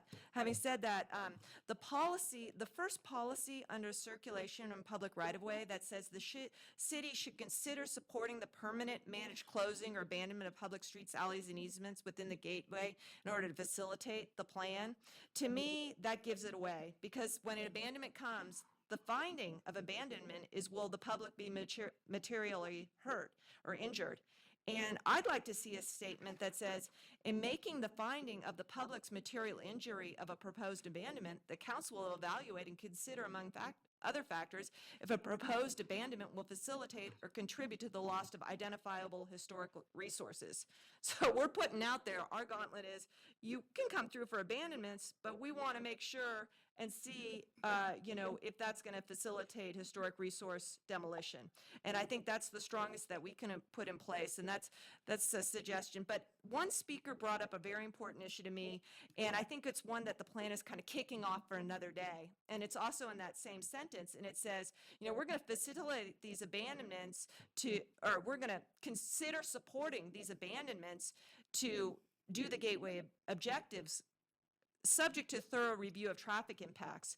Often when you have a plan that involves so much changed kind of landscape, you do a traffic analysis as a part of your plan. And I'm very curious if the plan is to get rid of Center Street, Lake Street, modifications to Virginia Street, I think we should be looking at that. I live so much with the abandonment of Mill Street down here that I feel really compromised downtown circulation. And I just feel that we should be having the university, they say that business school building proposal has moved. I think we should get their plan of what it really is and model that to traffic impacts, because we may be setting the landscape for them to do something that hurts us in other ways. And what if we then have to throw in, $10 million into interstate modifications down the road and use our transportation dollars that way? So that's some of my concerns on that piece. And I want one last thing is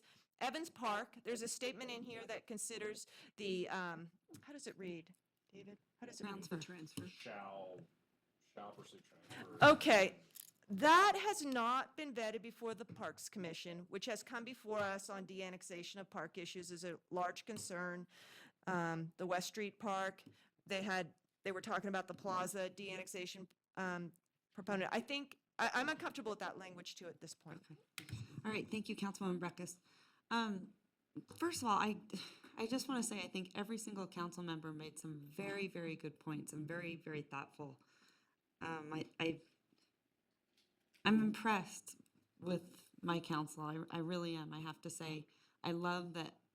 I think we want to take each approach to be very thoughtful of the community, moving forward. That's one thing I really see out of this council. And so I think all of you made some very, very valid points and very, very good points.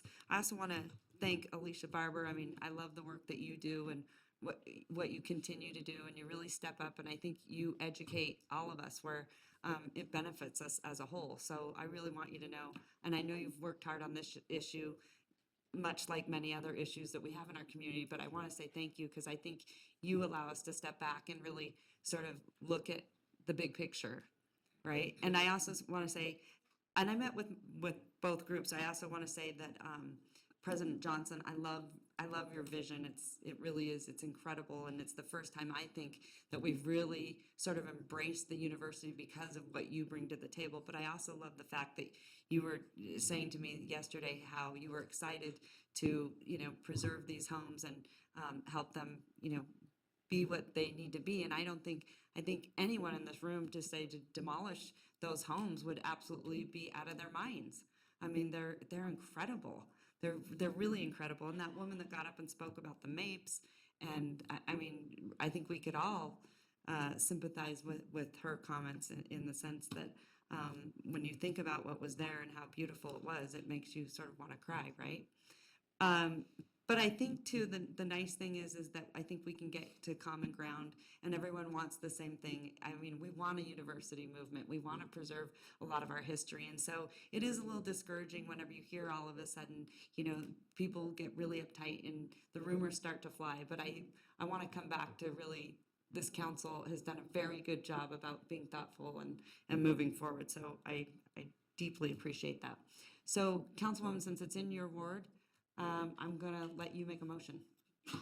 Thank you very much. And I would agree. I think there was some misimpressions out there, if that's a correct word, where the university was going to jump in a bulldozer tomorrow and just flatten all of the houses. And I was glad we were able to spend some time today to clarify some of those things and to get the commitment from the university to go through the steps outlined in the amendment by the Planning Commission and to work towards a common goal, which is to fully embrace the university as, we are a university town. And I think there's lots of great visions. I see a footbridge.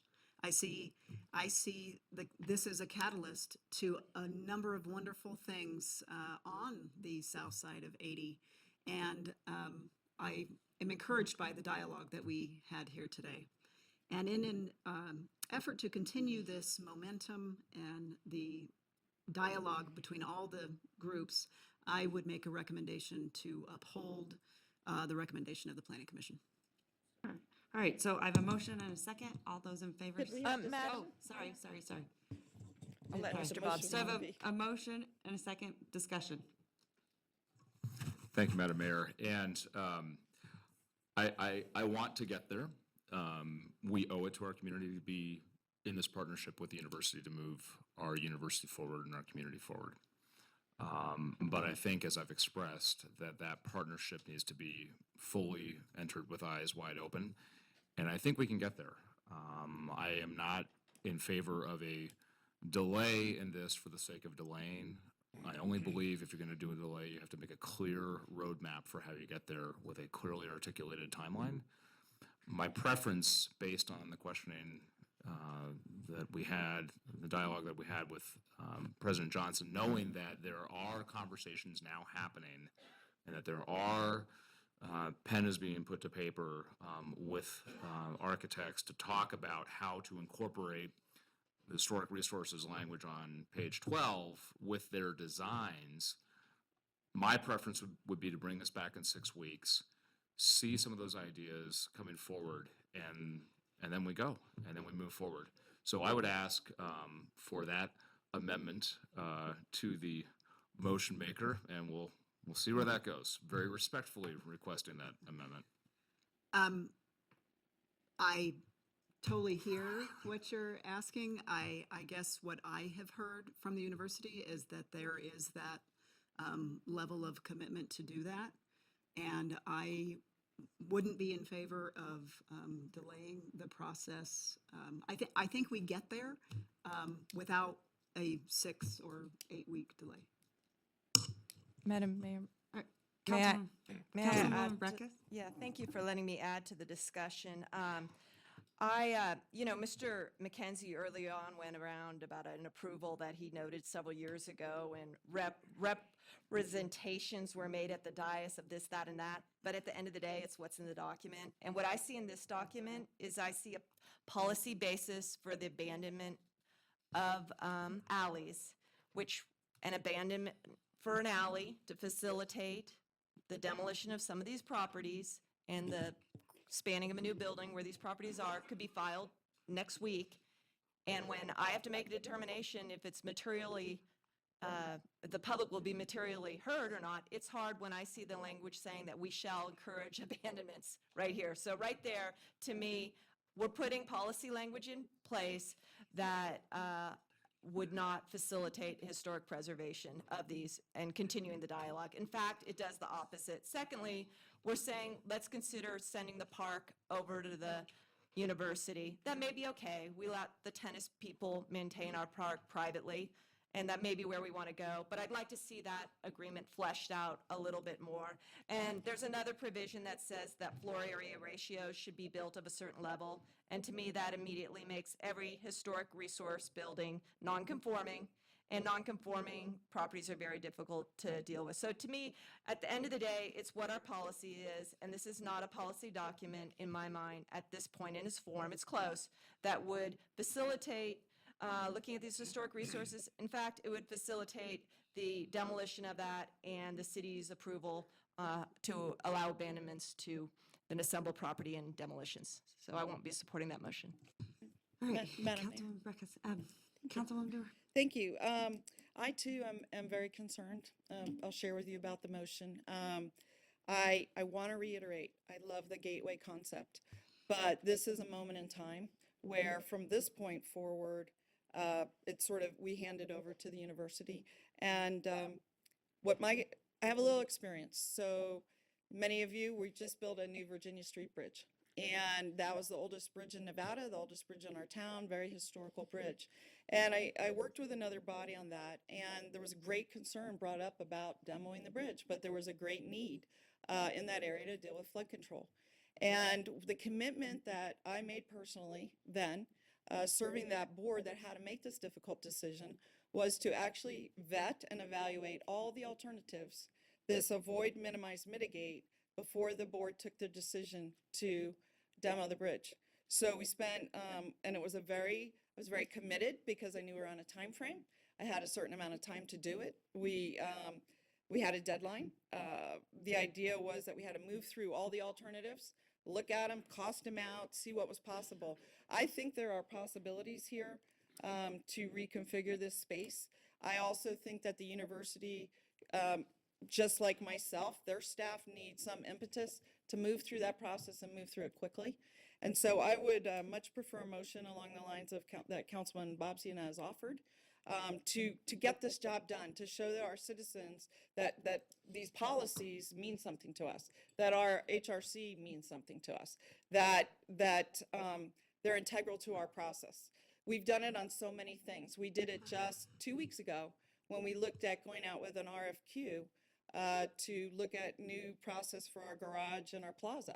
And we said, you know, let's take a pause and let's work with the community and make sure that we're moving forward thoughtfully. And so that's why I would prefer Councilman Bobsian's concept to get this job done now, to inventory, to find out what's there, to give that level of confidence and security to our citizens, the things that they're relying on us. So I appreciate the opportunity to make a comment. All right, thank you very much. And just to clarify oh, quickly, go ahead. the language with regards to exactly what you've just said is in Yeah. is in Yeah, there. it's just whether it happens before or after, and in my experience, making it happen before makes sure it happens, and it happens together in a very focused way, and that's what I'd like to see. All right, Councilman Delgado. Thank you, And Madam then Mayor. I'll come to you. I think this is something we're all going to be having to deal with growing pains, right? As the downtown starts to grow, we're going to have many more of these meetings and listen to all my colleagues and the concern and the sensitivity. I think we all, the community understands that we are very sensitive to history. But I'm also comforted to know that there's been a lot of work that's been at play thus far to get to us to where we are today. There's been a lot of dialogue. And then to read the amendments that's been presented by the Planning Commission, there's even that much more comfort. And then to see President Johnson come forward, I think it would be on his character and upon the university if he doesn't follow through in terms of working that much more closely with the HRC. And so to kind of have to, with the microscope, overlook what he's doing and making sure he is, that would be showing true partnership in terms of what we're trying to do with our university. And so in terms of delaying it for another 6 weeks, I don't necessarily know as to if that's going to resolve much more than what's already currently doing and what we expect the university to be doing, and what we assume and know that that's what they will be committed to doing, is working that much more closely with HRC to make sure that those that the history is kept as best as it can. I know it's going to be tough throughout the process, but the university is moving closer. We all acknowledge that as we adopted the master plan earlier on. We want to see that happen. And there were several conversations held throughout the community, and I think they've followed that, and they've heard us, and they've been a part of that. And so I don't necessarily know what 6 more weeks will do for us in terms of more than just watching over a microscope with them than what we already assume and actually feel that they're going to be doing for us. All right, thank you. Hold on a second. Councilmember McKenzie. Thank you, Madam Mayor. And I too thought that the amendment that our Historical Preservation Society brought forward and the Planning Commission incorporated into this was about as strong a language as we could expect to try to hold their nose to the grindstone over doing something with the buildings. But the thing that concerns me more than anything, and I caution the rest of the council here, is that if this is the level of intense scrutiny we want to put anybody through over historical buildings on properties, this is the level we need to continue to do it. We can't hold the university to a higher standard than we do anybody else that comes in front of us to do development. And I don't object to holding the university to that level if that's the level we're going to hold everybody to.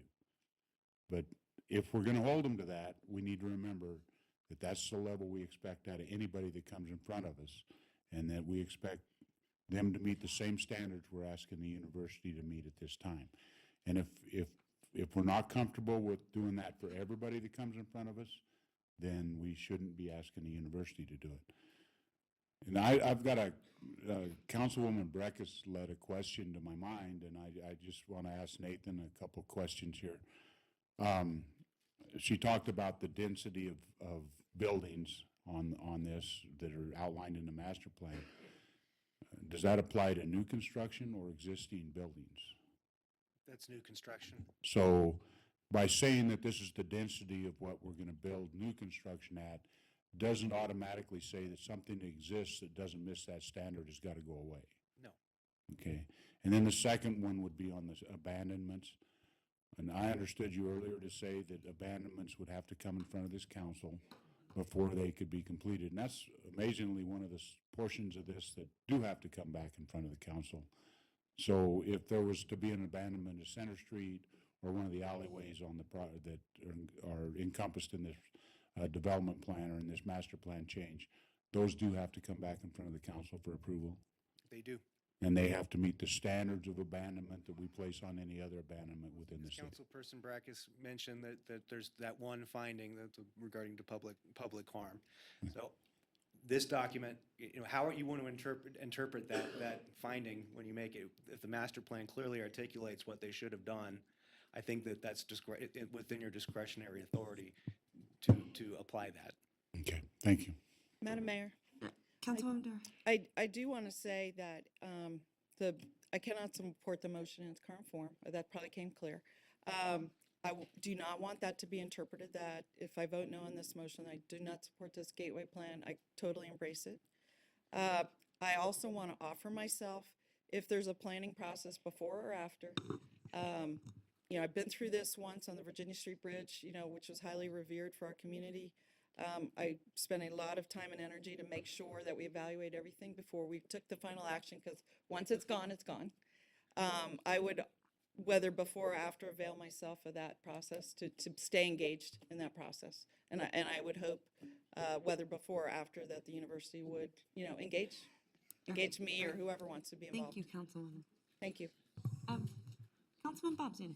Thank you, Madam Mayor. I think I have 2 points I need to respond to that were raised by my colleagues. The first, to Councilman McKenzie, I don't see this as a higher standard. I see this as a unique situation. But I see this also as a unique opportunity. And, as Mr. Kazmersky said earlier today, this is one of the more important issues we are going to take up this year on council. There's no doubt about that. And I think similar to what Councilwoman Dewar just said, this is something that I think everybody wants to embrace. We want to get there. We just want to do it right. So I don't see this as a higher standard being applied. Like I said, I think a lot of the language that is in the amendment, thanks to the hard work of the HRC, is very good. I think the 6 weeks, what does 6 weeks get us? Look, I'm the last person in this room, I think it's well known, to take a microscope and look over people's shoulders. They're doing their work. What I think the 6 weeks gets us, though, is an opportunity for a conversation that Alicia Barber has mentioned, President Johnson has mentioned, is in a nascent form, is going to take flight. They are having conversations. I want to see and make sure those conversations take place. I threw out 6 weeks based on what I heard President Johnson said, that those renderings were coming soon. Could be 4 weeks, could be 2 weeks. I don't know. And I'm the last one to propose a delay without putting out a roadmap. I think a 6-week delay with a roadmap that the conversations begin to show some fruit. I don't want to necessarily be approving renderings when they come back, but I want to see some evidence and know. Not so much just because I don't trust President Johnson. Of course I trust President Johnson, and I resent this implication that perhaps I don't. I think it's important for us as representatives of our constituents in the community that we are able to say, look, we went through a due diligence process. We feel really good about where this is going, and we're able to come together united to embrace this gateway plan. All right, thank you, Councilman. And Madam Mayor, if I could real quickly respond to Councilman, Councilman go right Bodgy, and I just ask that if this is the level of scrutiny we're going to place on the university, that this council unite in the future and make sure this is the same level of scrutiny we put on anybody else that comes in front of us. I don't object to your 6 weeks, Councilman. I think that giving them time to do some due diligence on this is probably a good policy decision on part of this council. I just hope that in the future that the council will unite and ask the same thing of anybody else when we're dealing with historical items in our community, because I understand that we want to preserve our historical buildings, and we want to do everything we can to make sure that happens, and we'd prefer to see them restored and maintained in place. And I would hope that that's the pathway that we can reach here. It may not be, but I hope it is. But I also hope that we take the same due diligence with other development within our community when we're reviewing what happens with historical buildings within our community, so that we're not taking this pathway with the university because they're a state entity and we think that they've got more resources to do this than a developer. And I think we may soon see other buildings within our community we're faced with similar decisions on, and I hope we put them under the same scrutiny that we do this project. All right, thank you, Councilman. All right, back to you, Councilwoman Jordan. Thank you. I was listening intently. I'm still not sure what the 6 weeks gets us, because here, I can see us being right back here 6 weeks from now, and there being a group not happy with the new renderings, not happy with something, and then we're back in the same position. What I did hear was a commitment from the university to continue and expand those conversations in the order that was outlined by the modifications that the Planning Commission put in there, which I think is a perfect roadmap for this. And I hold my motion as I did the first time and make it again. I think it is important that we send a clear message in support of the wonderful work that the university has done in helping us to become a university town, and to sending the message to the business community that we are ready for change and we're doing the things to make it happen. So I keep my motion as it was. All right, thank you, Councilwoman. All right, So I have a motion. Do I have a second? We already had a second. All those in favor say aye. Aye. All those opposed? No. Motion carries 4-3. Great. Madam Mayor, Yes, at this- I at this time, we're voted an objection to that motion. Then I'm going vote. to take the rest of the council at their word that they will move forward in the future and give the same scrutiny to other projects. And I voted in objection, even though I was the seconder, because I took the council's word that they were going to put the same scrutiny on other projects. Oh, okay, then it fails. All right. So, at this time, Councilman Bobzian. Let's try another motion. Boy, we got a lot to talk about, Councilman McKenzie, over can't wait to see you guys malted on beverages at some point soon here. Again, and I think Councilwoman Jordan made a good point, and we have to guard against this. When I say I want to see renderings, it's not because I want to approve the renderings. We need some tangible proof that that the conversation is continuing, that things are moving forward, and that the relationship is moving forward. But I think the things that we can do in 6 weeks, number one, that we know, and I'm looking to staff, to Claudia, that the context work begins with the money that the HRC has put out. She's like, If we hear about the money by then, we're supposed to hear by the end of March. we'll get an update on the money Yes. and the context work. That we will see a report back. I'm not even saying renderings, a report back about how the conversations are going with the HRC and the design team at the university. And that 3, we take a look at the Evans Park issue, because I do think that there needs to be some staff drill down on some of the title issue, or the restrictions that may be there to make sure that we're taking care of that.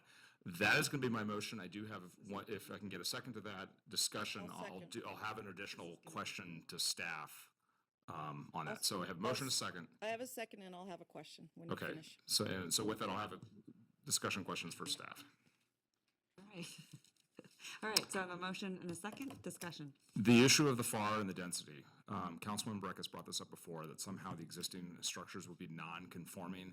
That is not my understanding, but I'd like to hear from staff that if you establish that density and that FAR minimum and the existing structures don't meet that, that doesn't necessarily mean that they're non-conforming, that the non-conformance assessment is on future development in that region. Correct? That's correct. So in Okay. the MU zoning district, it says essentially what's there is there. Okay, And then any new development would need to meet the FAR. okay. But if I may, from a policy basis in which considerations are policy-oriented nature, we would be potentially looking at development that does not meet the policy goal of a 3 FAR. It would not meet that, but it would meet other Possibly. Okay. Okay.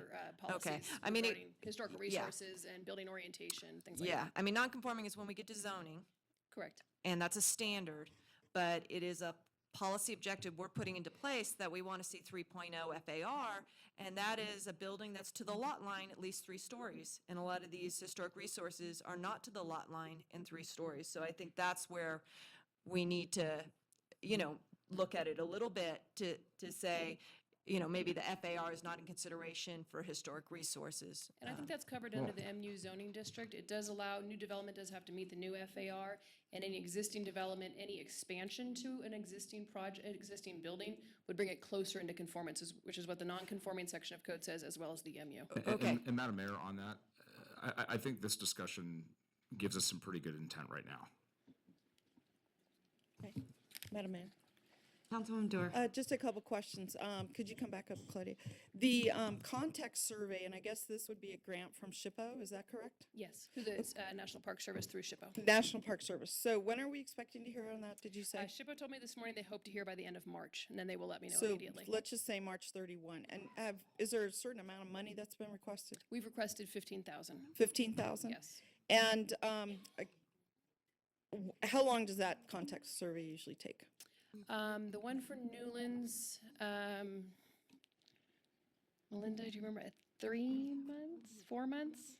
3 or 4 Probably months? 3 or 4 months. Okay. All right. And so the 6 weeks would take us, let me just make sure I'm where I'm at. We're at March 9th-ish, March. yeah. And so I guess we're looking at the end of April, something like that. Right, for first meeting of May, something like that. coming back maybe in the first meeting in May? Is Correct. that what we're thinking? Because That's what that I gives was- 6 That's what I weeks. was envisioning as 6 weeks, yes. Okay, I want to make sure I'm I linked up. have a question. Oh, Councilman, thank you. Okay, so here is my question. Is there no way to, through this process, to approve what is before us today with an ask for a report back? Because what we're, in essence, as I hear what I'm hearing is we're asking for active and expedited discussions in a productive way. What I'm not hearing is in 6 weeks, based upon the results of those discussions, modified renderings, et cetera, that then we'll decide yes or no. What we're saying, as I understand, is more, we want to see those things as a good faith discussion. There's good discussions going on. I'm trying to say, is there a way we can put conditions on or expectations on an approval today? You can't condition a resolution. So you could give staff further direction, but you couldn't condition a resolution. Could we not do that? Well, this is a policy document, so it's not so much the resolution, is the policies meeting our objectives? And I'm uncomfortable with the policies that I've elaborated upon. And some of the examination looks at those concerns, the Evans Park component, the historic resources component. Maybe abandonments won't be needed. You know, maybe they won't be. Maybe they will be designing something that can keep those 6 buildings on Center Street. So that's why I'm supporting this motion. I will go on the record and say, we want to embrace being a university town. We want to further business development and revitalize our downtown. But. And what I'm hearing today is another delay on a very long process that has been in place and going for quite some time. And I'm not sure where in 6 weeks, other than us having this conversation again, what's going to change. so I think I Councilwoman Dewar. got interrupted there on my question. So I was just trying to understand, I think what I'm looking for, because there's no way to finish a process, but there is a way to start a process. And it sounds like money may be forthcoming, May, and that a context survey would take about 3 or 4 months, it sounds like. And it also sounds like to finalize that process, there needs to be some kind of inventory process. So I guess I'm just wanting to plant a seed that if the grant doesn't come through, it's 15,000. I think that we should look for that funding, even in advance of the grant, to get that process going. And that's the kind of thing I think that would send a clear message that both ourselves and the university are serious about the process and are looking at that avoid, minimize, mitigate process, taking it very seriously. And so there's no expectation, Councilwoman Jordan, that there would be a finish. I think you're absolutely right. There's no finish in 6 weeks, but there is a start. And I would just like to see the built on the relationships that have already begun to develop there. And then finally, Councilwoman McKenzie's made a few points today about not holding other people to higher standards than you would do yourself. And, I've gotten down working with applicants on a project just about one building, doing everything I could to work with the applicant and people that have opposed that project. And we're expecting the university to do something quite similar, get down in the weeds, work with the people, look at some renderings, whatever it is, get some context going. And I'm just going to say, I'm not going to hold them to a standard I wouldn't hold myself to. And so, again, I'm making that offer to participate in that process and do everything I can to accelerate it. I don't want to just make a motion like Councilman Bobzian, like you said, it isn't just a meaningless thing. We want it to have meaning. We don't want to be back here. We want to know that they've begun down a path, which is going to take some time. So anyway, I just wanted to comment there, and I am willing to support the motion. All right. Thank you, Councilwoman. All right, so I have a motion and a second. All those in favor say aye. Aye. All those opposed? Motion carries 6-1. Am I right? Okay. All right. That being said, we are now going to go to, Madam Secretary, do you Take a have? council break? No? No, no bathroom. Madam Secretary? I may have to go. Do you have any public comment? I do not. All right, thank you. We are going to take a break. I would say 15 minutes, council. All right.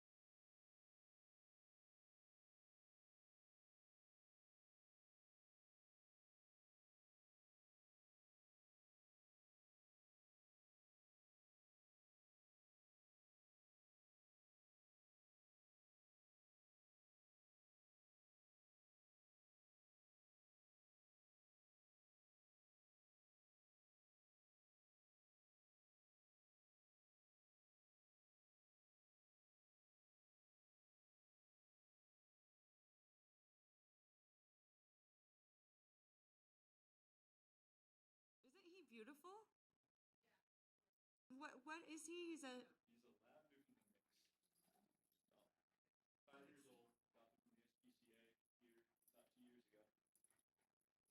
Wow. He's so beautiful. Well, thank you so much for coming.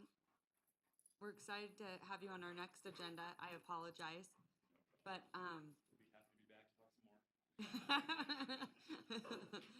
thank you so much. Bye, Everett. Everett.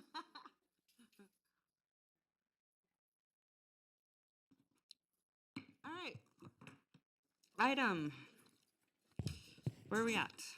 We're at F4, Madam Mayor. F4. Goodbye.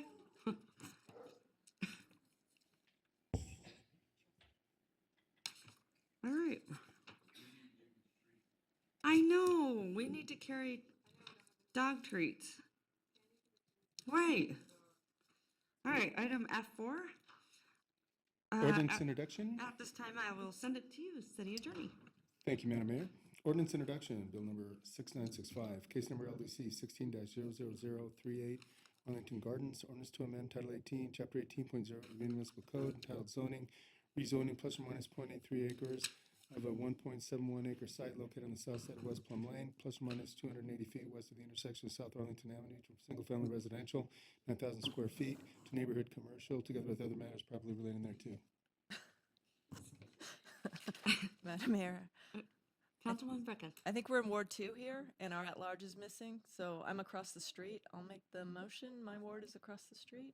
Okay. Hold on one second. Okay. We will Do we now talk- open the public sorry. hearing. Thank you. Madam Refer. Secretary, was proper notice given? Yes, proper notice was given. We did receive one letter in opposition, one letter of inquiry with no position stated. And for clarification from the city attorney's office, is this bill number 6964? Due to F2 being withdrawn?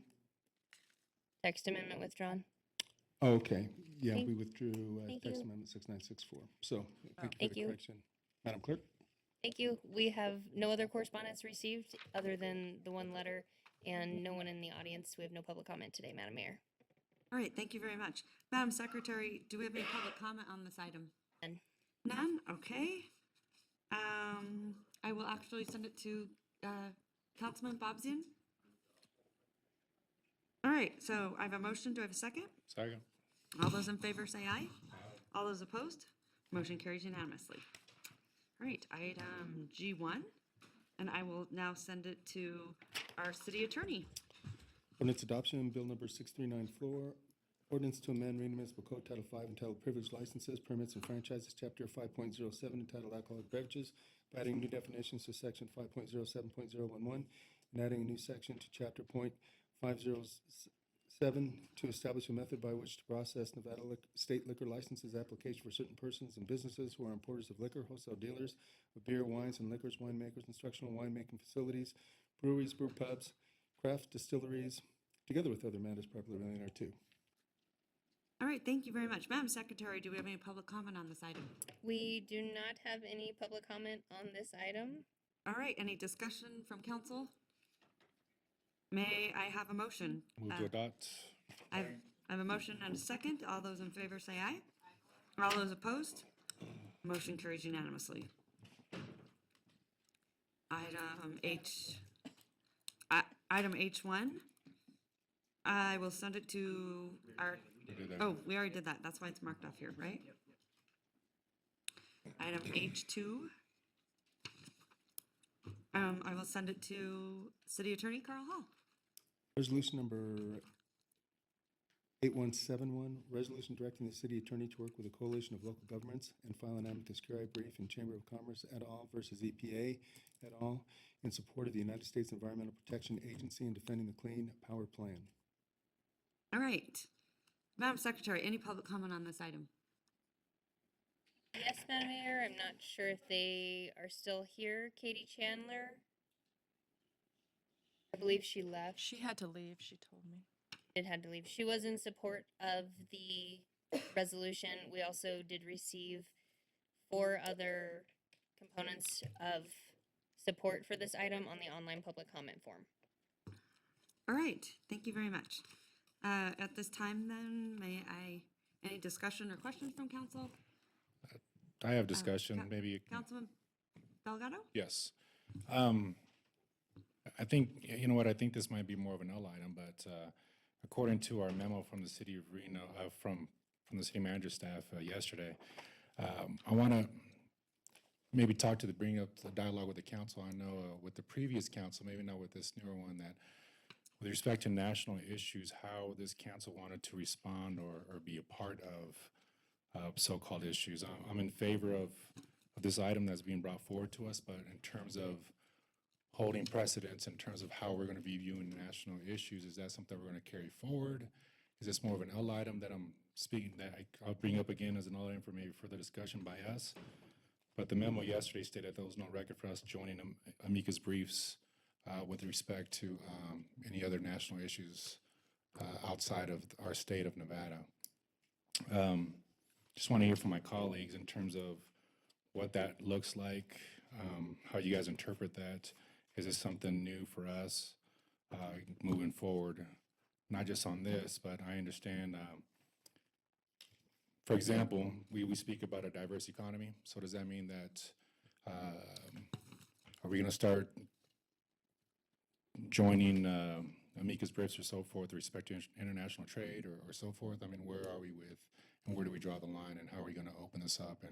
And it just opens up a whole different types of conversations. I just want to hear from my colleagues in terms of how is that going to be, and is this holding precedence, knowing that there's no other record of us joining amicus briefs on a national level? All right, Councilman Jordan.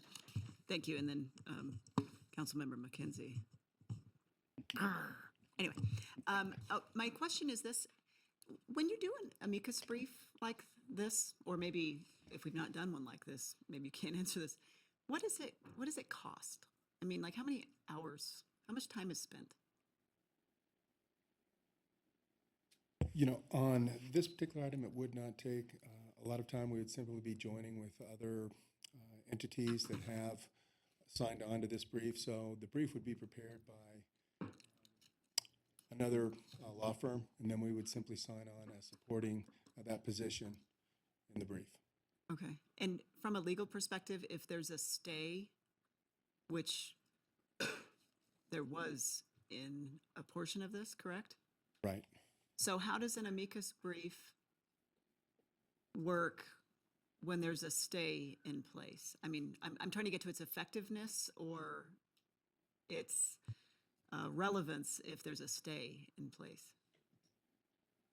Well, it would, as I understand it, it's going to the Supreme Court. So once it goes to the Supreme Court, then there would be, two sides of the issue, and we would make a policy decision as to what side of the argument we want to support, and then we would sign on as a supporter of that position. So until the Supreme Court makes a decision on whether the stay was valid or if they can go forward with the Clean Power Plan, then the United States or the EPA cannot go forward with implementing the policies to restrict the emissions until the Supreme Court determines whether or not the EPA had the authority to make those policy decisions and require those power plants to restrict the emissions. Okay. And Madam Mayor, just a point of clarification on the stay. I mean, and it was sort of an unusual move on the Supreme Court's part prior to Justice Scalia's passing, in which a stay was issued to essentially, as I understand it, elevate and fast track the Supreme Court's consideration. So if anything, the stay sort of puts even a greater priority on the filings, because it's the purpose of the stay was to fast track consideration.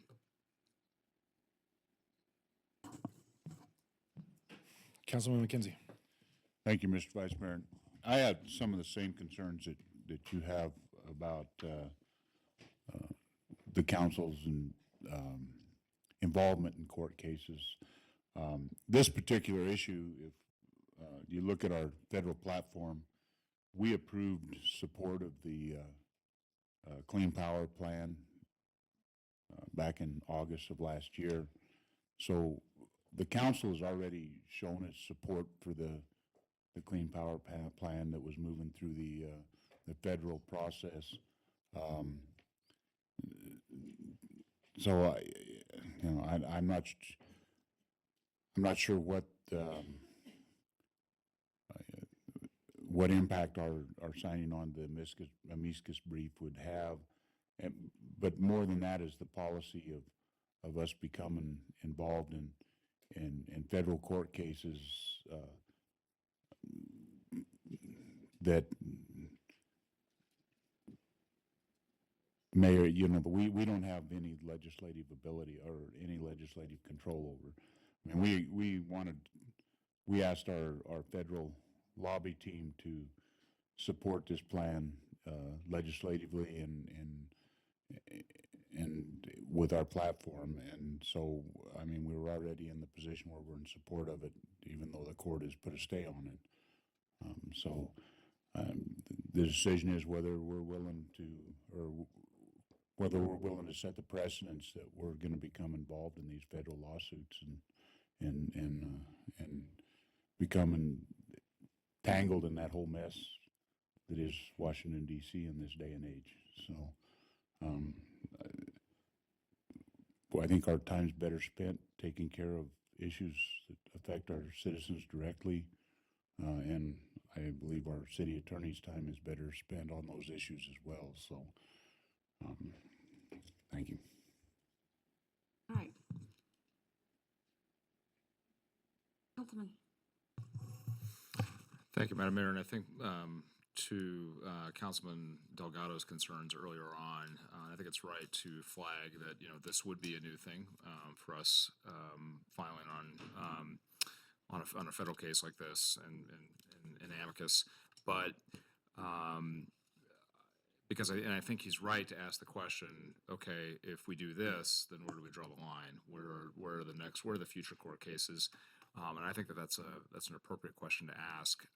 I think what I would say is that we have, as Councilman McKenzie has pointed out, established a clear line of support for this plan, for this plan's relevance to our community, to our economic development, to our sustainability efforts, frankly, to our state and our state's history of building the renewable energy economy. And so, first and foremost, I see this as an economic development issue for us. And so, I'm not worried about being suddenly besieged by other requests for other filings. I mean, we have a resolution already passed in favor of the Clean Power Plan. We have it identified in our federal platform. I mean, I was in a meeting where we met with Senator Heller's staff and talked about the specific platform plank.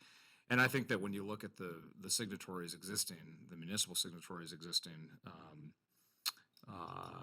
to the brief, I mean, we'd be joining a pretty impressive and wide range of major cities that are seeing that, yes, this is an issue of importance to our city and to our citizens. And so that's why I'm hopeful that we'll adopt this.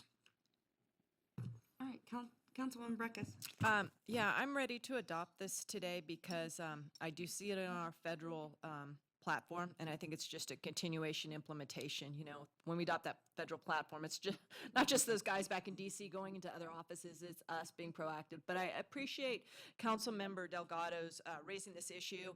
And before the new folks came on, I think I was the one who spearheaded us having a rules committee. I was looking forward to the Rules and Procedures Committee, which I am no longer